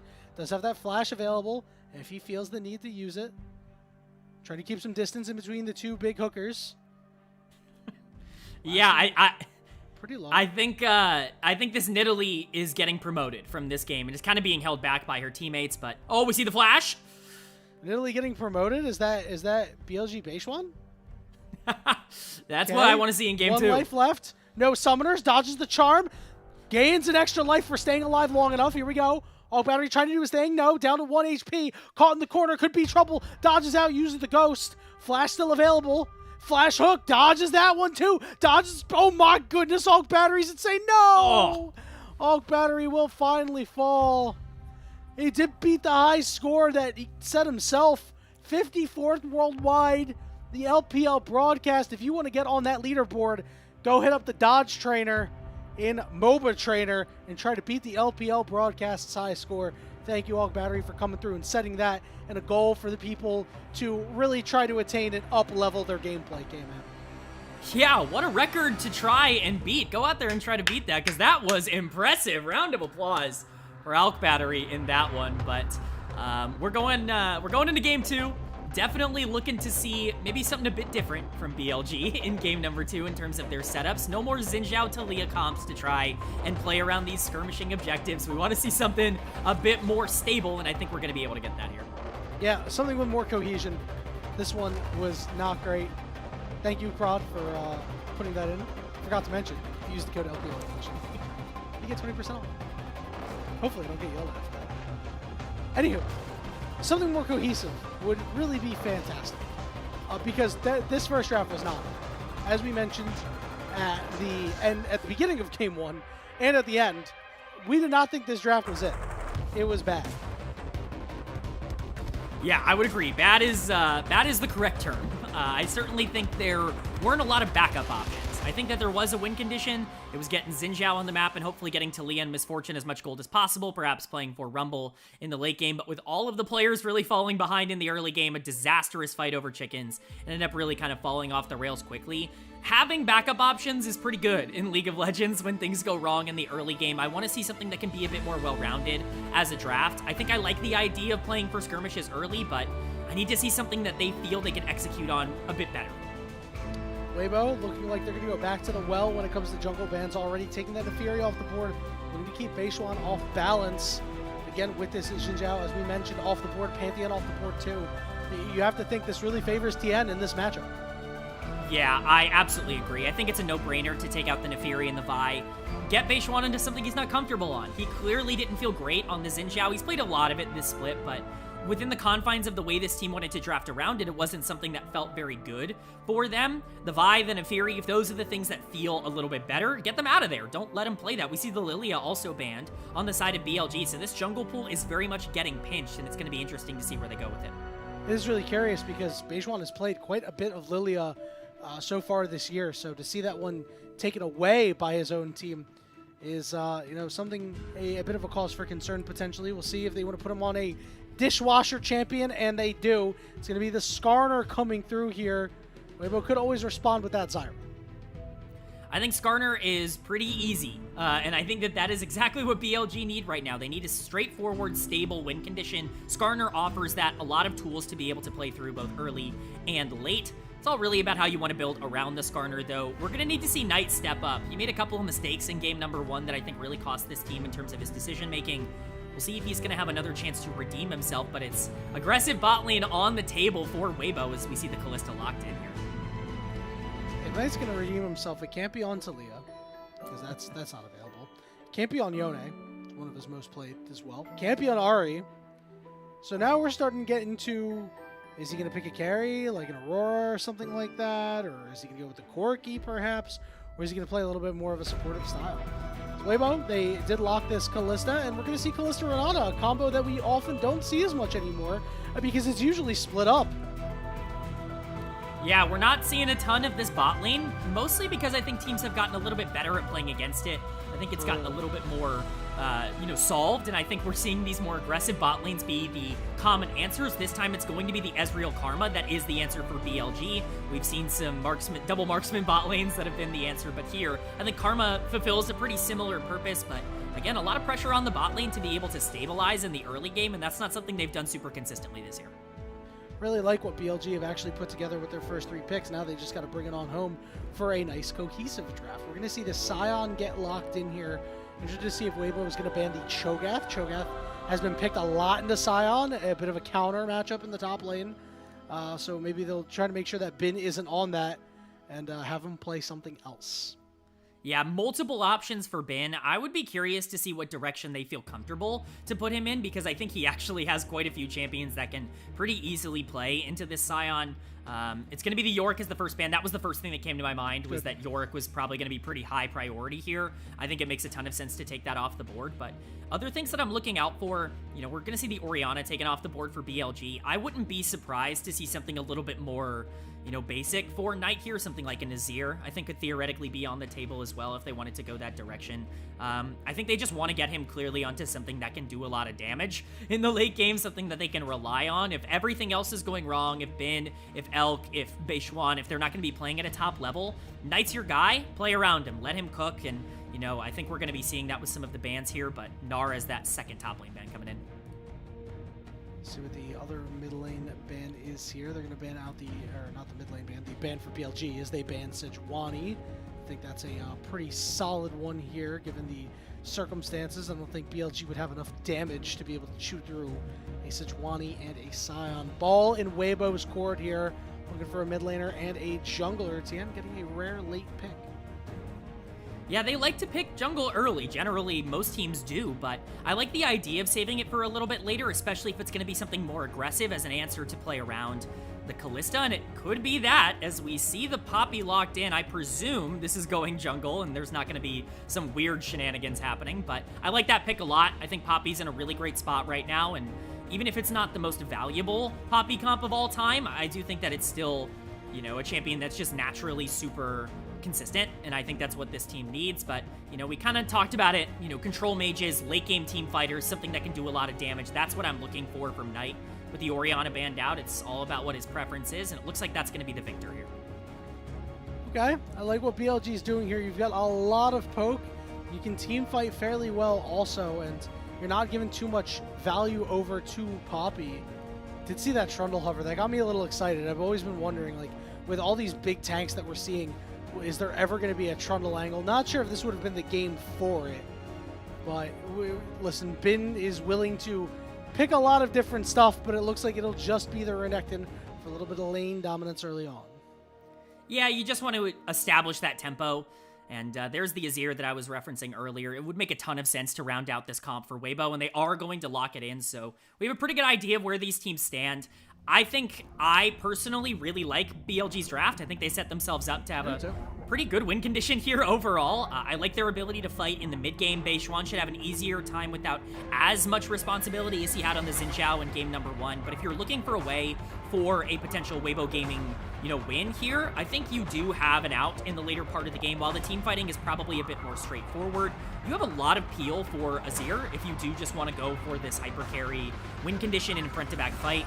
Overall, I think BLG's comp is way easier to execute on, and I would certainly trust that Knight on this Victor can, step up and deliver, or that, Elk can have a good game on the Ezreal, but definitely options for both teams, not quite as one-sided as game number 1, in my opinion. Yeah, I like that you mentioned Elk because him and Alon have a big responsibility this game. You have to keep down Light and Erha, right? You have to set this Kalista behind, really try to minimize the early power that she's going to have, because you want to use this Kalista to bridge yourself into Azir getting really, really big and having a strong late game. Meanwhile, on the other side, I feel like this is, while this comp is really good for BLG, and we like the poke, and we like the cohesion, it certainly makes a lot more sense than game 1. It feels like Ben might have a difficult time playing this game. He'll obviously have lane prio, but as you go on later, it's going to be hard to get to this Azir and even this Kalista, trying to wade through all the stuff that you see over on the side of Weibo. Yeah, I think stuff is a great way to put it. There's so much peel for Weibo. You have so many ways to keep this Azir safe if you do want to play for that win condition in the back half. It's not necessary, because I think that there are ways to be able to play through the mid game here if you wanted to try and do that, but I definitely am going to be looking at Xiaohu as the guy for Weibo, and we'll see if he can step up like he did in game 1. He's going to have to, because you would love to come away with a nice 2-0 and not worry about, letting BLG kick down the door. You just want to slam it. Don't let their foot get in there, because you give them an inch, they'll take a mile. Remember, you got punished a couple of times in the first game. Let's see if Weibo will correct or if BLG can force game 3.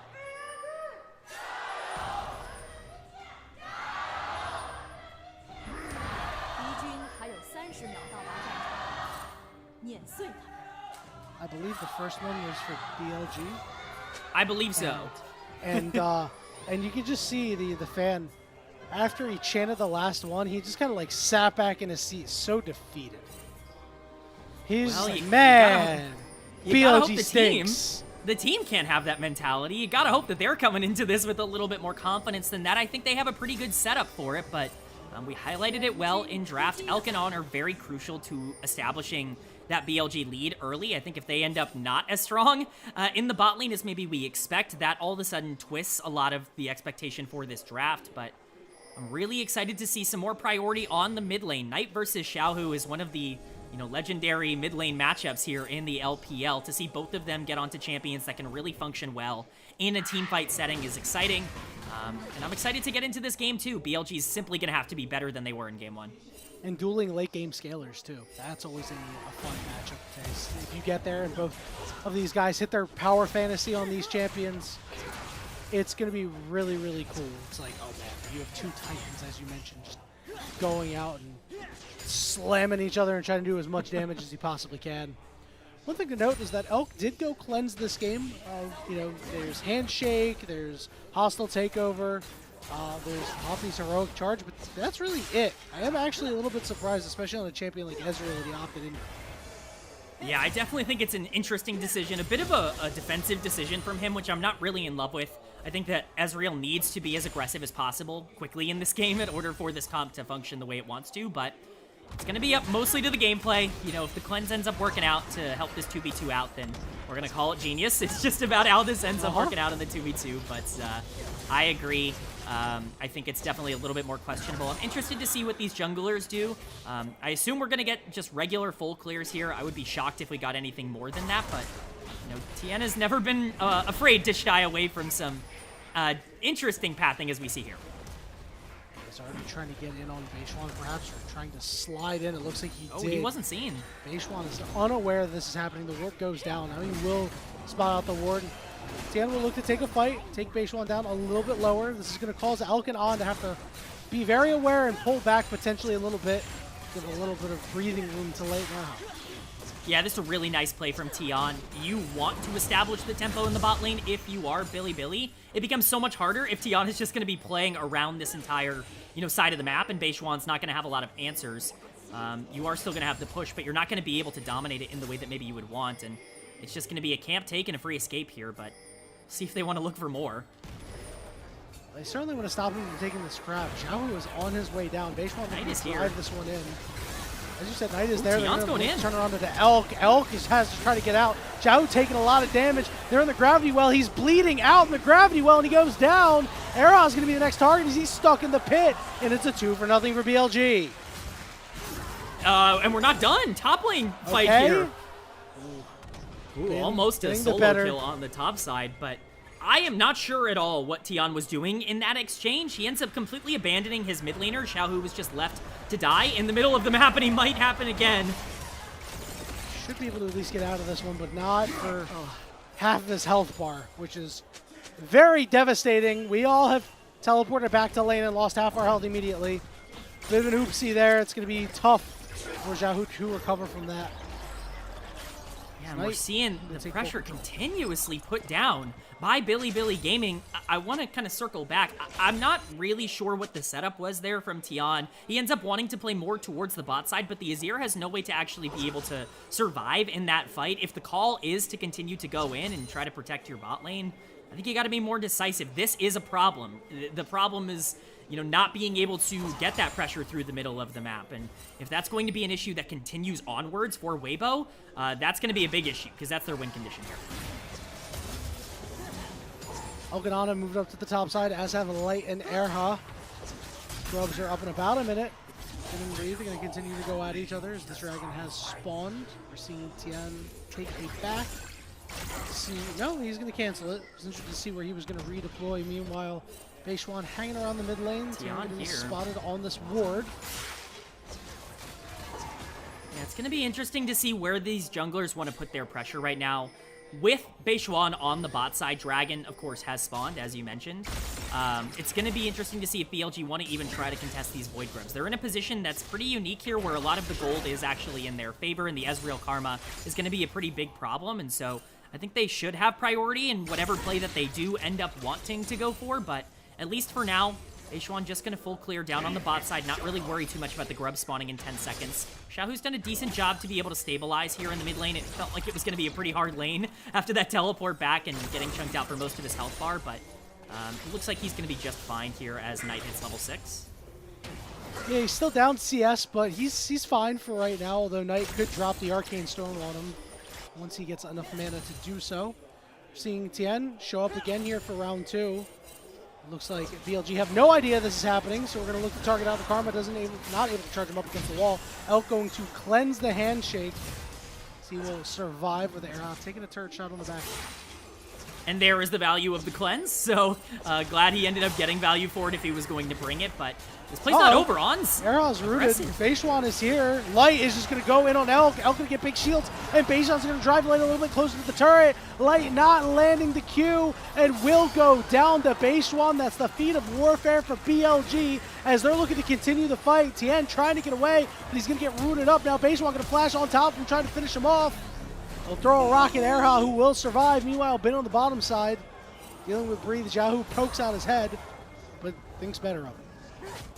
A really nice exchange for BLG on the top side. Great collapse coming in from Beishwan, staying active, staying aggressive on the map.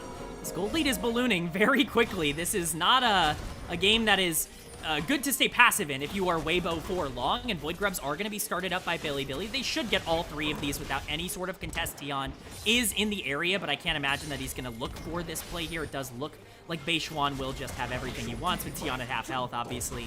But as we move forward, it's really going to matter what the backup play for this is, I say, as Beishwan secures that 3rd and final Void Grub. Ben, the split pusher extraordinaire, going to be very happy with those. See if BLG in 4 more minutes will pay another visit. This dragon is still up on the bottom side on an Elk. Have swapped it back down. As you mentioned, BLG, their gold lead ballooned a little bit. About 2,000 gold at the 8-minute mark. Looking very impressive here in the second game. Beishwan especially. Yeah, and with Dragon still up, I imagine the priority will eventually go there. Tian's just getting soloed, though, by On. Yeah, that's not good. That is not a good look if your jungler is getting soloed by the support who's the same level on the other side of the map. That's never really the best case scenario. They're going to continue to have a ton of prio here with Elk hitting level 6. Breathe going to have a tough time under this tower, but with this push down on the bot side, I think it's only a matter of time before we see Beishwan make his way down for this Cloud Dragon. He's starting to stack that as quickly as possible should be the priority for Bilibili. It looks like they want to establish a little bit more on the map than maybe just going for the objectives, but I would want to see that as quickly as possible. If you're Weibo from this point, though, with Xiaohu still being your win condition and still being your out here, and him being down 15 CS, of course, dying pretty early on in that first blood exchange, you need to start getting him out into a side lane and start getting him gold. But Bin now... Okay, Bin in the 2v1 here, taking Erha very low. Will be forced to back off. And yeah, I mean, Weibo have not been able to really touch this Victor. Knight has been cruising along so far this game, and you know, why not? As long as he doesn't position himself against the wall, he's not really under any threat to be CC'd. Beishwan going to clean up this dragon, so all the objectives are going to BLG. They're feeling good. They might have turned back the clock to 2024. It's definitely looking a lot better here at the start, and this is what we wanted to see. We wanted to see them establish pressure. We talked about in draft this team having options. Xiaohu, though. Oh, he opened Flash, and it just does not go well. The Arcane Storm is going to burn him away. Tien gets slammed up against the wall. He gets impaled. It's a disaster class here in the mid lane as Knight will finish him up. No, it's going to be Beishwan who gets credit for that one. Doesn't matter, no matter how way you slice it, it's 2-0, K-Man. That is a disaster for Weibo. We talked about needing to look aggressive around this Azir to get him as much gold as possible. Well, they looked. It just did not work out. A gorgeous flash from Knight to dodge out on the Azir ultimate. Can't get shuffled back if you are not in the area. And then a great follow-up from Beishwan to make sure the play goes well. Knight is in a great spot. Beishwan is 1.3k gold ahead of Tian on the other side of this matchup. And we're going to see the replay here. It's a nice attempt by Weibo. Yeah, I understand what they were going for, but this is just a pixel-perfect flash from Knight. And Xiaohu has no way out. No way out after this. Yeah, and, you know, I'm just kind of surprised he didn't rip it immediately. I think he was close enough to be able to scoop up Knight. And maybe he was trying to bait out Knight's flash and then, you know, predict at that point. But I don't know what happened there. It just did not come out right. It looked like very clunky Azir combo there. And not good for Weibo, but good for BLG. If you're a BLG fan, all of a sudden you might be like, Beishwan's our guy. He is really putting on a clinic. He looks so much more comfortable on the Skarner. And speaking of, we could see another fight here. Yep, On gets shoved up against the wall, but Beishwan counters in kind. Ezreal coming through, good pullback there. But I don't think he's going to be able to survive. Ezreal will fall. Bin teleporting in. Tien is going to die on the other side, and Light is trapped. He's going to try to skewer Elk as best he can, and he will be able to find the kill with the Rend. At least gets one on the backside, but BLG are dominating. Yeah, it's at least the perfect game taken off the board for BLG. It's still a fantastic play. Yeah, still a fantastic play for them, but, you know, there's nothing else to go for at this point. I understand Weibo's aggressiveness in that tendency. Void Grubs are spawning and you don't feel like you can fully contest as long as BLG actually shows up. You want to look for a pick at the start of that fight, and as soon as you see Beishwan kind of collapsing on the rest of the team, the best case scenario there is that you trade 1 for 3, and you know, things are falling very quickly for Weibo. We will see the 4k gold lead continue to balloon, and Erha just taking so much damage every exchange. Yeah, you know what, Elk and On? Yes, playing Ezreal Karma and dominating lane is easy mode a little bit. Let's be honest. But they did their job. They have really shut down Light and Erha, made them really non-factors. I mean, even in this fight, the hostile takeover goes down. It only hits Beishwan. Yeah, it's certainly not the fight you draw up if you're Erha. Picture. Oh, yeah. All right, trying to make a play on the Knight here. The turret's going to help out a little bit. On and Beishwan are going to get here. Don't tell me Knight's going to escape. Knight gets out on a damn sliver as Beishwan and On slam the door shut. And that's the issue with Sion Poppy. They just don't have the damage to kill the Victor at this point. He's able to just walk himself out of this situation that looked pretty disastrous. Breathe now half health under this tower. Just has to watch as these plates go down and more damage gets pumped in. But even the plays that Weibo are looking for aren't working right now because they just don't have the resources to make them work. You know, if I'm Bilibili, I'm playing aggressive everywhere on the map and, you know, trying to take everything I can. That's going to start with Dragon spawning in a minute. will, of course, be the second Drake, but we'll see if Weibo want to answer by trying to take this top tier 1. Yeah, we talked about how you needed this Kalista to bridge yourself over to the Azir into the late game. Well, the bridge was not built, and they still jumped into the water. And right now, Weibo are sinking, and I do not know if there's any way out. As you said, Dragon coming up very shortly, 45 seconds. Tian getting some vision down here into Beishwan's jungle, but it's not going to matter. I mean, Beishwan is up like, what, 7 camps or something like that? It's just absolute domination in the jungle here. A complete about face from game 1. It's everything you want to see. You know, it's best case scenario for Beishwan. Again, he just looks so much more comfortable on the Skarner than he did at any point on the Xin Zhao. Skarner's a champion that rewards a lot of careful planning and making sure that you're playing alongside the rest of your team. I think this is something that really does work for them. We've seen Knight obviously have a big lead in the mid lane, and that's always going to help out. Bot lane winning is always going to help out, but just making sure that Beishwan's in a position where Tian can't just play super aggressive and Beishwan has to play reactionary has been a big positive here. And as we see Beishwan continue to just pressure around the map, I imagine he's just going to be walking down to the Dragon. We do see things coming down for both, though. This didn't work out so well last time for Breathe. And Knight is the one dealing a lot of damage here. Breathe is forced to flash away. Meanwhile, in the mid lane, Zhao's just trying to keep himself alive, but he's not going to stand a chance. Throw a rock at him. Ezreal, is he burning away? Does he die? No, he lives. Walks out on a sliver. Just barely ends up living there. It's a nice play for BLG because it gives them free Dragon priority. No Azir means no fighting from Weibo Gaming. So while all of this is happening, Bin is just taking that top tier 1. He's going to be able to secure that. Elk is going to be able to secure that mid tier 1. Dragon's going to be going in favor of BLG. Weibo Gaming are in the area. I just cannot imagine they can try and contest this here. All right, well, Tien said, well, you know what, K-Man, I don't care. And he's going to get impaled. Here comes Breathe coming through, trying to get in a lot of damage. Teleport coming in from Xiaohu as well. Beishwan's kind of stuck, and now he can't get in to the back of the fight as the Dragon is still being done and is secured by Tien. Now the teleport coming in for this Renekton.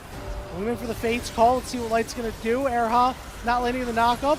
Ultimate goes down into Elk, but he dies on the side alone as Ben is going to look to chase down Light, and Light gets caught and is dead, sliced and diced up. Breathe ends up being the last one standing. He slammed into the wall too. BLG descend on Weibo like a pack of wolves and are so far in front, K-Man. Is there a way? Does Weibo have anything in this game? I'm worried to answer that question because the way I would describe that setup in terms of that fight is that's probably the best setup that Weibo could have hoped for. In that instance, the entire fight was split. Beishwan was chunked out before Knight was even there, and so you're in this situation where you're able to grab the Dragon, as we'll see here, because Beishwan has to invest into chasing down Tian, and, you know, you have no Victor dealing damage on the back end, but you don't have the damage to break through this Skarner. So even though you're pumping in so much into trying to kill Beishwan, Bin's able to complete the full teleport before Beishwan even gets to half health, and at this point, you know, this split fight does not favor Weibo anymore. You start to be in a situation where everybody's losing their little individual matchups, and the most concerning part for Weibo is I don't know what else they could have done here. I think if you are going to look to fight, they played it the way they probably should have. It just didn't end up mattering. The wallet diff right now is just a little bit too big, and that projects out into the future. We're seeing more objectives spawn. The Rift Herald is up. Beishwan is already on it, as we can see on our mini-map here, and I don't think that's going to stop soon. The plays continue to be made here by BLG. Elk just runs right by Breathe. Full control of this map. Erha maybe looking to have a pick onto On. Good flash handshake. You have to try to burst him out here. On trying to stay upright, trying to get back with the rest of his team, and they are able to turn it around as Bin shows up to the party. And he's going to focus out Breathe. Light has to try to hop away, but the Arcane Storm burning him low. He's got a flash over the wall. Xiaohu trying to do what he can with the Emperor's Divide, but even he will watch his tank fall. Knight on Erha now, chasing him down. Xiaohu in enemy territory. He gets run down too. BLG knocking him down like dominoes. Knight really wants to get this support kill, really trying to take out some frustrations from the last game. Come on, man, you can do it. Handshake. Erha? Oh, is he going to get him? No, surely Is he not. getting juked? Is he getting juked? Oh, he's getting juked. Erha? Oh, he's Knight out knew. of there. Knight's like, did he give me the slip? He certainly did. On's on his way. Oh, he's sprinting. Is the karma going to find him? Oh, no! Oh, no! He didn't pick the right bush. Era is able to Minus escape one. with his life. Yeah, -1, -1. Minus But one. I mean, when you're talking about that fight, it's just another example of Weibo looking to find anything they can on the map. They try to find one member disconnected from everybody else, and it just doesn't matter. The collapse comes in because they don't have the damage to kill in time, and then everything just goes down. It's a fantastic ultimate from Beishwan. Knight ends up flashing over the wall to secure some kills. Just great stuff from Billy, and looking forward, I just have a hard time imagining where Weibo end up generating, and, you know, I think this is the problem with the comp. We talked in draft about how, you know, Weibo was going to struggle in the mid game, about how they didn't really have a ton of advantages in this stage after the Ezreal Karma kind of neutralized the Kalista Renata. It was the Azir that needed the out, and a lot of pressure was put into that Azir. You don't really have that backup win condition that we talked about so much in game number 1, and I think it's coming back to bite them now. Couldn't agree more, K-Man. Game 1 was silly Billy Gaming. Game 2, we're back to Billy Gaming. We'll see how long it lasts, and if he can even get it into Game 3 as Jahu puts up the turret to keep himself alive. 1 more minute until this next dragon. Only one apiece for each of these squads. Is Breathe with a big engage. Double knockups are there. The ultimate coming out from Erha as well, but the Impale right onto the ultimate. That Chaos Storm, that Arcane Storm, doing so much damage. And it's another fight that BLG win with ease. Just brutal to watch Weibo take what looks to be like almost a 4v3, and feels like they have the numbers advantage, and feels like they're finally going to be able to start a fight front to back, and then one Impale later, and all of a sudden BLG are just wiping the floor with Weibo. They're going to be taking down this inhibitor tower in the mid lane. It doesn't look like they're going to get too much beyond this, but you know, Otacon is up. They're going to be prioritizing that. Dragon is spawning in 12 seconds as well. Everything's going to be up on the map for them to take. Whatever they want to prioritize is theirs, and this game just continues to get further and further away from Weibo. 20 kills to 1, K-Man. Let's take a look at this replay. BLG has been impressive all game long. Even fighting out of a tough situation like this is impressive. A hostile takeover landed onto 2 members. It just didn't matter. Yeah, the combo there, the triple combo really, with Beishwan, Knight, and Elk all throwing their ultimates out, landing on 3 members. Just absolutely gorgeous. It's perfect communication, perfect coordination from BLG, but continue to see more plays. This game's not getting any less aggressive. All right, Breathe, he took the turret. They have gotten their first turret of the game. Tiana's dead. Just nothing to do. nothing to say. Oh, Breathe. Breathe is dead. Oh, it is getting out of hand. Light is dead. Light is alive. dead. Light is alive. The light is still there. The light has gotten snuffed out. Oh, man. 1-6-1 on the Kalista, 0-4-0 on the Azir, 0-5-0 for the Poppy. It's not been good, we'll say, for Weibo. This is a GG go next. You know, you feel okay. You're like, all right, we wanted to try Kalista. We're back.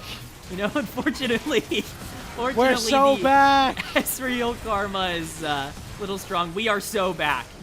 Billy Gaming has returned, and Beishwan looks excellent in terms of playing out from a winning condition. This is the version of him that we saw in Split 1 on Thunder Talk, when he was really doing a lot for that team to upset a team like Billy Gaming in the group stage. It's kind of a very similar showcase to that, but I'm just excited to see that this exists at all for Billy. I was concerned that the cold streak that they had been on was impenetrable, but this is a sign of life that I think we desperately needed.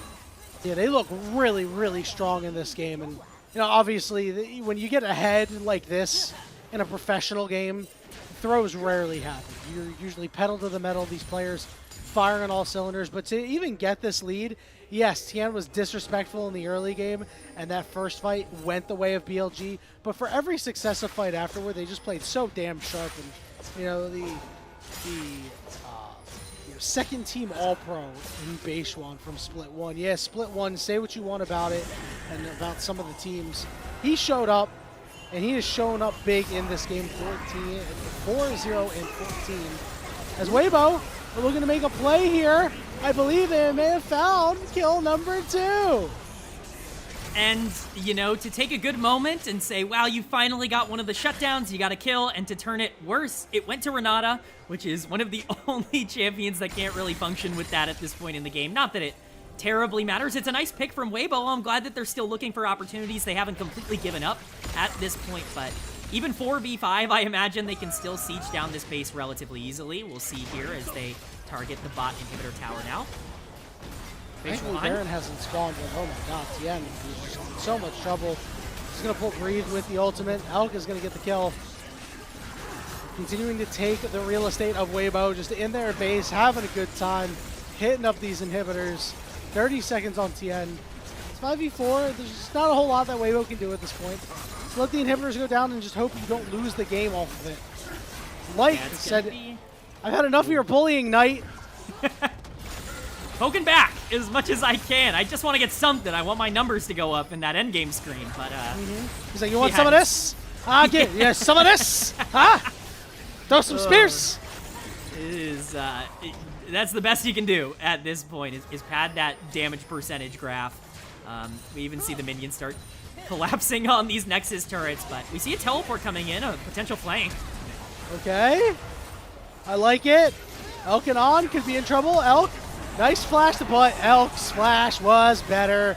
Xiaohu, very low over on the side, goes down to On. Beishuan taking a lot of damage, but that Arcane Storm will drive away Tien. Breathe dies too.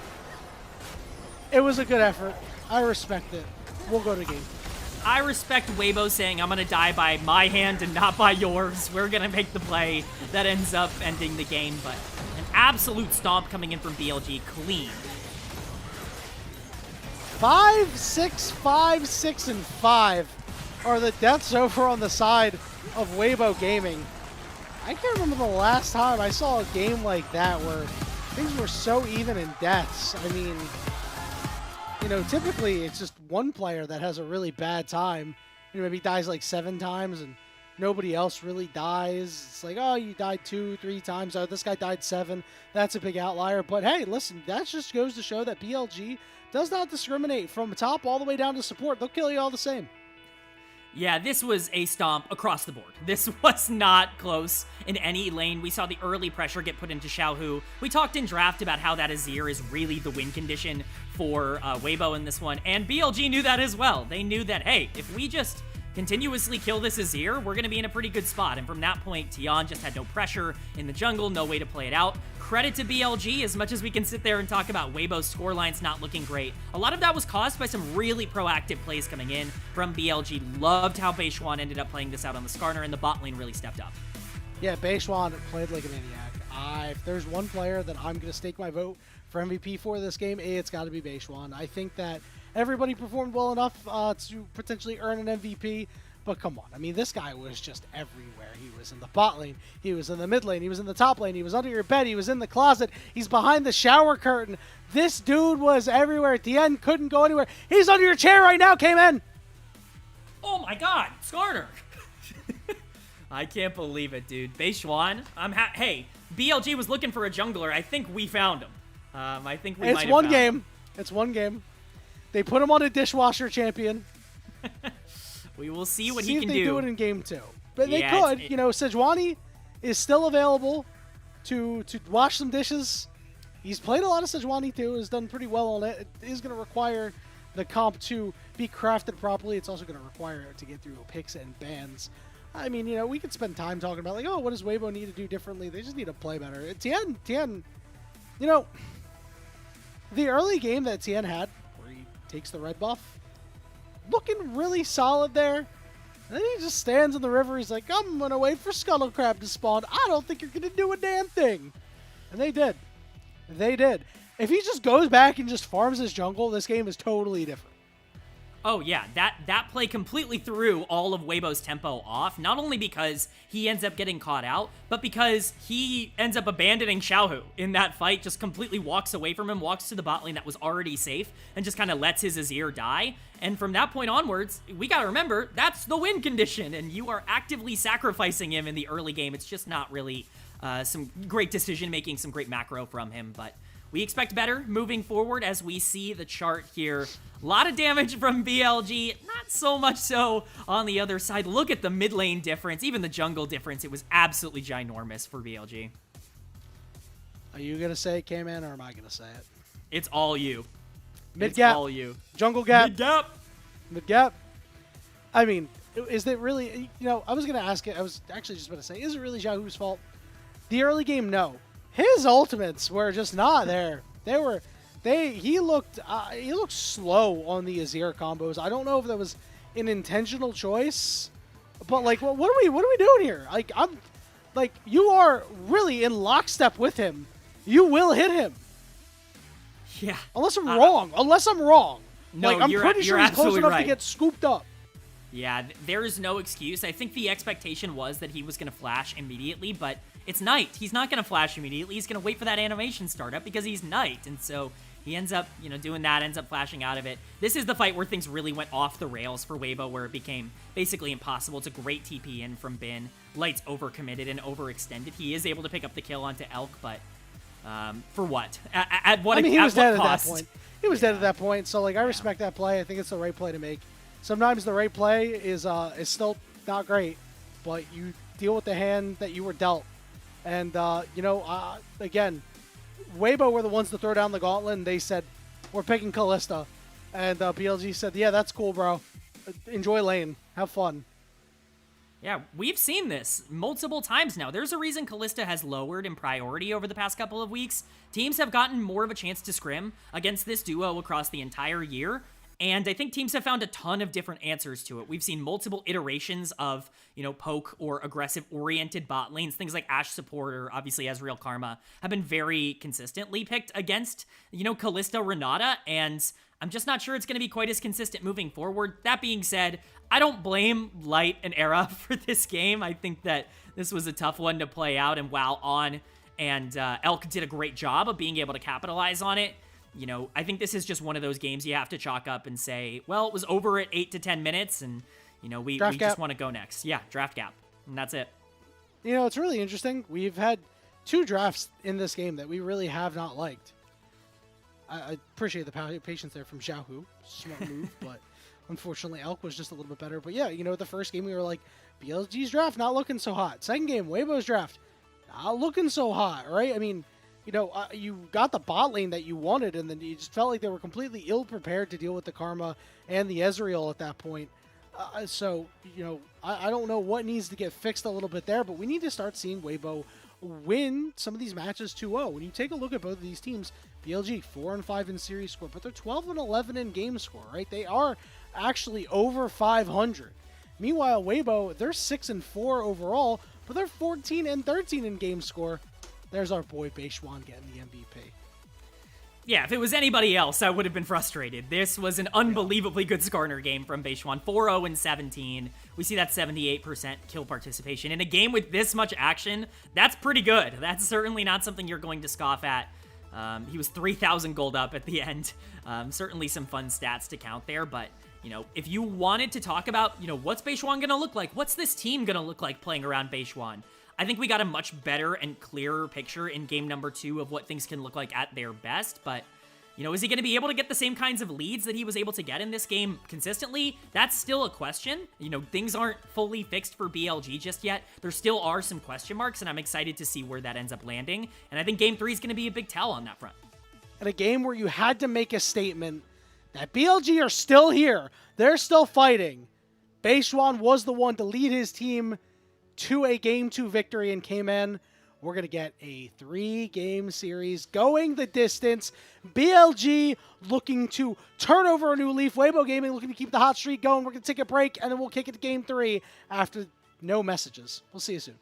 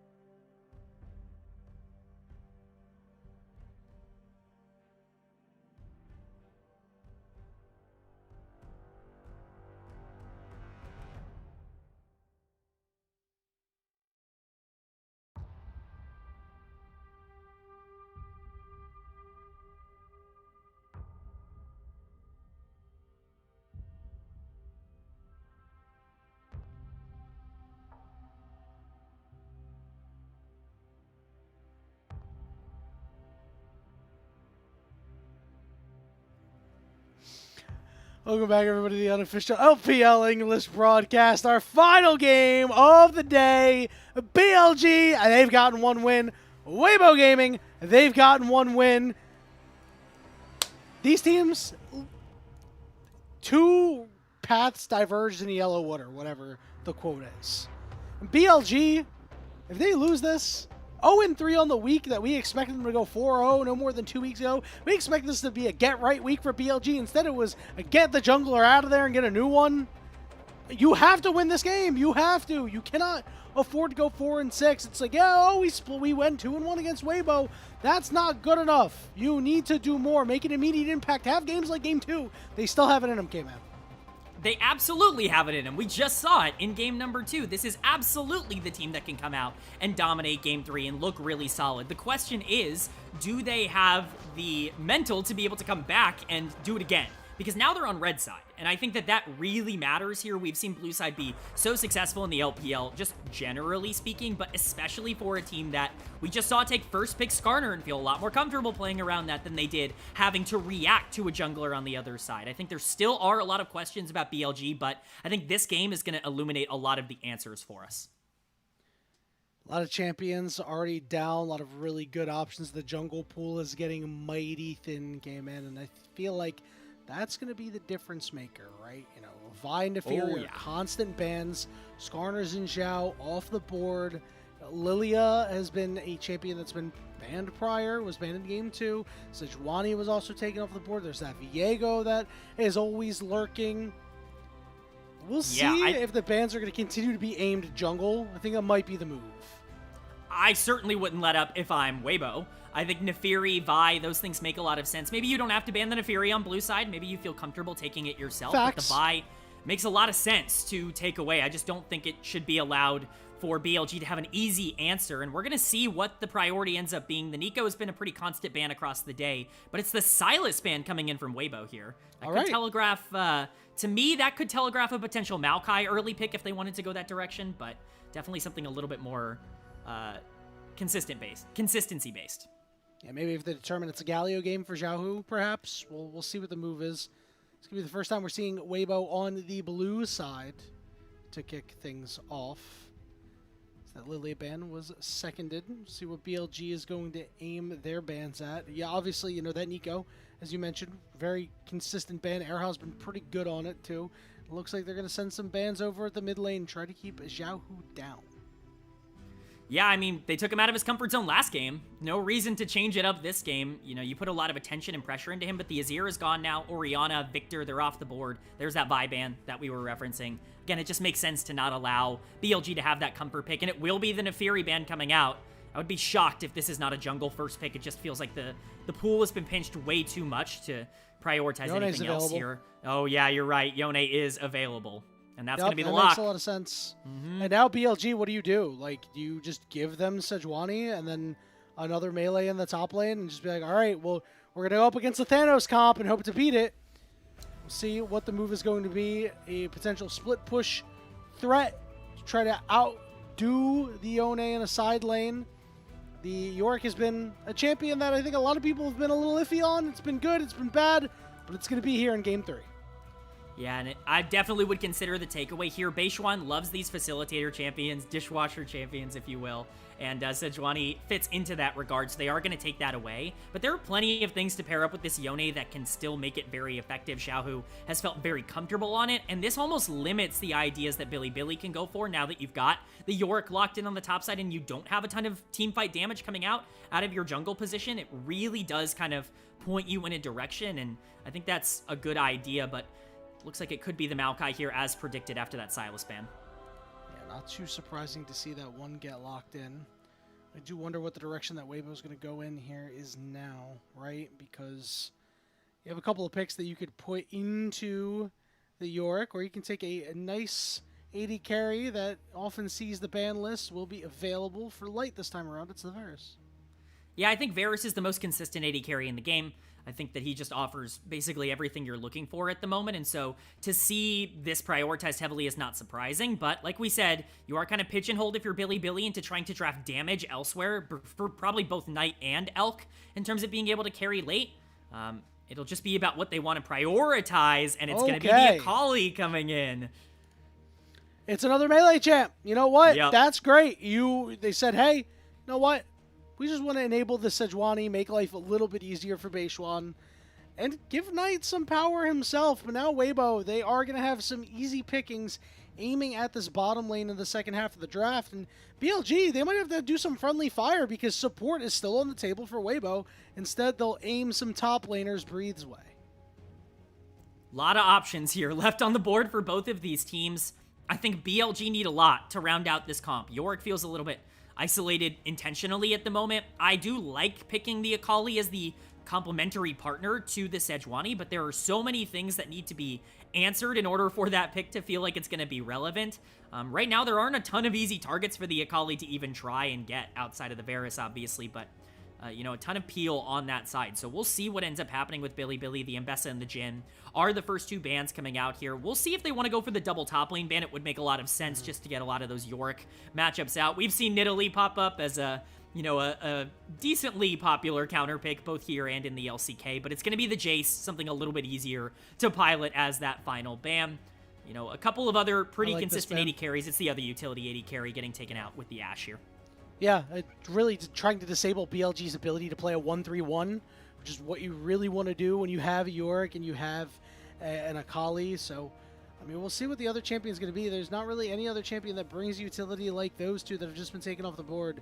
It might just be a default to Xayah to just be a little safer against the Maokai and against the Yone. I think that there are a couple options here. If you want to go for a late game hyper carry, I think that's doable, and they do with the Sivir. Great wave clear. I think Sivir's very good in a Varus. That's kind of the first thing that I always think of here, and so I do like this pick. I think it actually gives you a little bit more flexibility with your win condition. I agree the 1-3-1 is very strong for Bilibili, but with Yorick on a side lane, you can always use Akali to open up opportunities for the Sedge to enable one of these big AD carries, and I think that's what they're doing here. Sivir's also very safe, so multiple different win cons and avenues, and the Jax is going to be the answer. Saw this earlier today as the split push counter, if you will. I really wanted that to be locked in. I try not to get baited by hovers. Never supposed to get baited by hovers, but man, I just like, oh, what if we saw a Vel'Koz, right? If Vel'Koz Varus, that'd be kind of disgusting. There would be a lot of other problems around the map, but one problem they're not going to have is engage. Because Weibo locked in Rel. See what BLG does on the other side. Braum would be pretty good. There's 4 melees on the other side with the Sejuani. Yeah, that's the move. Good pick here by BLG. I like what they're doing.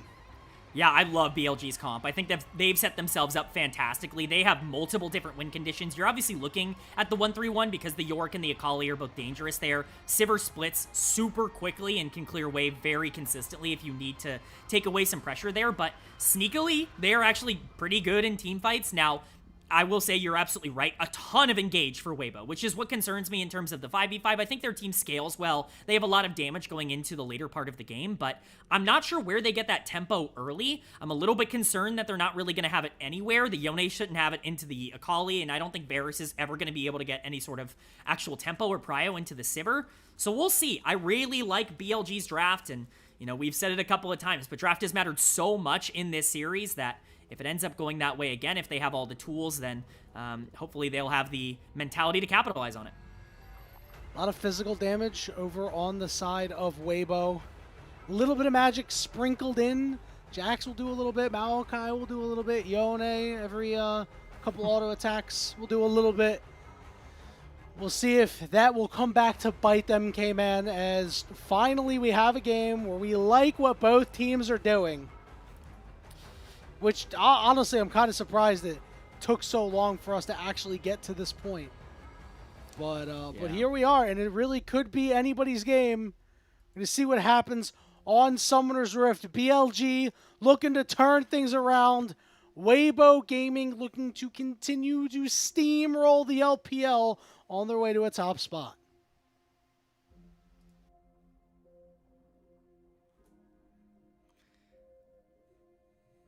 And we head into game here. Very excited. Bilibili, Weibo. It all comes down to this. Who's going to step up when it matters the most?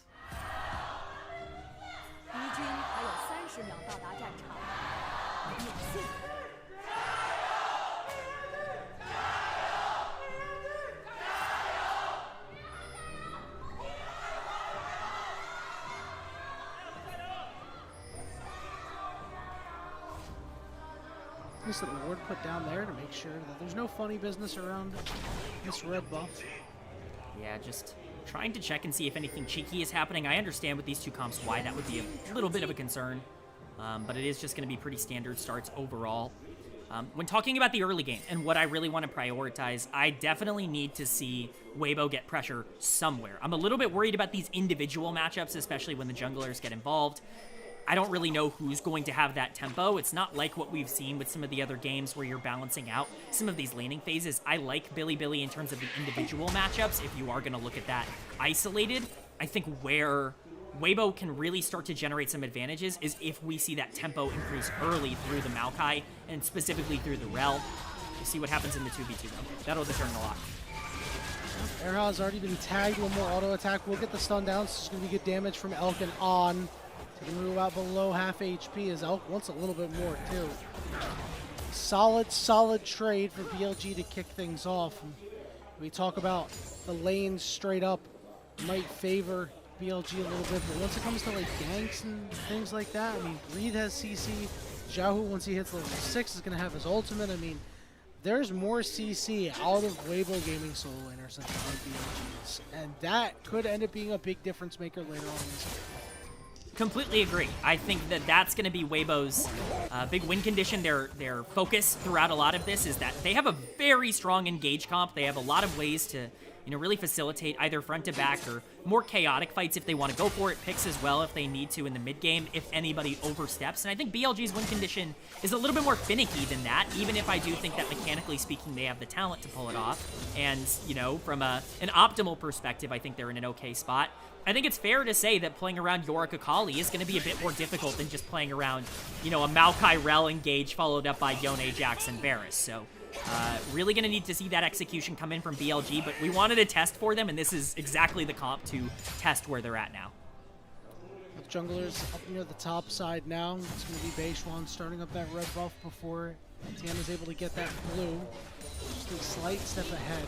Reed was able to ward though, so it doesn't look like we'll see too much of a play unless Vim gets a little over-aggressive. Speaking of over-aggressive, down the bottom lane. Erhal almost getting tagged by that Winter's Bite, would have stunned him up, had a little bit more damage, but nothing doing there.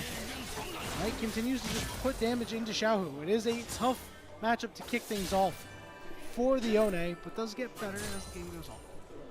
Yeah, I think this is an okay matchup for Yone. I certainly think it's Akali favored in terms of who's going to have the tempo early, but Yone should be able to survive this, and the moment we start hitting a lot of those mid-game skirmishes, I think he's going to be more useful, as you mentioned earlier. The problem is mostly just going to be right now, and that's really only going to be a problem if Beishwan ends up being really aggressive, but we do see Crabs traded. Knight potentially looking for just some vision here on Tien, and he is able to grab that, but I don't imagine that this Game 3 is going to be quite as chaotic as maybe what we saw in Games 1 or 2. These comps aren't really all that difficult to execute on in the early game unless we see some major positioning errors. It's going to be pretty difficult for either of these teams to really make any gigantic plays, and right now it just looks like everything is going to be a bit more standard, even with Xiaohu kind of taken down in the mid lane here. 30 seconds till this dragon is up. Both junglers on the bottom side of the map. It means Grubs in about a minute and 30 seconds, and Grubs would be excellent for Weibo. Jax and Yone, two champions that are very, very happy to have Grubs. I would imagine they'll try to put some sort of priority on that. Will be a little bit difficult though, as Bin for right now has control. We're starting to see backs coming through for the BLG bot lane. Meanwhile, Erha already went back and is deploying on mid. Yeah, I think this makes a lot of sense. You want to prioritize Grubs. You mentioned for Weibo. Oh, Xiaohu getting very low. Erha going to be there to salvage some of it for him, but you mentioned this being important for Weibo. This is really important for BLG as well, in my opinion, with the Yorick and the Akali to really facilitate that win condition. I just would expect both of these teams to put a big priority, a big premium on these Void Grubs, and we can see that with their pathing here. Elk went back to the bottom lane here. We're seeing Light head to the mid lane. It looks like they'll send Xiaohu bottom on a teleport into Elk. It's like a bit of a mismatch potentially. Well, we'll see how negatively it affects BLG. This teleport is coming in. Knight will be able to hit to the mid lane. Beishwan up top, just scaring off Breathe a little bit as we wait for the grub spot. Yeah, it's definitely an interesting decision made here by Billy to keep Elk in the bot lane. I understand that they feel he's probably less effective than maybe the, you know, the Akali would be, or, you know, if you wanted Yorick down there, then maybe even the Yorick would be in this fight, but definitely something we don't see often as we see Knight hitting level 6. Wave Flare's a little bit worse. That's pretty big. Is they wait, the heal is burnt, the Maokai poking his head out. Meanwhile, Beishuan is able to just take these grubs seemingly for free, and that means that Weibo will head down to this dragon and trade out the Hex Statue. Yeah, I'm pretty surprised to see this trade be taken by Weibo. I do think this favors Billy in terms of how these comps are structured, because I think both of them really like the grubs. You already mentioned Jackson Yone, we mentioned the Yorick and the Akali, but really being able to establish that side pressure is going to dictate a lot of the tempo of the mid game here, who's going to have the push, who's going to be able to rotate to a lot of these plays faster, and right now I think that that's a good spot. Knight, though, playing really aggressive. Okay, stun is out. They're going to look for Tien, and they're going to get him. It's going to be first blood for Knight and BLG. Didn't expect that. I knew that BLG could look to play really aggressive here, but Weibo just allowing it to happen. Tien taking a very aggressive route, and you know they're going to be able to pick up a lot for it here. We do see the arrow coming in, looking to steal that Raptor, but Beishuan hitting level 6 definitely makes it a bit scarier. It's a nice first blood going to Knight, and I think that opens up the map a bit more. We see some trading coming down, but overall, I don't think it changes too much. I'm still in favor of Billy on that exchange with the Void Grubs being taken. Yeah, one thing that's interesting to notice, that's the second time now that Tien has gotten very aggressive, needlessly aggressive against BLG. He got punished for it badly in game 1. Let's see if the punishment is nearly as bad here in game 2. Knight up a couple hundred gold. It's nothing special right now, but as everybody who's played League of Legends knows, you give an Akali a kill, she's going to take it a long way. Full push master Bin up top here, looking to pick up 2 plates for himself, just like a Thanksgiving dinner. Xiaohu just here to match.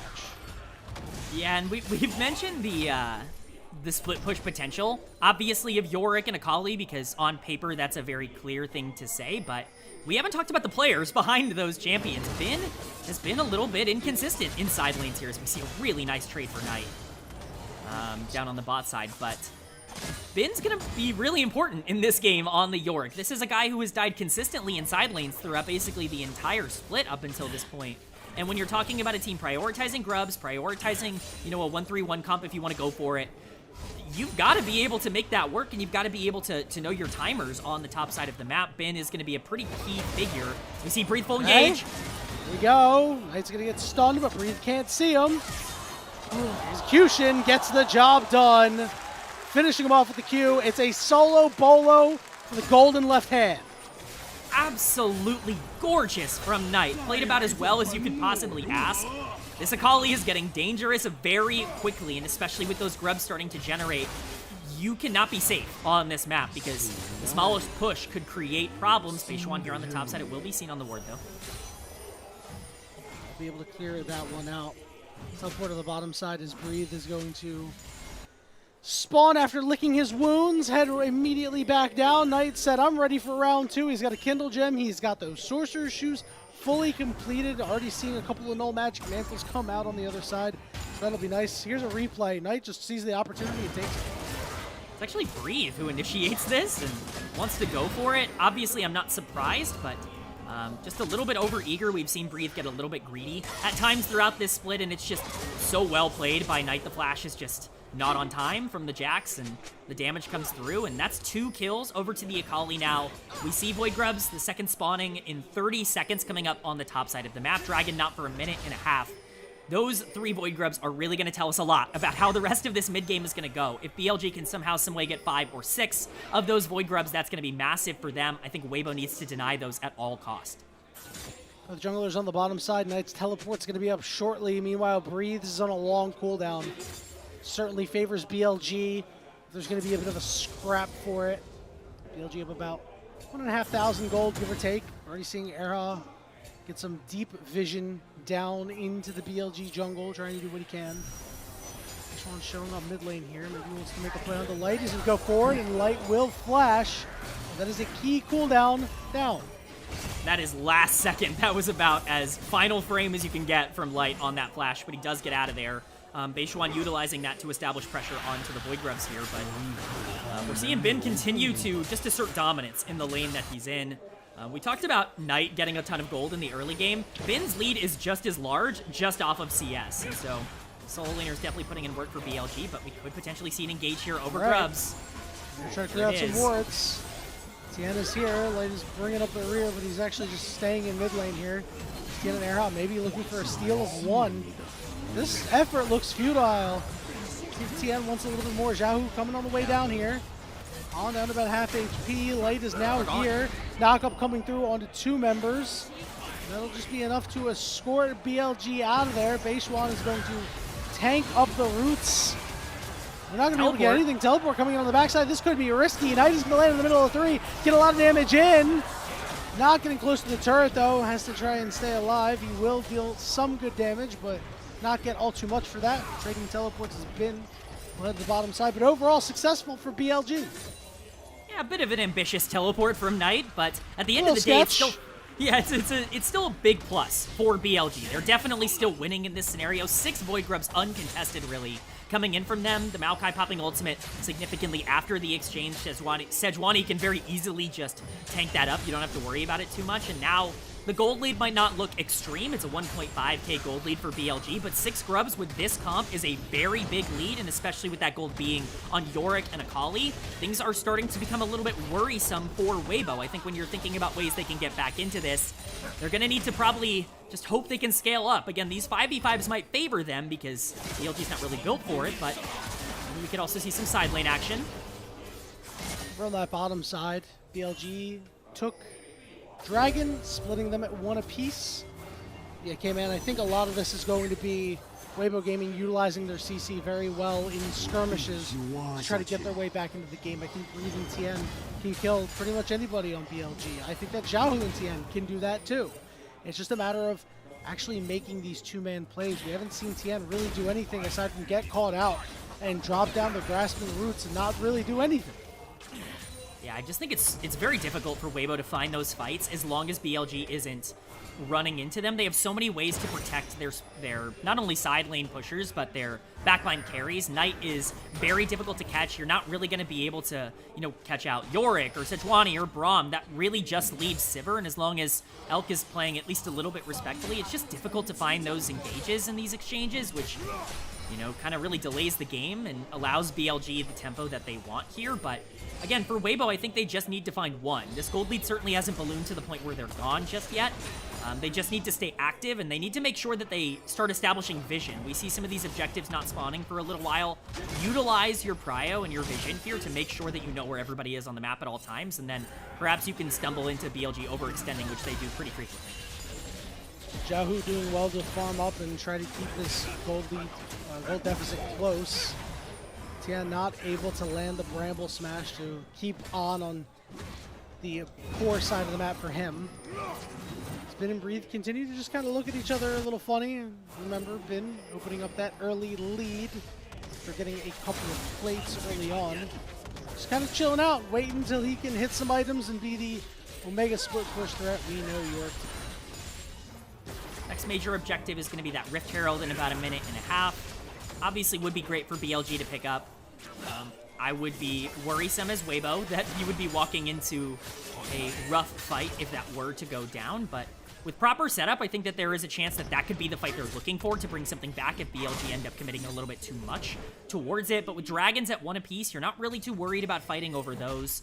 You don't really need to risk the game on that, so it's really just going to be about when Weibo want to pull the trigger, or whether or not BLG end up giving them that opportunity for free. But when we talked about draft, we talked about this ability for both of these comps to scale. It was the mid game that I specifically favored Billy in, and I do think that's where they are at their best right now. You have champions like Sivir that make it very difficult to collapse and make any sort of proactive plays because of the split push, and with Knight having so much gold and Yorick being so far ahead, again, it's just a difficult to collapse coming in from Weibo. Looking at where they're putting their priority, a lot of vision on the, not really a lot of vision at all, quite actually, for Weibo, and they're going to need to establish that, but we'll see where they want to put that pressure now. BLG was able to clear out a lot of that vision that was housed in their topside jungle. 13 seconds until the Herald spawns. If you're Weibo Gaming, you really can't give this away. It would be a 6-grub Herald. Meanwhile, Bin on the bottom side is going to knock down that first turret. We're going to see a little bit of a scrap here. On potentially caught out, but he's going to put up the shield. Not take that much damage. Meanwhile, on the backside, Elk is alone. Is driven off back to the mid lane. Bit of a sketchy spot for Weibo to be in, but Elk is the weak side of the pincer. Won't be able to do too much there. BLG look to advance. They really want to clear out this pink board. Meanwhile, the Rift Herald has been started. Wave shoved topside as Knight will join the team. Erha lying in wait. Elk still trying to link up. He's on a ward. Who's not here yet. Damage through. This is, I mean, Weibo Gaming, they have to pull the trigger at some point soon. Here comes the teleport coming in. Tian wants to go in. Erha's engage got stopped. His Herald is getting very low. They're going to turn on it and take it down. Now has the fight going to shake out. Erha gets engaged on. He's going to go down. Knight trying to get onto Tian. Tian's got to get away. Fate Sealed landing. Doing big damage from Xiaohu. Breathes got a flash away, but Knight wants a little bit more. Tien trying to get onto Bin. Bin below half HP. He's got a flash away, but he's going to fall, and Elk gets knocked down too. Billy get the Herald. No, yes, they do. They get the Herald, but Weibo Gaming, they take the fight 4 kills for. And that's exactly what we said needed to happen for Weibo. They needed some way to force BLG to overextend and take a fight that wasn't perfectly in their favor. That's what we were at in that Rift Herald fight. We can see that a lot of attention was split here from BLG. The moment the Maokai ult comes down, Beishuan is fully committed to taking down this Rift Herald, whereas Knight and On are full committing once Bin gets here. It means that there is so much space open, and with the flash forward from Beishuan, Era goes down, but that's a lot of resources used to take down a support on the other side. And you want to talk about gorgeous game-changing ultimates? Xiaohu with a gorgeous game-changing ult on the Yone there to completely change the complexion here. Not only are they able to pick up this fight, we can see in picture, they're able to pick up the dragon as well, start stacking those up. I know it's a little bit delayed, but definitely could still be a win condition, and all of a sudden, a game that looked pretty in favor of BLG is a lot more even than we thought. All that Rift Herald is going to get dropped in the mid lane. Nobody's going to ride it in, though, so we're not going to see Twitch chat show up in this game. This Herald will just be used to get mid control. But remember what we said earlier, Kingman, about how BLG is that a guy that goes out and has one too many drinks, one too many fights. They could have just walked up top lane and just said, we don't want any part of this fight. We will take the Herald and we will go. And they chose not to, and they did get punished for it. Now, taking stock, Weibo did manage to take out a dragon, their second dragon of the game, third dragon overall. BLG certainly eyeing up this turret to give all that gold over to Knight. Xiaohu is not going to be able to trade on the bottom side, at least for now. With Tian there, maybe he will. Yeah, it looks like he's going to be able to pick it up, but the gold has definitely gotten a lot closer, and a lot of that is deceptively on Light, and I think that that's going to be a big turning point. This Varus is going to be a little bit scary to deal with, but a fight breaking out. Teleport. Tian's got to try to get out of there. One more auto attack will mark him and kill him. Stroll trying to get away. This slows him up. Knight does not land his E, but he will be able to find a way in and find the kill anyway. BLG get the pick. Proactive move by BLG, but an overextension by Weibo, and there could be more. Beishuan just wanted his proc, but maybe they want to get more. Elk Xiaohu definitely dodging out there. Xiaohu's going to have to snap back. Tagged up here is Light. Stunned with the Fade Sealed coming down, able to get the kill. Elk with a good spell shield, but now he's stuck. I don't think he's going to be able to trade with Erha either. And down goes BLG, a double kill for Xiaohu. He's big.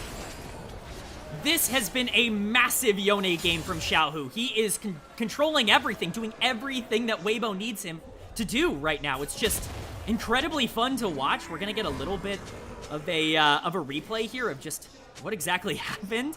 A little bit of an errant Beishuan ultimate there, but he forced the flash out of Light. He did, which is important, and that obviously ended up really mattering, but this is a game that's fully been pulled back for Weibo, and when we talked about their win condition, we talked about the split push ability for Billy Gaming. They have so much engage, and guess what? They had a ton of engage here. Era followed up by Xiaohu, the two-man engage duo here as they time it perfectly.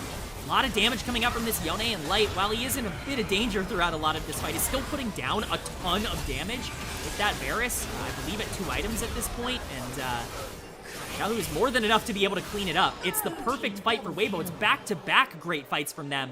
And all of a sudden, that lead that Bilibili had has disappeared, and we've got ourselves a game here.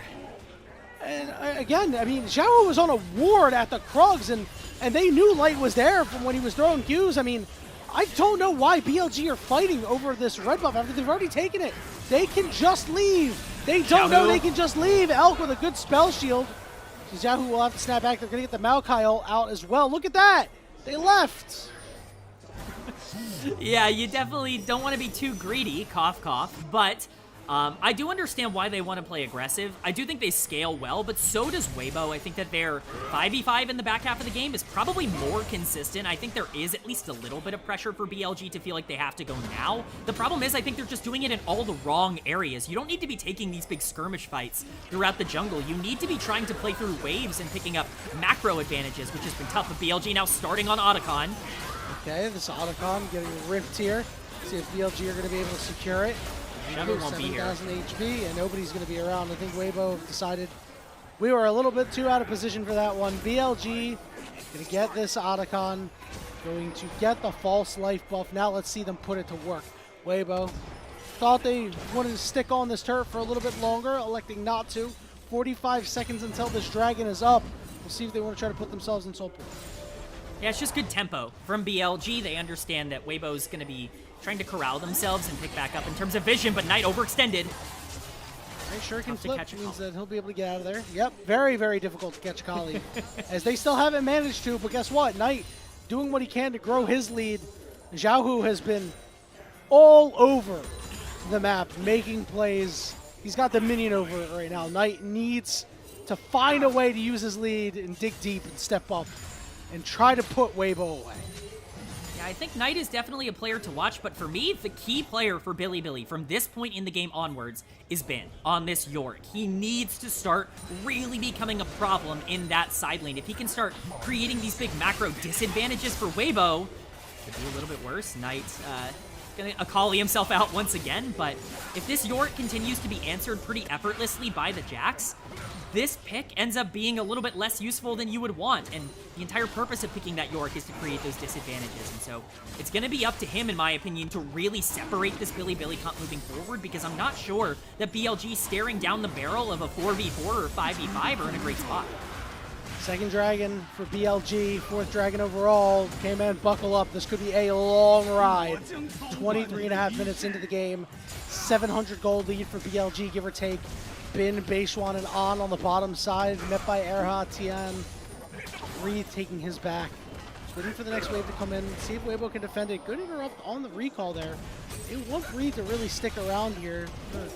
I have 4 guys down here, but here comes Xiaohu and Light. They are really going to force this false life buff to try to take a bottom tier 2. This is a smart move from BLG. Yeah, this is the utilization of resources they needed to show throughout a lot of the beginning part of this game, understanding exactly where they have their strengths and where they can get away with things and utilizing that to further their lead rather than trying to play towards a win condition that isn't theirs. It's nice to see them, recognize exactly where they are in the game and kind of push for that. But once again, it's about opening up the map. I think taking that tier 2 is a big problem for Weibo because you give Yorick an inch, he's going to take a mile, and you can even do the same thing with, Akali or Sivir in the right circumstance if you pull enough attention. At this point, it's going to be about playing the map for BLG, and it's going to be about capitalizing on BLG not doing that if you're Weibo. Big shout out to Bin. He's done pretty well in this game to not get picked off in a side lane. Doesn't feel like Weibo has given him too many looks, but hey, listen, you'll take it all the same. He is, been a minor thorn in the side, looking to become a big issue and just grind it down Weibo. 25 minutes into the game, Baron up in just a couple of seconds. Ooh, this is going to be an interesting one. BLG and Weibo playing this very, very carefully. A complete departure from games 1 and 2 came.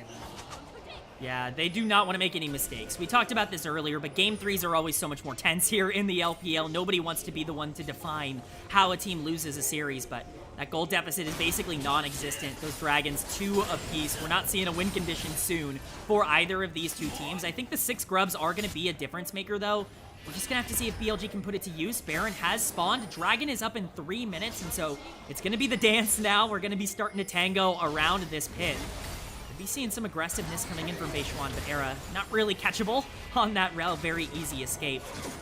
It is actually Xiaohu right now catching the York wave on the bottom side. He does have teleport available, but it means if BLG were to force an issue, the Yone would not be here as of now. The BLG special fighting over buffs. This time they will secure it and walk out without too much of a problem. All summoners are up, by the way, K-Man, so we might not even see anything crazy coming out from a potential pick. We're just going to see, oh, we burnt a flash here, maybe a cleanse there. Or this just means that the next fight that we're going to have is just going to be so explosive, right? Everybody's going to be flashing and dashing around and causing a lot of problems. That could be still a little ways off. 2 minutes till this Dragon now is BLG establishing mid-control here, still putting a big point on clearing out this vision on the top side. BLG do not want to allow Weibo the opportunity to have priority around this pit. They want to be able to control the Baron here and force Weibo to make a decision, whether or not that's to contest or give up pressure to the York. The longer this dance goes on, the better it is for Billy, and I think they understand that, and so they are just going to try and secure it for as long as possible. Eventually, something does have to give. It is going to be the vision clearing out now for Weibo with York on the back and making his way here to the pit, but that could signal that BLG want to be a bit more aggressive moving forward as we start to get a little bit of a group here.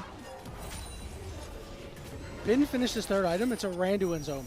This was a really smart pickup from him. It's going to be very difficult to actually kill him with the members on Weibo, especially in straight up 1v1s. So he is going to become even more of a problem over this next minute in time. Perhaps they send multiple members down and BLG rips a Baron. Perhaps they play closer to him and go for this Dragon. Honestly, it's anyone's guess at this point, K-Man. Yeah, I think both teams, again, they're just scared of making this mistake. I understand that BLG want to give time for the Yorick, and I do believe that the dance benefits them, but for Weibo, you've got to make a decision soon. I do think that eventually you're just going to start giving more free resources over to BLG, and then all of a sudden, the fights that you have been winning become a little bit more contentious if Knight starts out, getting a really nice pick onto Light or onto, Xiaohu. All of a sudden, things become a lot more interesting if you give that Akali more gold and more waves to catch. But right now, Xiaohu has a pretty big lead. You want to capitalize on that. It's just difficult because it's hard to get in there. We see some pings coming down onto Dragon, though, from BLG. It'll be Weibo taking my advice and stepping up here, though.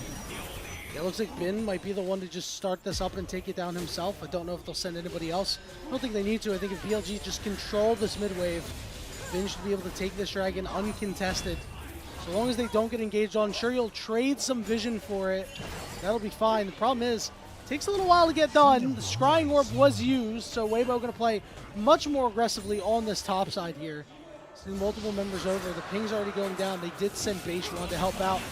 Xiaohu on, takes a little bit of damage, but nothing more. It's down to about half HP as BLG will regroup. Yeah, I mean, this is a great play by BLG. They understand that if this, tempo goes a little bit slower, that they have more resources to be able to throw at a lot of these objectives. Sejuani all goes wide. Yeah. Still might look for TN. He's got 2 stacks of the Permafrost, nothing more. Just going to clear out this ward. Breathe. Hopping in, but again, still nothing. The team's just jockeying for position here. Breathe. Not going to land that counter-strike. Hopped in just a second too late. Brom's not here, so that should let BLG back off a little bit. It's going to give Weibo a bit more Here we go. aggressiveness, and they're going to pop it. All right, Elk trying to get in front. He will block the spell shield. He's got to try to get away. Health bar's going down as Bin gets engaged on. He's ignited, but he lives. Knight wants to get in. Breathe is golden in the middle of the team. Xiaohu dies on the backside. Breathe is tagged with Permafrost, and he is stunned, and he is down. A double kill for Knight. Pings onto the Baron for BLG. They put everything into Yorick. The Randuin's Yorick ends up paying off so much, and he ends up surviving in the fight as well. It gives so much time for Knight to be able to dive the backline and completely blow up the damage dealers, most notably Xiaohu on the side of Weibo, who's never really able to actually get in that fight, and it makes it so much more difficult. Elk is just free-hitting on the backline, and that's not only a team fight win, that's Baron going over to BLG. 6 scrub Baron Yorick now exists in this game, and all of a sudden things have swung back. The pendulum has pushed back in favor of BLG, exactly what they needed here. Yeah, and Ben gets top tier 2 as well. It's a 5,000 gold lead for BLG. We were saying it in game 2. They might be back, baby. It took a little bit of time. Take a look at this replay. Again, as you said, they put everything in Ben. Yeah, they wanted to try to get onto Elk, but with the cleanse, it's just not possible. And so they had to go for Bin. Xiaohu getting his full ult off on the Yorick, but that's what the Randuin's is for. He's not going to be able to, be taken down that easily. Knight gets a free cleanup onto the Yone, and that's almost all of the damage taken down for Weibo Gaming. It's really not the fight they were looking for. I get the urgency of wanting to go for it, but I really want to credit BLG because they never felt pressured, they never felt rushed in that exchange to make something happen. They understood that they had the map state with all of the waves pushing, with Sivir having that push, with Yorick being able to control the side lane, to be able to wait that out and force Weibo to make a mistake, and that's exactly what they did. Calm, cool, and collected, K-Man. As Beishuan knows better than anybody the win conditions that his team can present. Played to them excellently there, just being patient, not looking for anything too crazy on this Sejuani. Sometimes wayward engages happen, and that's where things go wrong.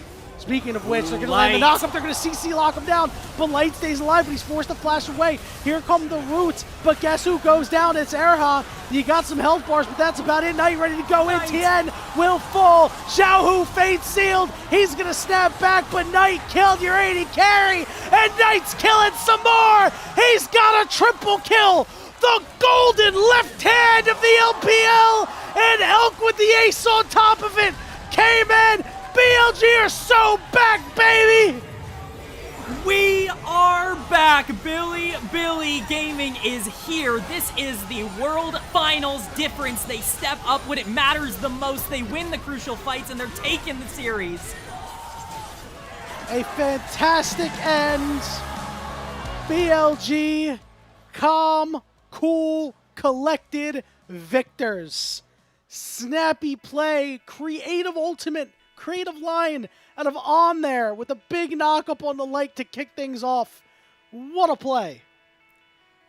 Boy, did they need that. They didn't need a victory. They needed to show that they could compete with the best. Weibo showed up in this game. Xiaohu had a fantastic game on Yone. They did a great job of establishing pressure. BLG just played better. They understood their win condition. They understood that they drafted the Sivir and the Yorick to make sure that those lanes were pushing. They didn't get greedy. They didn't take those fights that they weren't supposed to. They stayed calm, cool, and collected, and they walk out with a win because of it. Big dubs for BLG. Up to 5-5 now.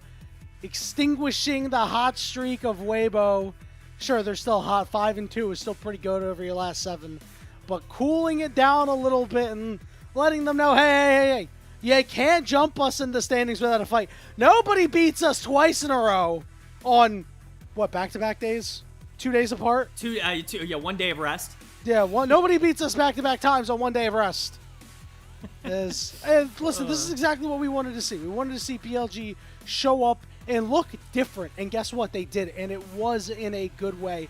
I think Beishuan brought a real sense of calm to this team.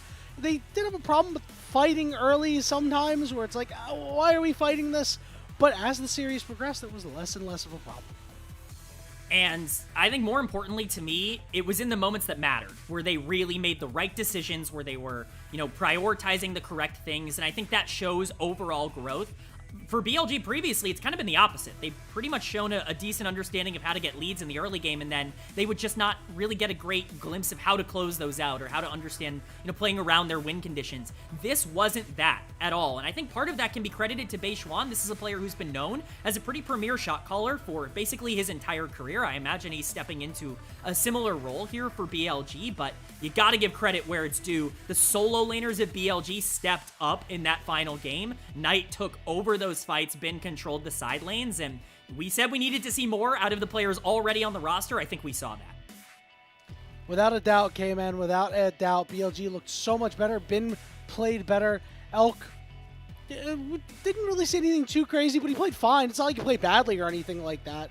Some great spell shields. Yeah. I mean, even across all 3 games, it's not like he really played bad, but Knight specifically just looked like an animal this series. He had been, it was a little rough early on. He was fine in, Split 1. Below the standard that we set for a guy like him, the standard is incredibly high, but in this game looked like one of the best mid laners to ever grace the LPL. This is Knight. I mean, you know, we've talked on and on about how Knight has got to be considered for one of the best players in LPL history. This is the version of Knight that we got today. We got that version where we're talking about an MVP frontrunner, somebody who can carry a team to World Finals. That's the version we got, and if we're going to be seeing that more often, especially when he's on these aggressive picks like Akali, all of a sudden things get a little bit easier for Billy Gaming. A lot of your flaws are simplified when you've got one of the best players in the world. 12-time All-Pro, 3-time LPL MVP, multiple Finals MVPs. I mean, you know, and this guy, this is his revenge tour, right? Split 1 Finals was the first LPL Final without him since 2021. Think about that. Every single final from 2022 to 2024 had him in it, either winning or coming in second.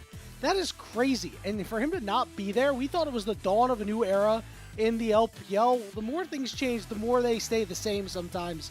Take a look at the final graph. Light putting in a lot of damage. It was not enough to claim a victory. It's so uncanny looking at this damage chart, actually.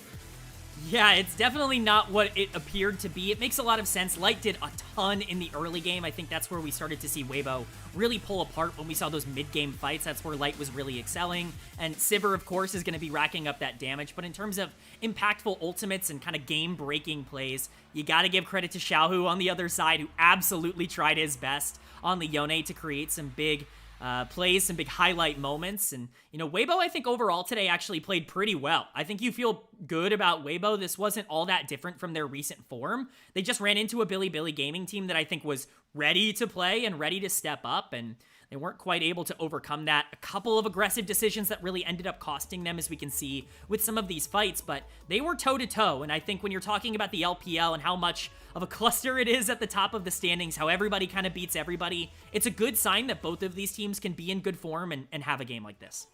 Yeah, obviously that second game was a little wild, you know. Obviously they went in big favor of Billy Gaming there. But yeah, you know, this third game was incredibly competitive between both of these teams. Obviously we saw what Weibo was able to do in game 1, absolutely trouncing BLG. So, you know, it's just a league where everybody can beat anybody at any given time. We've seen it happen with teams that are perceived to be in the lower tier. We've seen it with slumping teams like BLG able to knock off some big members. And, you know, a big win here to show the world, the LPL, that we are still fighting. We are still the guys that we think we were from 2024.